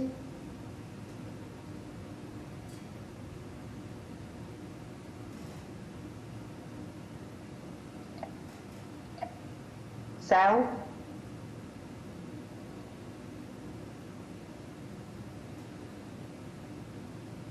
All right, I'm not sure what's going on. I've lost him. Okay, all right. Can I have a motion, please? And not on whether you like the bank building or not. I think that story's written, I guess. I'll make a motion to approve. I think that the balance is in favor for the project. I think they've done a nice job, and I appreciate the concerns of a park or whatever it's called, but I hope the developer will continue to work with the abutter to find something that works for them. It is their home as well. So I think there has been care taken in the affordability as well as the sustainability approach to the project. So I will make a motion to approve with BPDA design review to continue to work with the community on the proper landscaping approach and maybe take a look and see if they can set that rear back a little bit. And that's it. Thanks. There's a second. Is there a second? I second. Okay. Mr. Fortune? Yes. Ms. Dong? Yes. Mr. Robinson? Yes. Ms. Pignatto? Yes. Ms. Logue? Yes. And I too am in support. The motion passes. Thank you. Thank you. We're calling the 11:30 rediscussions, calling the first case, calling VOA 135-9438, 22 Hanover Avenue. This is the renovation of a single-family townhouse. Occupancy to remain a single family. This is a new stair and head house, an additional 2 floors over the lower portion of the existing building.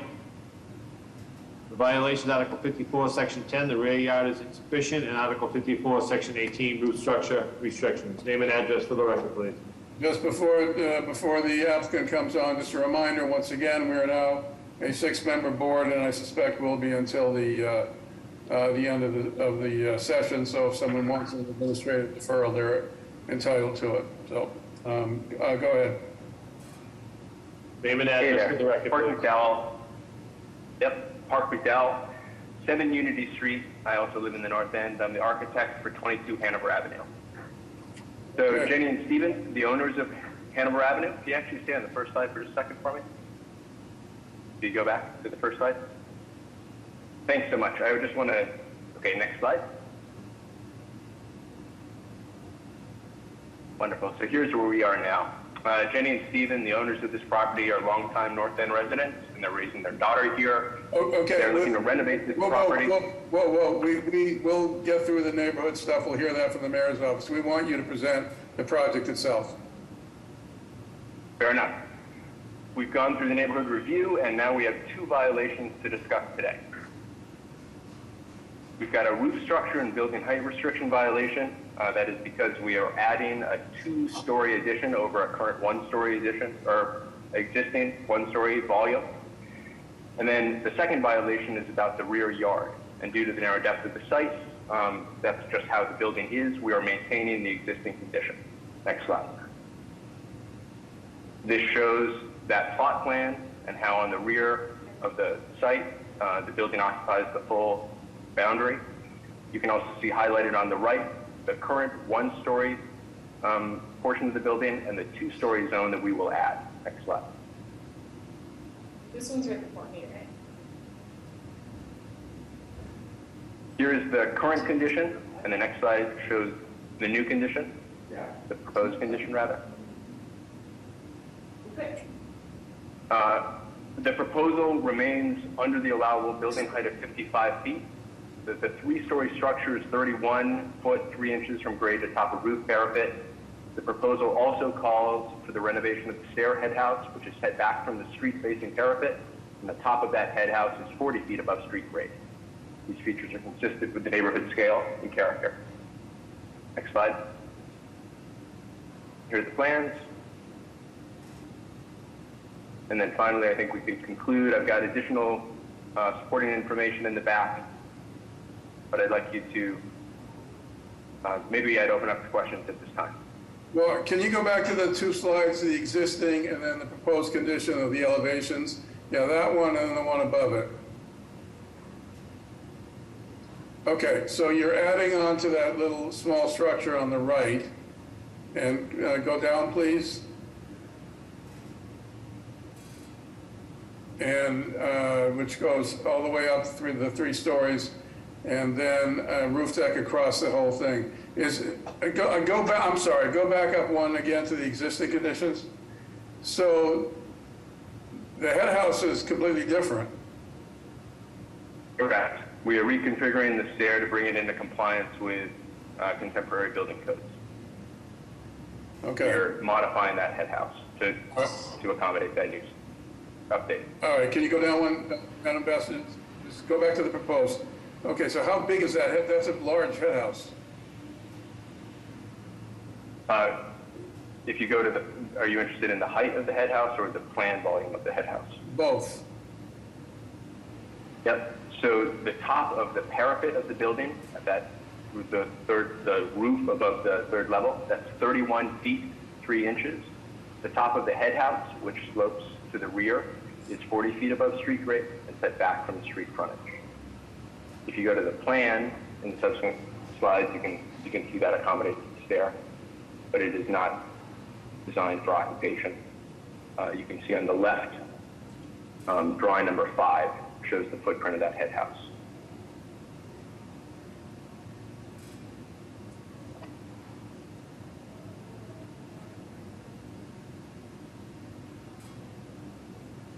Okay.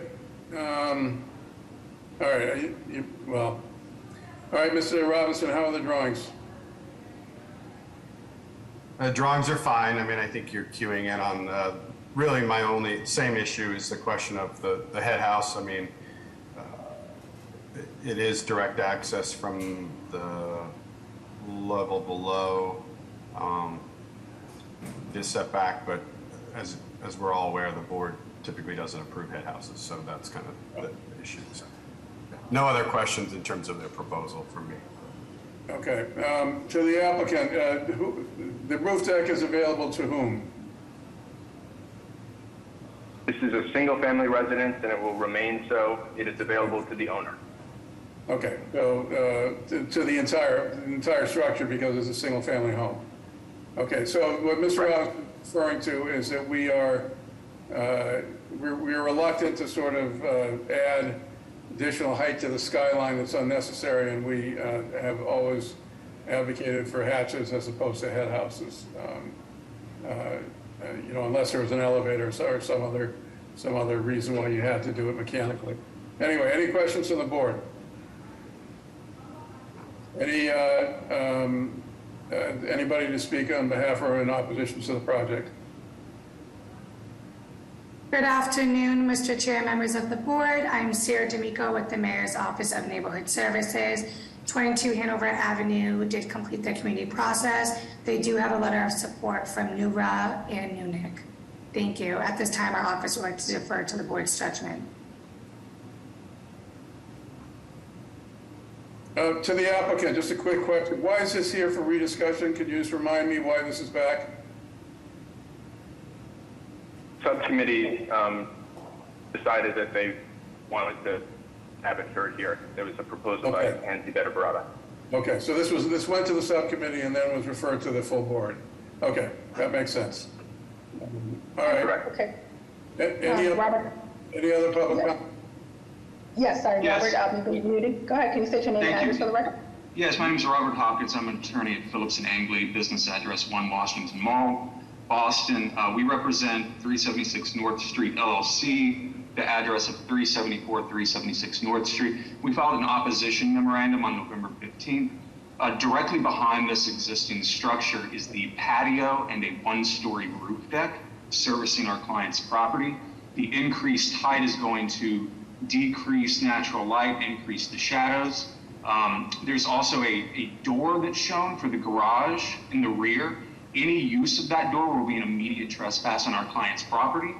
There are windows proposed for the rear of the structure. Presently, that's a solid brick wall. The only place those windows are going to be looking are right down into my client's patio. Lastly, review of the deed into the applicant appears to show that they do not actually own the one-story structure. If you trace out the dimensions that are proposed in the deed, it's just for the existing three-story structure, not for the one-story structure. So it doesn't even appear that they could properly be a proper applicant for this approval.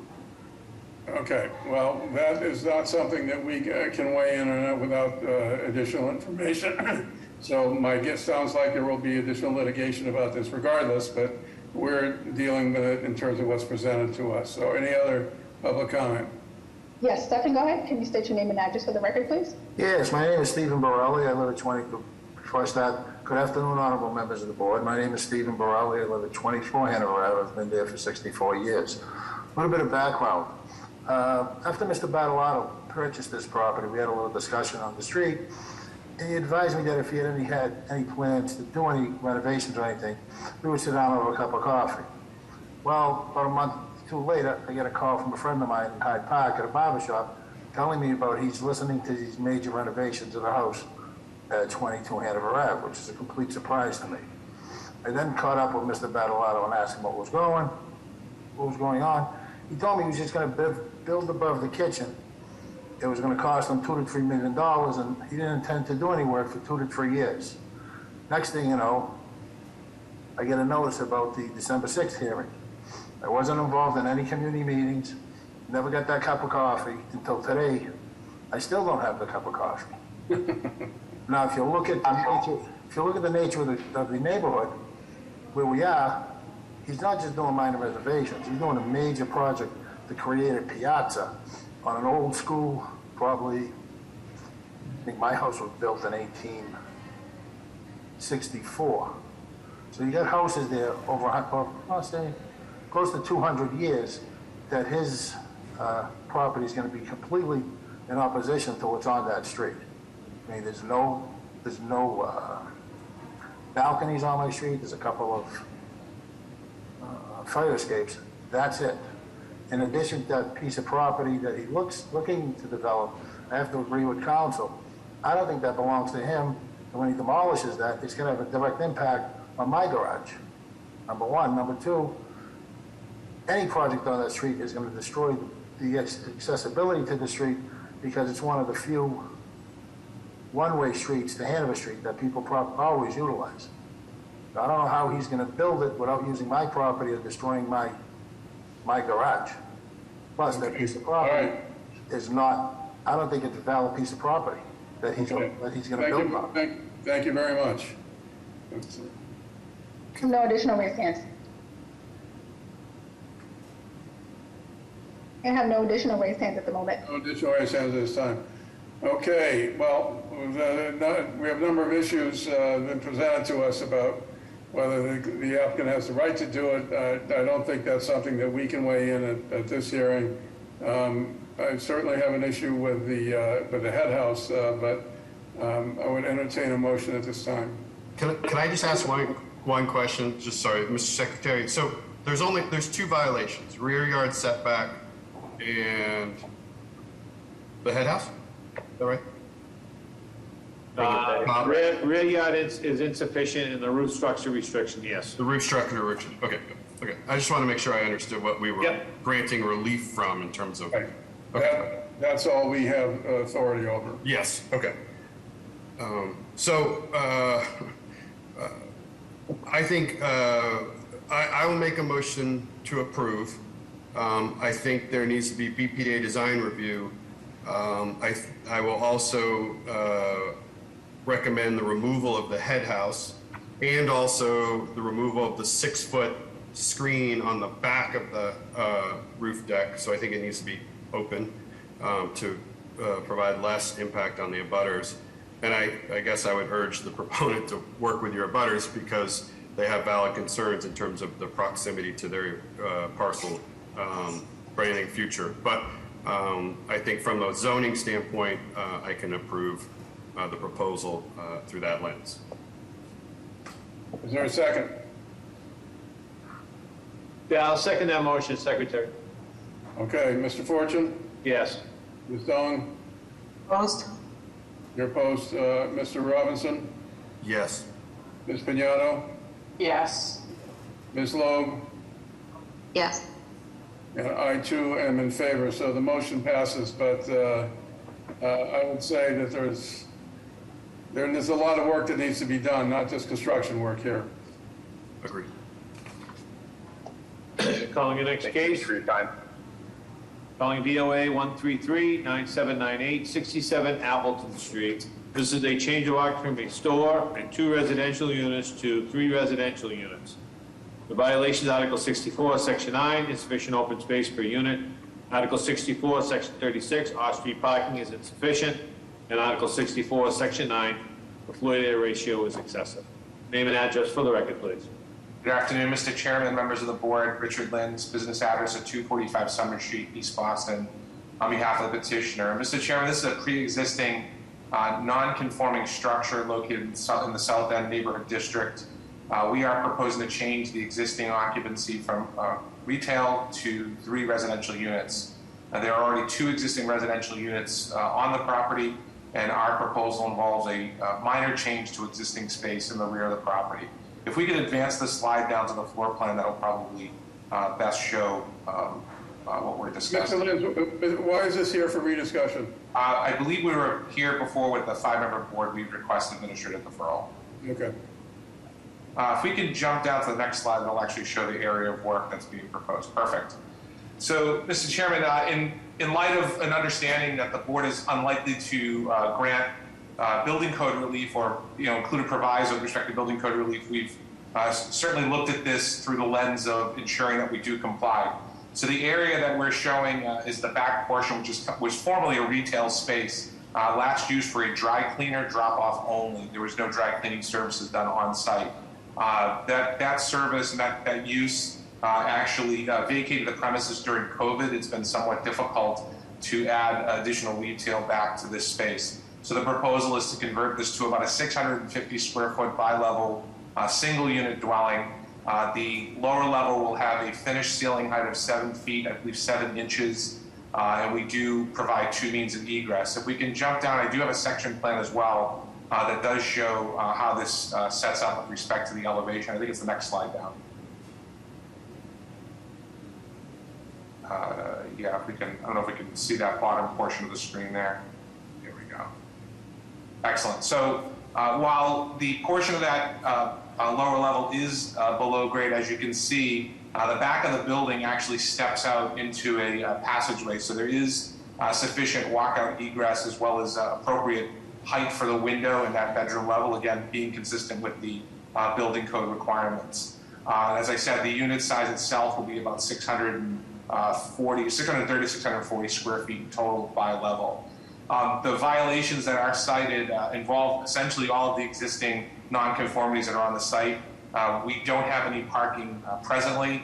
We would be eliminating a retail use that is permitted on the site to go to a residential use. It's essentially a 1-to-1 parking split based upon the size of the residential unit. The usable open space doesn't change. The building occupies pretty much the entire site as is. So we wouldn't be adding any additional open space or have the ability to do so. And I believe the last item, if I remember from what the secretary identified, was the floor area ratio being excessive. That, again, is existing space that was used for purposes of retail. Because we are converting that to the residential use, that would be increasing the actual gross floor area for the building itself. So with that, I'm happy to answer any questions, Mr. Chairman. Okay, so I'm looking at the bottom left, the proposed Clarendon Street elevation. Now, what's in the basement part over in the far left? So that's currently it's the lower level of the retail space. But as you can see here, we had the architect include what the actual elevation is of the sidewalk. There are some photos, I believe, that show it. The area for where this space is located actually drops down from the sidewalk. There's a wrought iron gate that separates the property line of the building from the passageway in the back. It is actually just above the grade of the, just below the grade of what that rear passageway is for the rear property line. So as you can see. My eyes aren't quite good enough to read all the well, yes, I wish they were better. What can I tell you? But you show, okay, so the distance from floor to grade on the right is what, 7'4", is that right? I'm sure, I believe it's 7'6". 7'6". It is. I actually thought it was 7'4" myself. I did zoom it. 7'6". I did confirm with the architect. And then at the left, that horizontal line that's going out to the left, you're saying that's the grade in that back alley? That is correct. So the back alley the back passageway does have grade that's lower than the sidewalk and therefore provides a bit more of a walkout space for that level. Mr. Robinson, does that work? So I didn't believe it when I saw it either, but it is the case. There seems to be a wall at the back side of the sidewalk and it drops down. I don't know the exact dimensions, but it does do basically what this depicts. So I didn't believe it either, but and I guess my eyes are working okay, but it appears to be the case that there is a very low rear yard that this will allow for, I think, adequate access out. This is not really a basement condition per se. Okay, well, there's adequate access out, but there's no light in. Well, right, there's windows on that back right? side. I mean, you can't. Yep. No, that's a different question. You're right. Yeah. So we do include. It shows the window showing the sill height, Mr. Robinson. Those two dimensions that were included show the actual lower portion of the sill. The location of where the grade would be to the rear, as well as what the lowest point of the sill would be for the window. And again, knowing full well that no building code relief is likely to be granted, I believe the window sill height is appropriate for building code. Yeah, I mean, there's a window. It's a full-size window left to right, and it's where, I mean, it does live in this sort of, I'll say maybe darker alleyway, but it is there. I mean, and there's a door that goes out as well. I don't know if the door is a full-height door or what, but yeah, it's a kind of a kooky condition if you really want to know the truth, but it seems to be there. So I don't really have any other questions about the plans on that. Okay. Any questions from the board? Anyone here to speak on the project? Hi, yes. Good afternoon, Mr. Chair and members of the board. Kim Crucioli from the Mayor's Office of Neighborhood Services. Our office held an abutters meeting June of 2022 where no opposition was shown by the abutters. At this time, we'd like to defer to the board. Thank you. Good afternoon, Mr. Chairman, members of the board. Ana Calderon from Council President Flink's office. The councilor would like to go on record in support. Thank you. Okay, and I have a raised hand here. Oh, Keisha, go ahead. Sent a request to unmute you.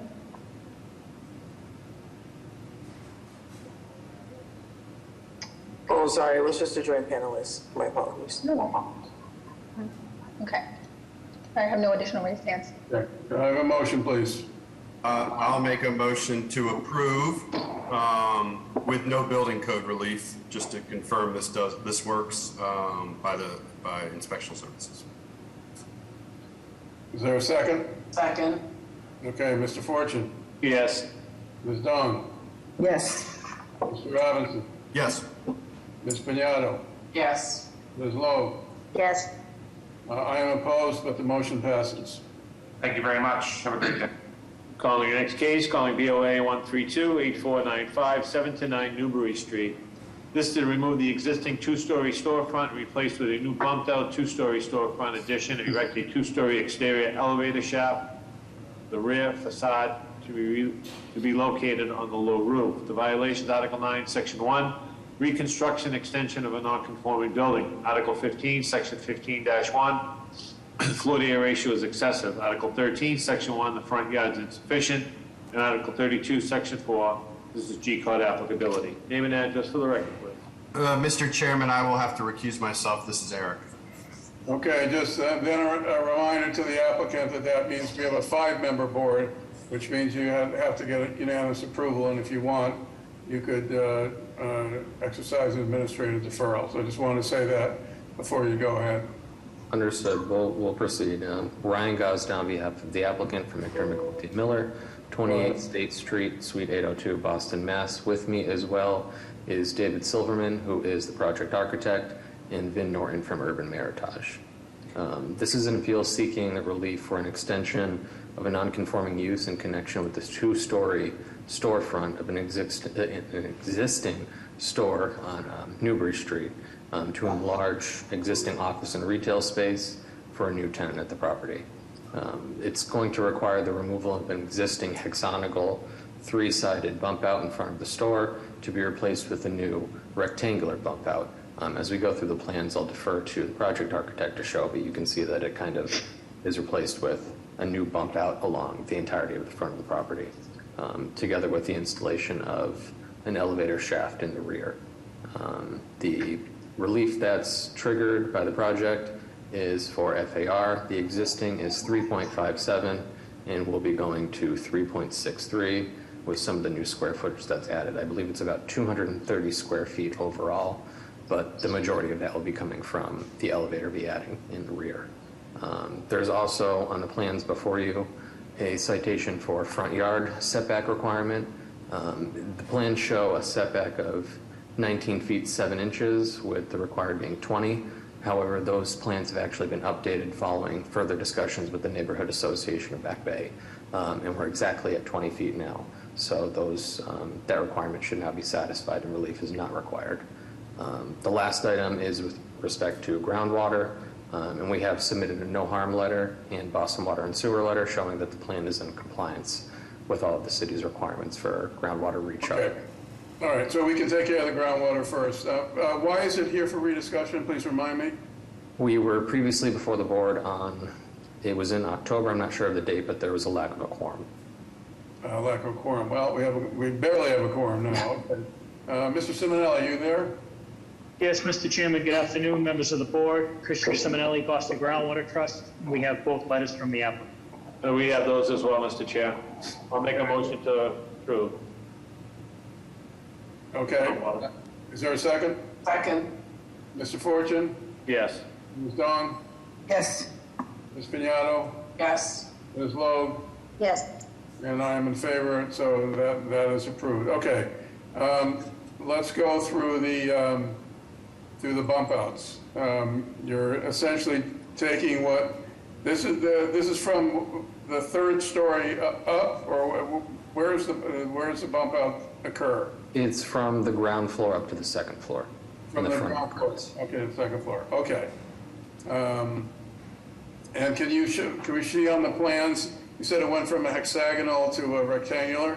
Yeah, if you scroll through, and I know David, the architect, is on as well. He might be able to answer more in depth, but I show it on page 4 on my copy of the plans. So you can see on the left the hexagonal bump out being replaced with the one right in the middle. Okay. Rectangular. Got it. Okay. Ms. Pignatto, how are the drawings? The plans are adequate. Pretty straightforward bump out of a retail bay. Okay. So, I mean, to the applicant, that's really the storefront that we're talking about, isn't it? Correct, yes. Okay. Any questions from the board? Is anyone here to speak on the project?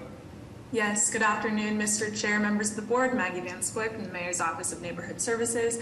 At this time, our office would like to defer to the judgment of the board. Our office ran an abutters meeting, and this applicant met with the Neighborhood Association of Back Bay.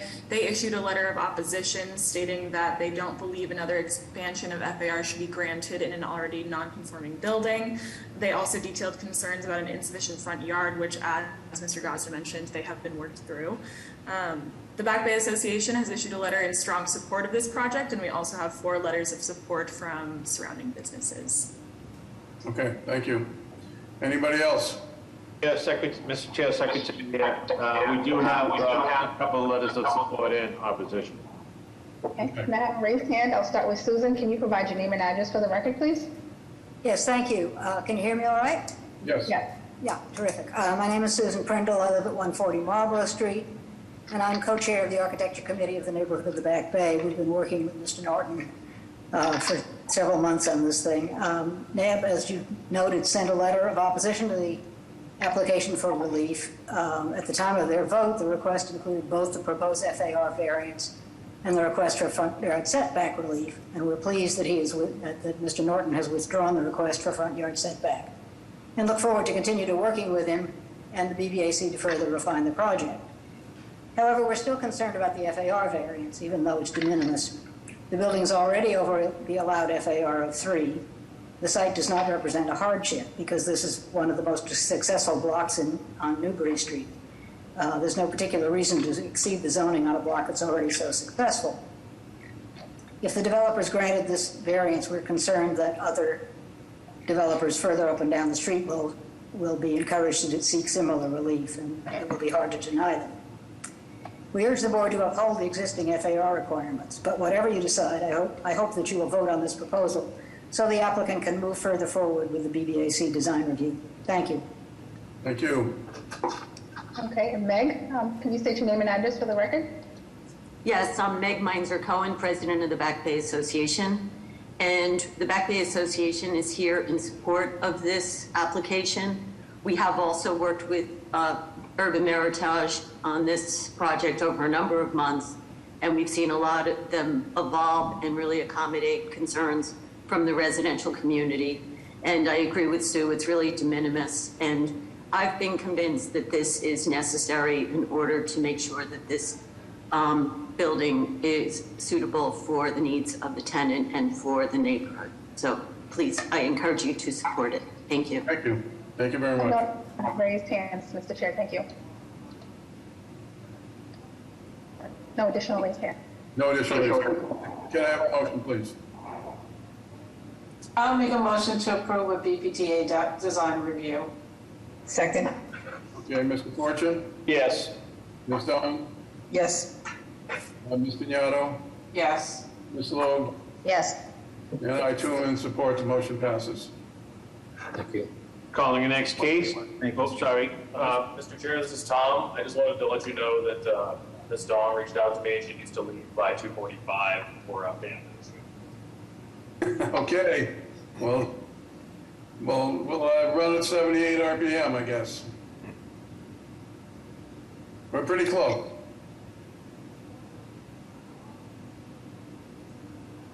Go ahead, Mr. Fortune. Sorry, I was on mute, unfortunately.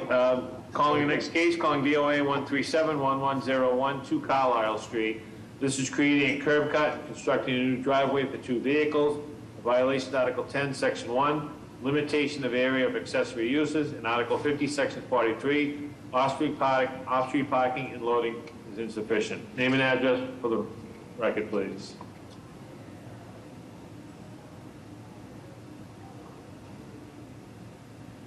The name of the applicant?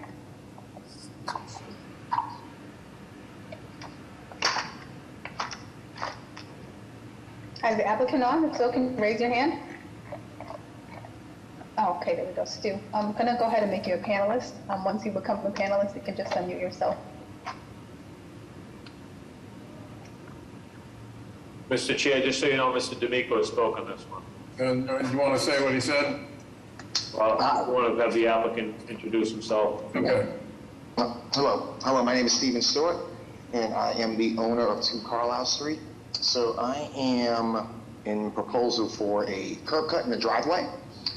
And if you see here on the plans here, so this is the engineering plan for the, from the engineering place or in Boston Water Sewer Commission. And this is their plan that they proposed to us and that we submitted. So essentially just in the curb cut, having the driveway established for this one here. So it looks like a 10-foot curb cut driveway, is that correct? Yeah, that's correct. Yep. Okay, and how deep and how many spaces are you looking for? 2? 2 spaces, yes. 2 spaces for the driveway and 2 parking spots tandem. Okay, so it looks to me, looks at least to me to, well, I'm trying to, I guess my question is, can the driveway go further back? Because as of the design that you've got, the front car will be in front of the house, and that constitutes front yard parking. So we'll take a parking spot off the street. So the driveway goes behind the house, so it goes a little bit behind. So if you can see, where. Let me just pull up this guy. I know it'll take a place off. The point is that there's no net gain unless you have 2 spaces, because you're taking one off the street and replacing it with one doesn't do any good. But the question is, or the issue is that the front of the front car has to be at least even or behind the front of the house, which means your driveway has to go further back. Yes, and it does. It does go further back. Yes, it goes. So if you look at the front lip of the house, or that left part where it kind of boats out a little bit, it goes beyond that point. It does. Yeah. Well, I guess what we're trying to say is, right now you need to put the driveway deeper into your backyard, because based on the dimension that I see on your house, which is 32 foot 6 inches for your left-hand dimension, you need 40 feet from the front of your house to the rear yard. So you would need to extend your driveway 8 more feet into the rear to make it work for 2 cars, is what we're saying. Got it. I see. Okay. So I don't know what Mr. D'Amico said, who's Boston BTD, but it would be good to hear. But I assume he's going to say the same thing. Yeah, Mr. Chair, regarding 2 Carlisle Street, he says remove the space in the front yard. Right. Well, if you remove the space in the front yard, then you've only got 1 car, and then then it's net zero. So I would be opposed to that. Yeah. The only solution is there anything to the applicant? Is there anything that would prevent extending the driveway further into the backyard, 8 feet? There is a yard, and there's a backyard, and there's trees as well, 2 trees. But that's the only issue that would do that. And if you went back 8 feet, would you encounter one of those trees? Yes, most likely. Actually, it doesn't quite look like that. I'm looking at an aerial, and it looks like you might be able to make it, to be honest.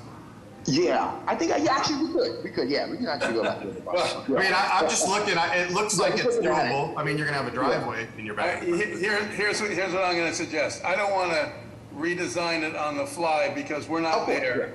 I think you need another surveyor's drawing that shows that you can extend the driveway back 8 feet without removing a tree. If you can do that, then we're all set. But I don't want to do that. So another. You have to unfortunately get another plot plan. Oh no, that's because we paid so much money for this one. Well, they should be able to update it, to be honest. They've done 90% of the work. So if they're going to rob you on this one, that's not right. Yeah. Okay. All right. So just kind of bring it back to them and just say. So I think we have to make a motion to defer, and then you can come back, and if you can come back with the updated plan, then we'll go from there. Okay. All right. Cool. All right. So I'll make a motion to defer for an updated site plan. Second. Fortune. Yes. Ms. Dawn. Yes. Mr. Robinson. Yes. Ms. Pignatto. Yes. Ms. Loeb. Yes. And Mr. Ehrlich says yes. Also, the motion passes. Tell them that they really owe you that. Yeah, they should have done that right in the first place. Okay, got it. Mr. Chair, there'll be the date of February 7th at 11:30. February 7th, 11:30. Thank you. All right, let's keep going. All right, thank you. Calling the next case, calling BOA 136-8923, 37 Blakeville Street. This is an extension of second floor unit to add an attic and one unit. The violation, Article 65, Section 9, floor area ratio is excessive. Name and address for the record, please. Malik Boyard. I am representing the owner of 37 Blakeville Street. It's my grandmother, so I'm on the case with her. Yeah, so this house has sort of been this way since I was a child. I think there were just, I guess, issues with how they pulled the permitting when the house burned and they had to rebuild it. So I'm here to get a variance for it and get this kind of legalized and approved. I guess the next slide on here is the basement just used for storage. The next page is the first floor. It's where I grew up. So grew up in that back room there. And next is the second floor. This is where my grandmother stays. It's pretty standard. And then as you go down, this is the attic, just bedroom, bathroom, TV room. Yeah. So the attic is attached to is part of the second floor unit? Yeah, there are stairs that lead up to it. Okay, so just so I'm clear, you've got one unit on the first floor and another unit on the second and third floor.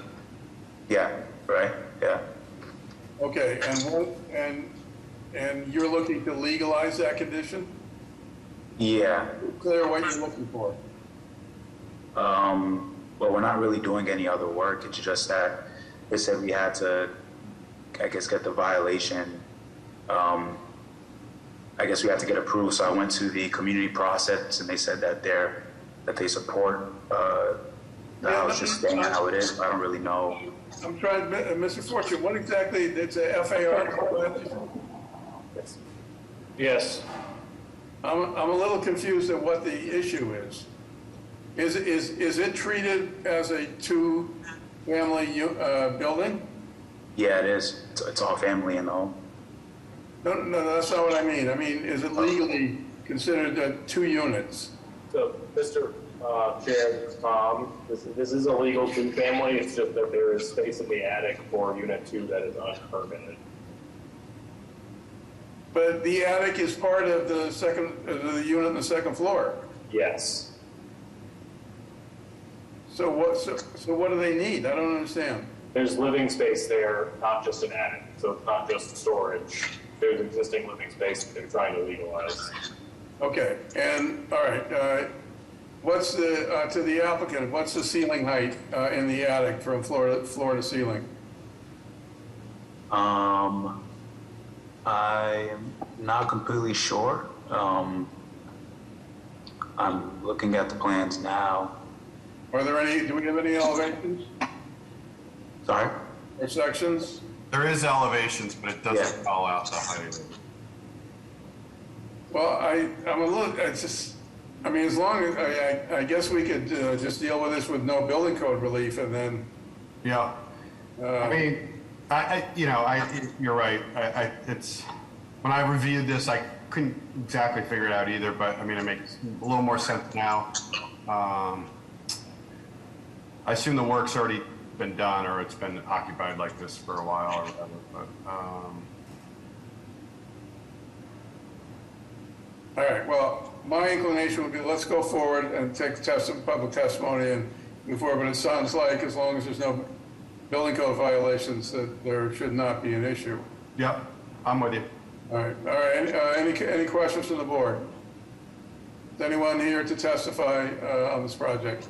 Yes, Mr. Chair, members of the board, Connor Newman with the Mayor's Office of Neighborhood Services. At this time, the Mayor's Office would like to defer to the judgment of the board. Some background information on the community process. As the previous liaison indicated, there were no concerns raised that our office is aware of regarding this proposal. They met with the Greater Bowdoin Geneva Neighborhood Association and received their support. With that, we defer to the judgment of the board. Thank you. Thank you. You have a raised hand here. Okay, Leah? Oh, no, you was an architect. We have no additional raised hands at the moment then. Okay, can I get a motion, and I think the motion has to include a proviso for no building code relief. Yes. I'll make a motion to approve the additional FAR with no building code relief for the head clearance in the attic. Second. Mr. Fortune? Yes. Ms. Dawn? Yes. Mr. Robinson? Yes. Ms. Piñato? Yes. Ms. Logue? Yes. And I am in agreement, the motion passes. Calling the next case, calling BOA 131-5464, 31 Torrey Street. This is a curb cut driveway for 3 vehicles. The violation, Article 10, Section 1, limitation of parking area. Article 65, Section 41, off-street parking is insufficient. Article 65, Section 9, residential dimension, insufficient usable open space. Name and address for the record, please. Good afternoon, Chair and Board members. Monette Vickers, 31 Torrey Street. Okay, can you tell us what you're proposing? So I'm proposing a drive-through. I had been working with the city for over a year, removing a light pole that was in front, and I got the approval from DPW to pick up my premises permit from 10 Mass Ave and got denied. I actually was on the call last month, and you guys wanted to know what the bump out was, and it was between the bump out, the middle one was 9. Yes. You Okay. remember? I remember too, yeah. Yeah. So, Funny how we remember certain things. yeah, so the bump out, so now shows a bump out at 9 feet, right? Yes. Okay, and which is actually, you can do it. I mean, you know, as long as you have 8.5 feet, I would say you can get past that. And it's deep. And how deep does this your driveway go? It's about 22 feet back, the length back. Okay. Yes. And you want to do 3 spaces? Mr. Chair, Mr. D'Amico has spoken on this as well. Go ahead, what's he saying? So he does say it is front yard parking. He said reduce it from 3 to 2 parking spaces. Yeah, okay. So, Ms. Vickers, so here's the deal. The front part of the front car cannot extend further toward the street than the front of the house.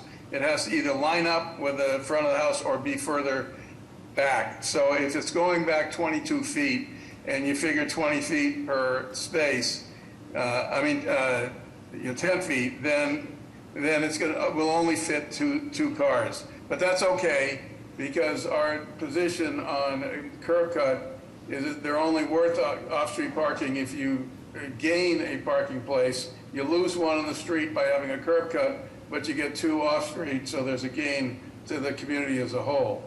But you'll only be able to get 2 cars in there. That's fine. Can we go, Madam Ambassador, can you just go to I think it's the next page, page 3. I just want to sort of so basically what the problem is, see how you have car number 1 shown halfway in front of the house? Yes. If car number 1's rear can be in line with the front of the house, and you could still get, it seems like there's plenty. It's just the way whoever depicted the cars is kind of funny. Right. But Right. Car number 3 is way back there. You've got paving going all the way back there? Yes. Oh, so you should be able to get car 1 up. Yeah. You just can't have front yard parking, so.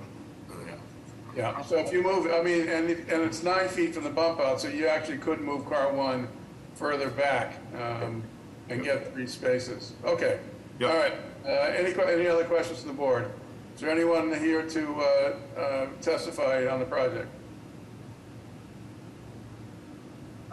Good morning, Mr. Chair, members of the board. Eric James of the Mayor's Office of Neighborhood Services. The applicant for 31 Torrey Street had an abutters meeting on August 3rd, 2022, where they were met with support by the Talbot Norfolk Triangle. They also had the community consensus of 2 abutters support as well, and 0 letters of opposition. As of now, our office is aiming to defer judgment to the board on this matter. Thank you. Thank you. Mr. Chair, we have those letters the mayor's office just spoke of. Okay. Mr. Chair, I have no raised hands. Thank you. Okay, I think we can take a motion at this point.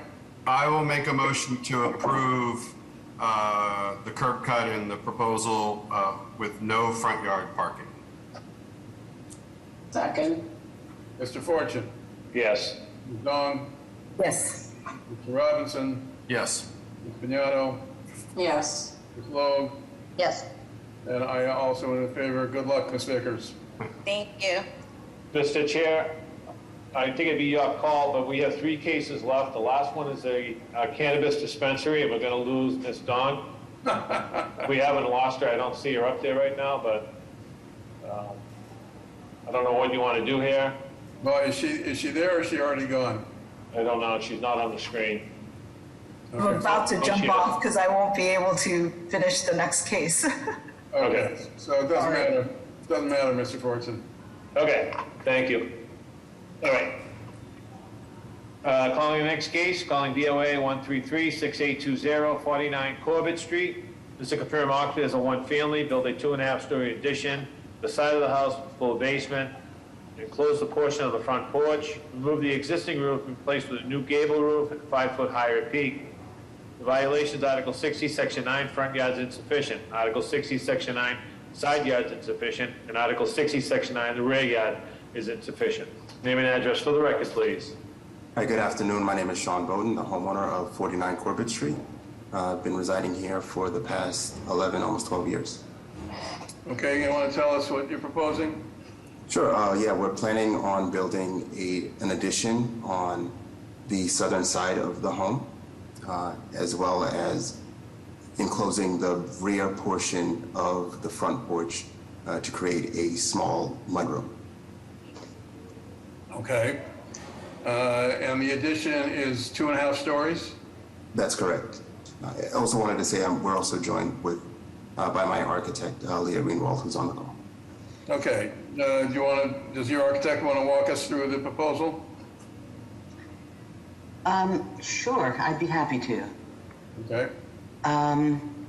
So this is a handsome old house that is in need of refreshing, but and on the interior, all of that will happen. But to make it more accommodating for my clients who work from home and have been working from home since before the pandemic. They're both these are they can tell you more about exactly what they do, but they don't have clients or anything like that. But they operate from home offices, but they haven't really had a home office, and so the idea is to make the first floor of the house more accommodating. That would be on page A1, to make an office that they can share and kind of take from the living room and also kind of create it as a separate space off the living room. And it also makes a dining area which would be open to the kitchen. It adds a mudroom at the front because for a lot of reasons it would be for energy reasons, and also because they have kids who come not only with coats but all kinds of other stuff. They need that there. Okay. And can you just quickly just walk us through the other floor plans and the elevations? Oh, I'm sorry. Okay. So then, yes, they're rearranging bedrooms at the top and adding at the second floor and adding some space there, and then on the they are raising. The attic is now basically all attic. They are making it. They are making. They want to add another bedroom up there and an exercise room at the top. Are they raising the roof or? They are. They are raising the roof, and you should have, I hope, a revised drawing which makes it clear that the current roof height, meaning the median between the eave and the peaks, is 27.4. I don't know if you've got that drawing. We certainly, I know my client said he sent it. That's the original one, but there was an added one that was sent in. Sean can tell me, I think sometime in October or November. Do we have more elevations? It should be one more, there's elevations all around, but the one that I sent, which made the roof height clear, is a revised A4 drawing. Okay, well. With raising, we're still beneath the limit, which is 35. Yeah. No, I know. You're not being cited for building height, so that's, I was just asking. Yeah. Okay. Mr. Robinson, how are the drawings? All good on the proposal. I guess my only question is on the site plan. You do have parking on that side, and even in the plot plan that we have on file. You are encroaching on that paved yard. I mean, does that still provide, as you just heard in the last couple of cases, or will we not have front yard parking by the nature of that sort of addition pushing the driveway, shortening the driveway? That's my only question, I guess. Does that make sense? Yeah, I guess I don't fully understand what constitutes front yard parking, but prior to this, we applied for a curb cut, and when we showed them these plans, we were told that we would not have any issues in terms of parking because of the addition is further set back on the property. We were told we'd be fine. Okay.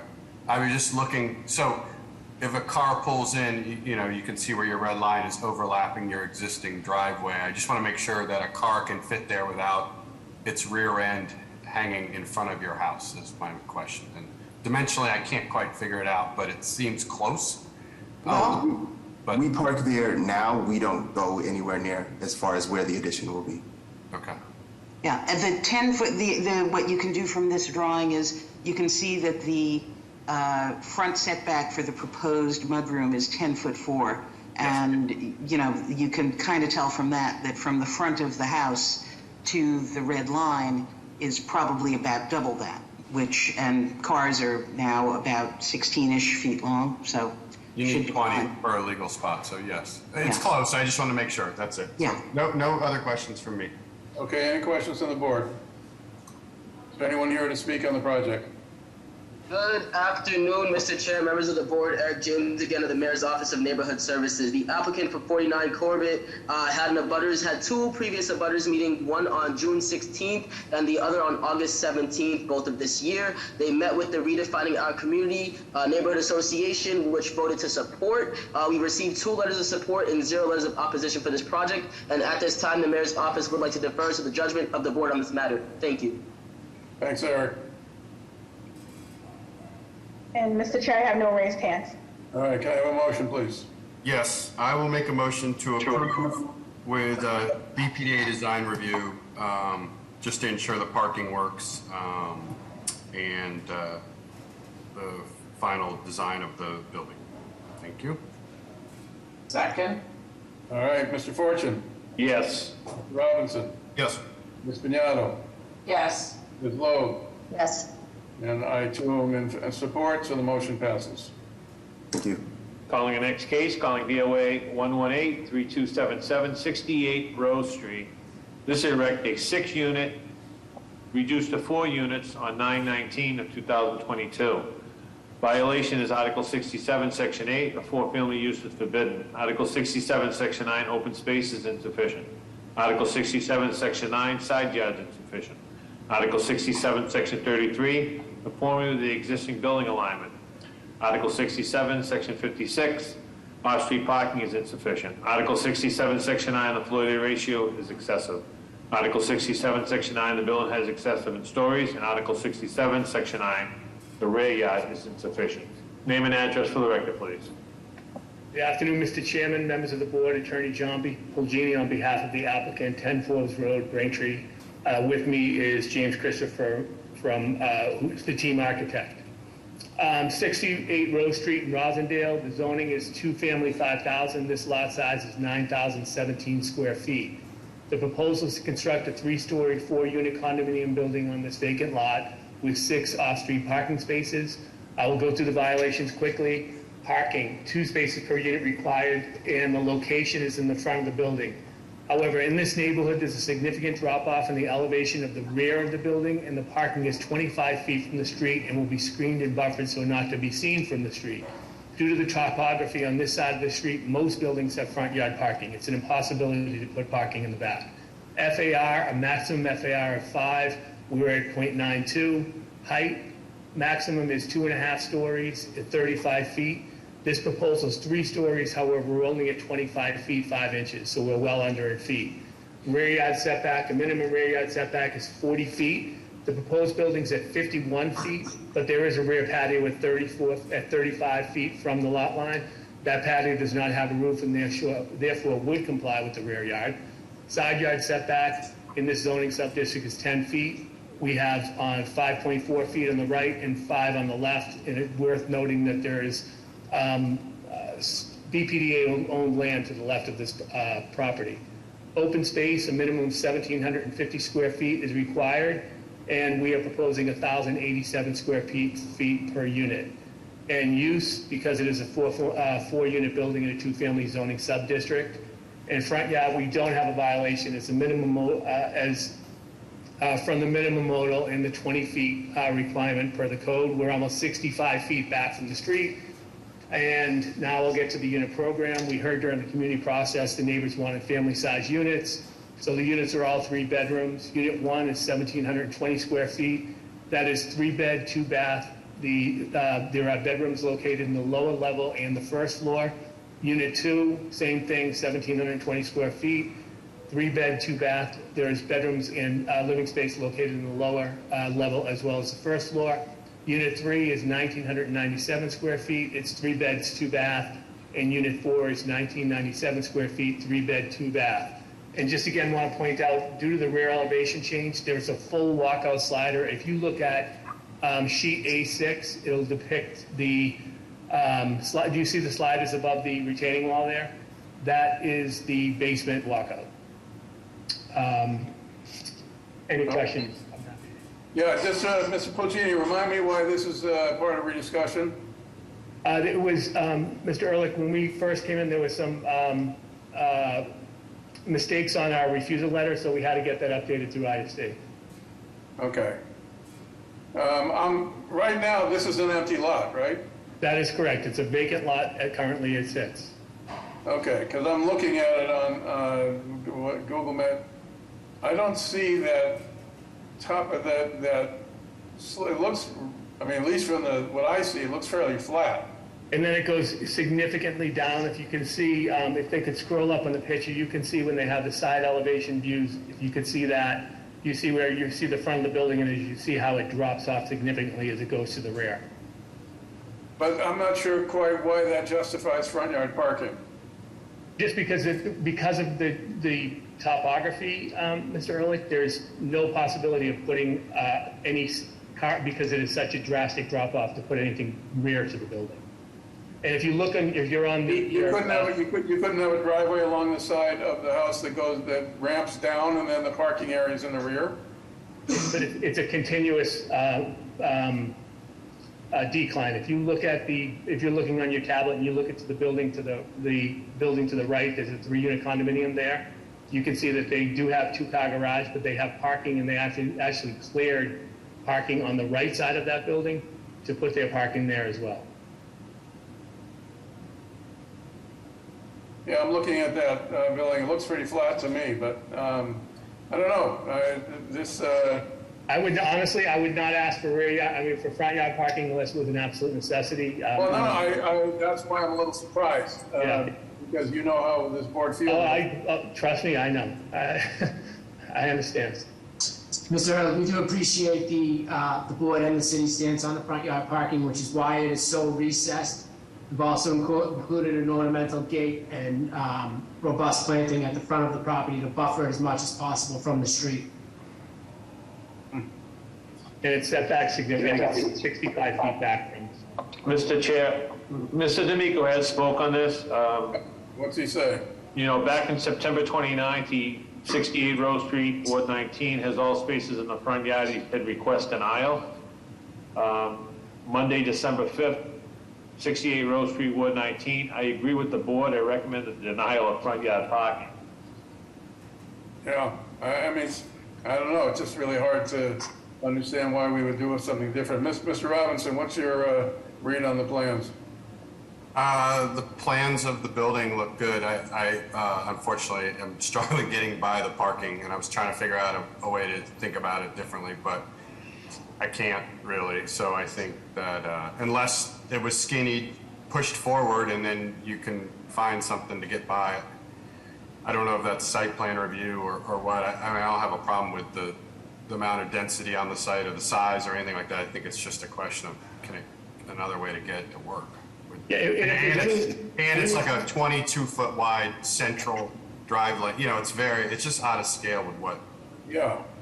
Yeah, that would be 12 feet, Mr. Robinson. So the driveway would be changed to 12 feet, and that can be a board proviso. And if you guys would like to add a proviso with respect to working with BTD on rear yard parking, we're fine with that as well. I think it's plausible. I mean, I don't know for sure. I mean, it means redesigning the house. Yeah. Oh, yeah. You'd have to change the configuration because you. Yeah, because what you'd have to do is leave enough room on one side or the other to get by, and then turn the rear into a parking area.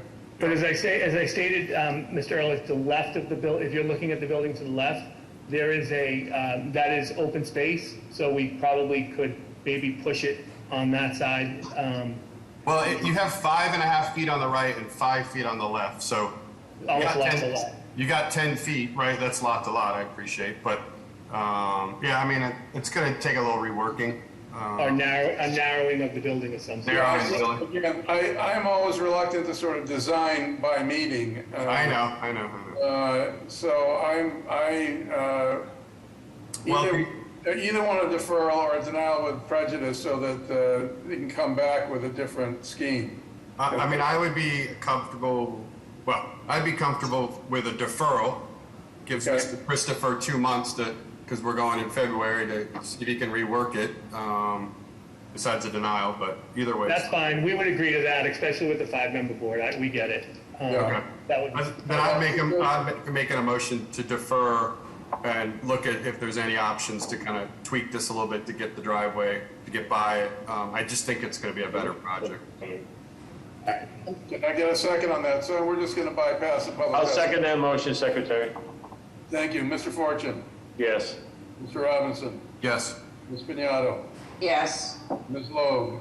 Yes.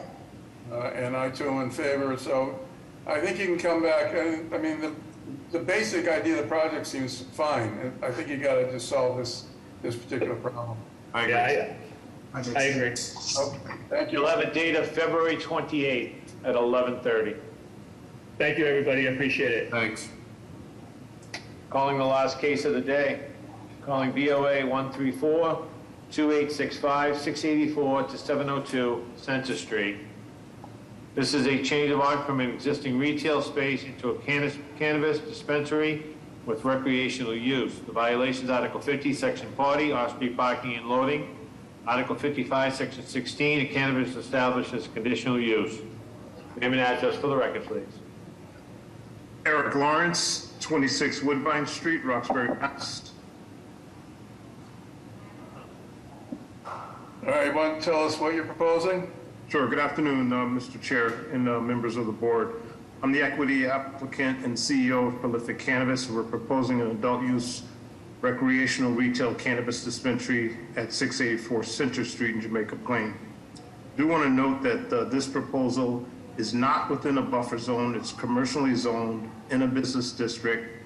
There are no residential abutters to the location, no schools or social services that are within 500 feet.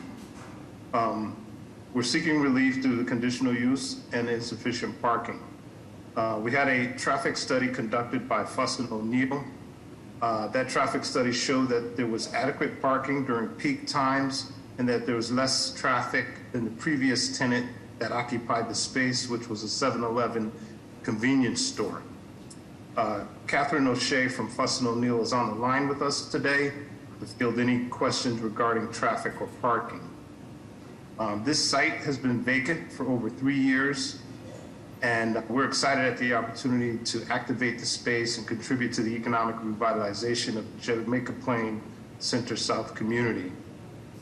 We conducted extensive community outreach during our licensing process, and we received letters of support from City Councilor Kendra Laura, City Councilor at Large, Julia Mejia, JP Center South Main Street, the JP Neighborhood Council.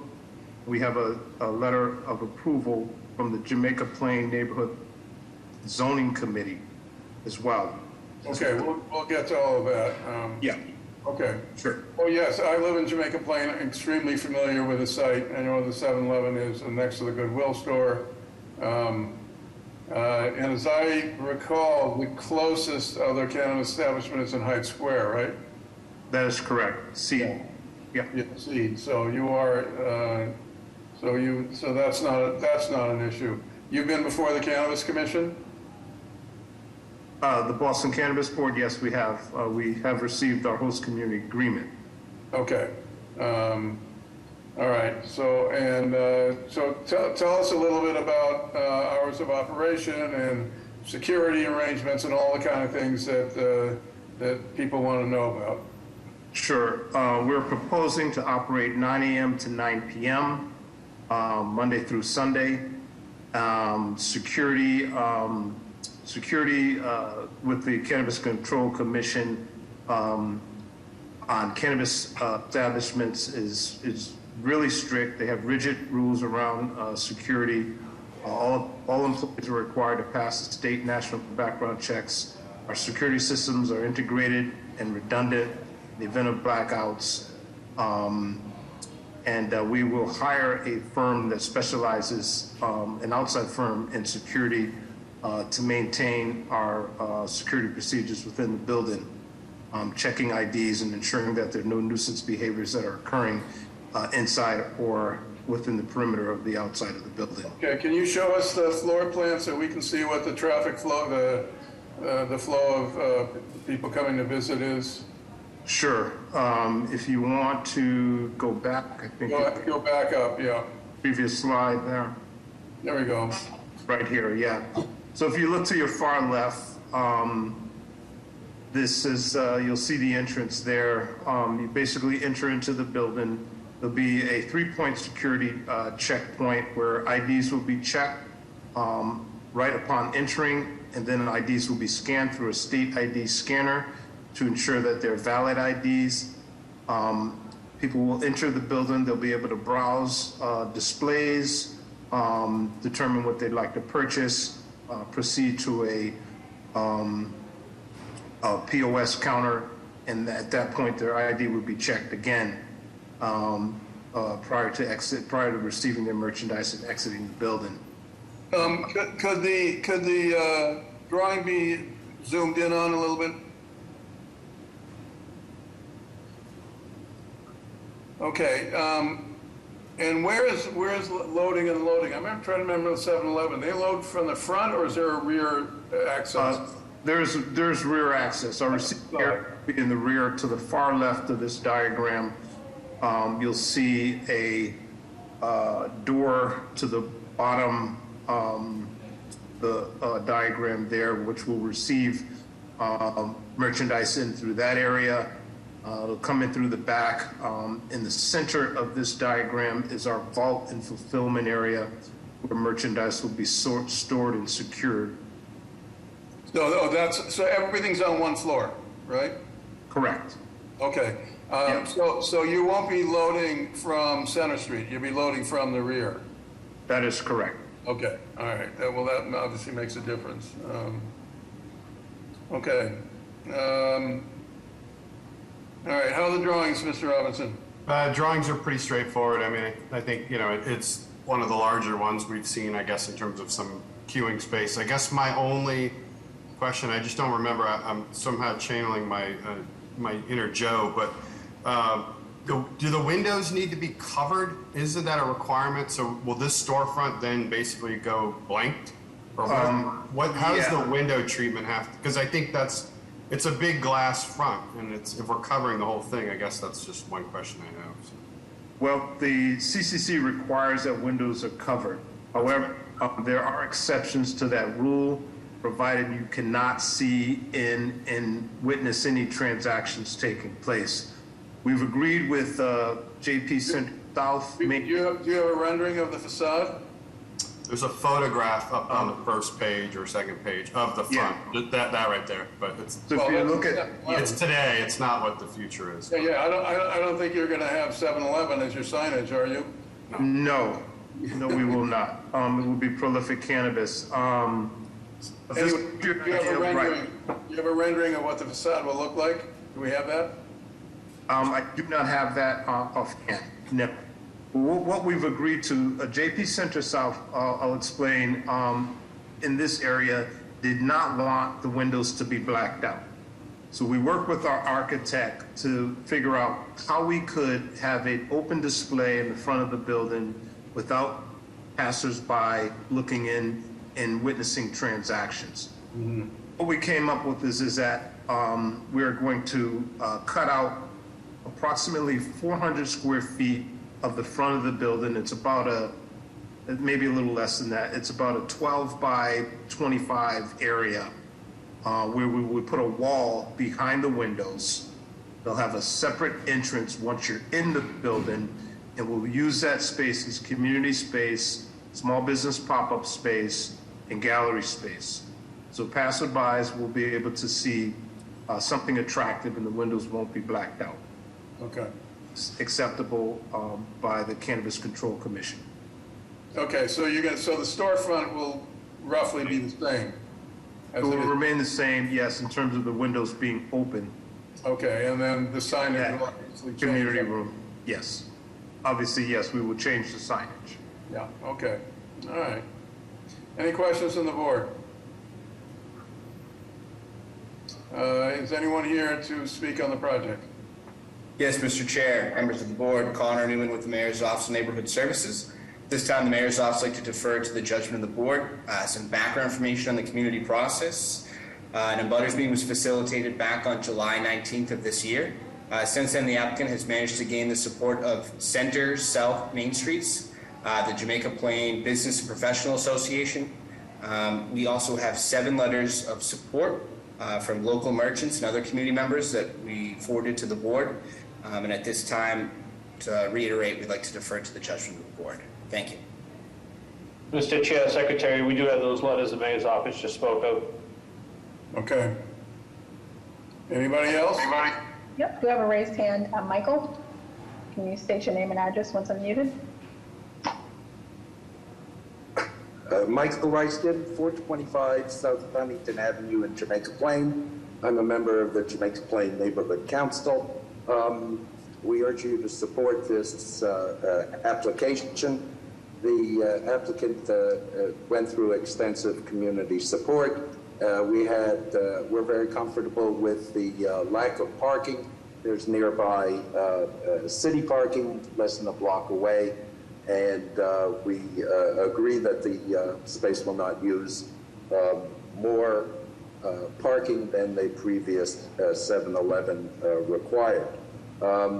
So it would be less onerous than the 7-Eleven. There is a loading area in the rear through Brown Avenue and Severance Avenue, so that's no problem for the loading. And the new facade is very important to the community.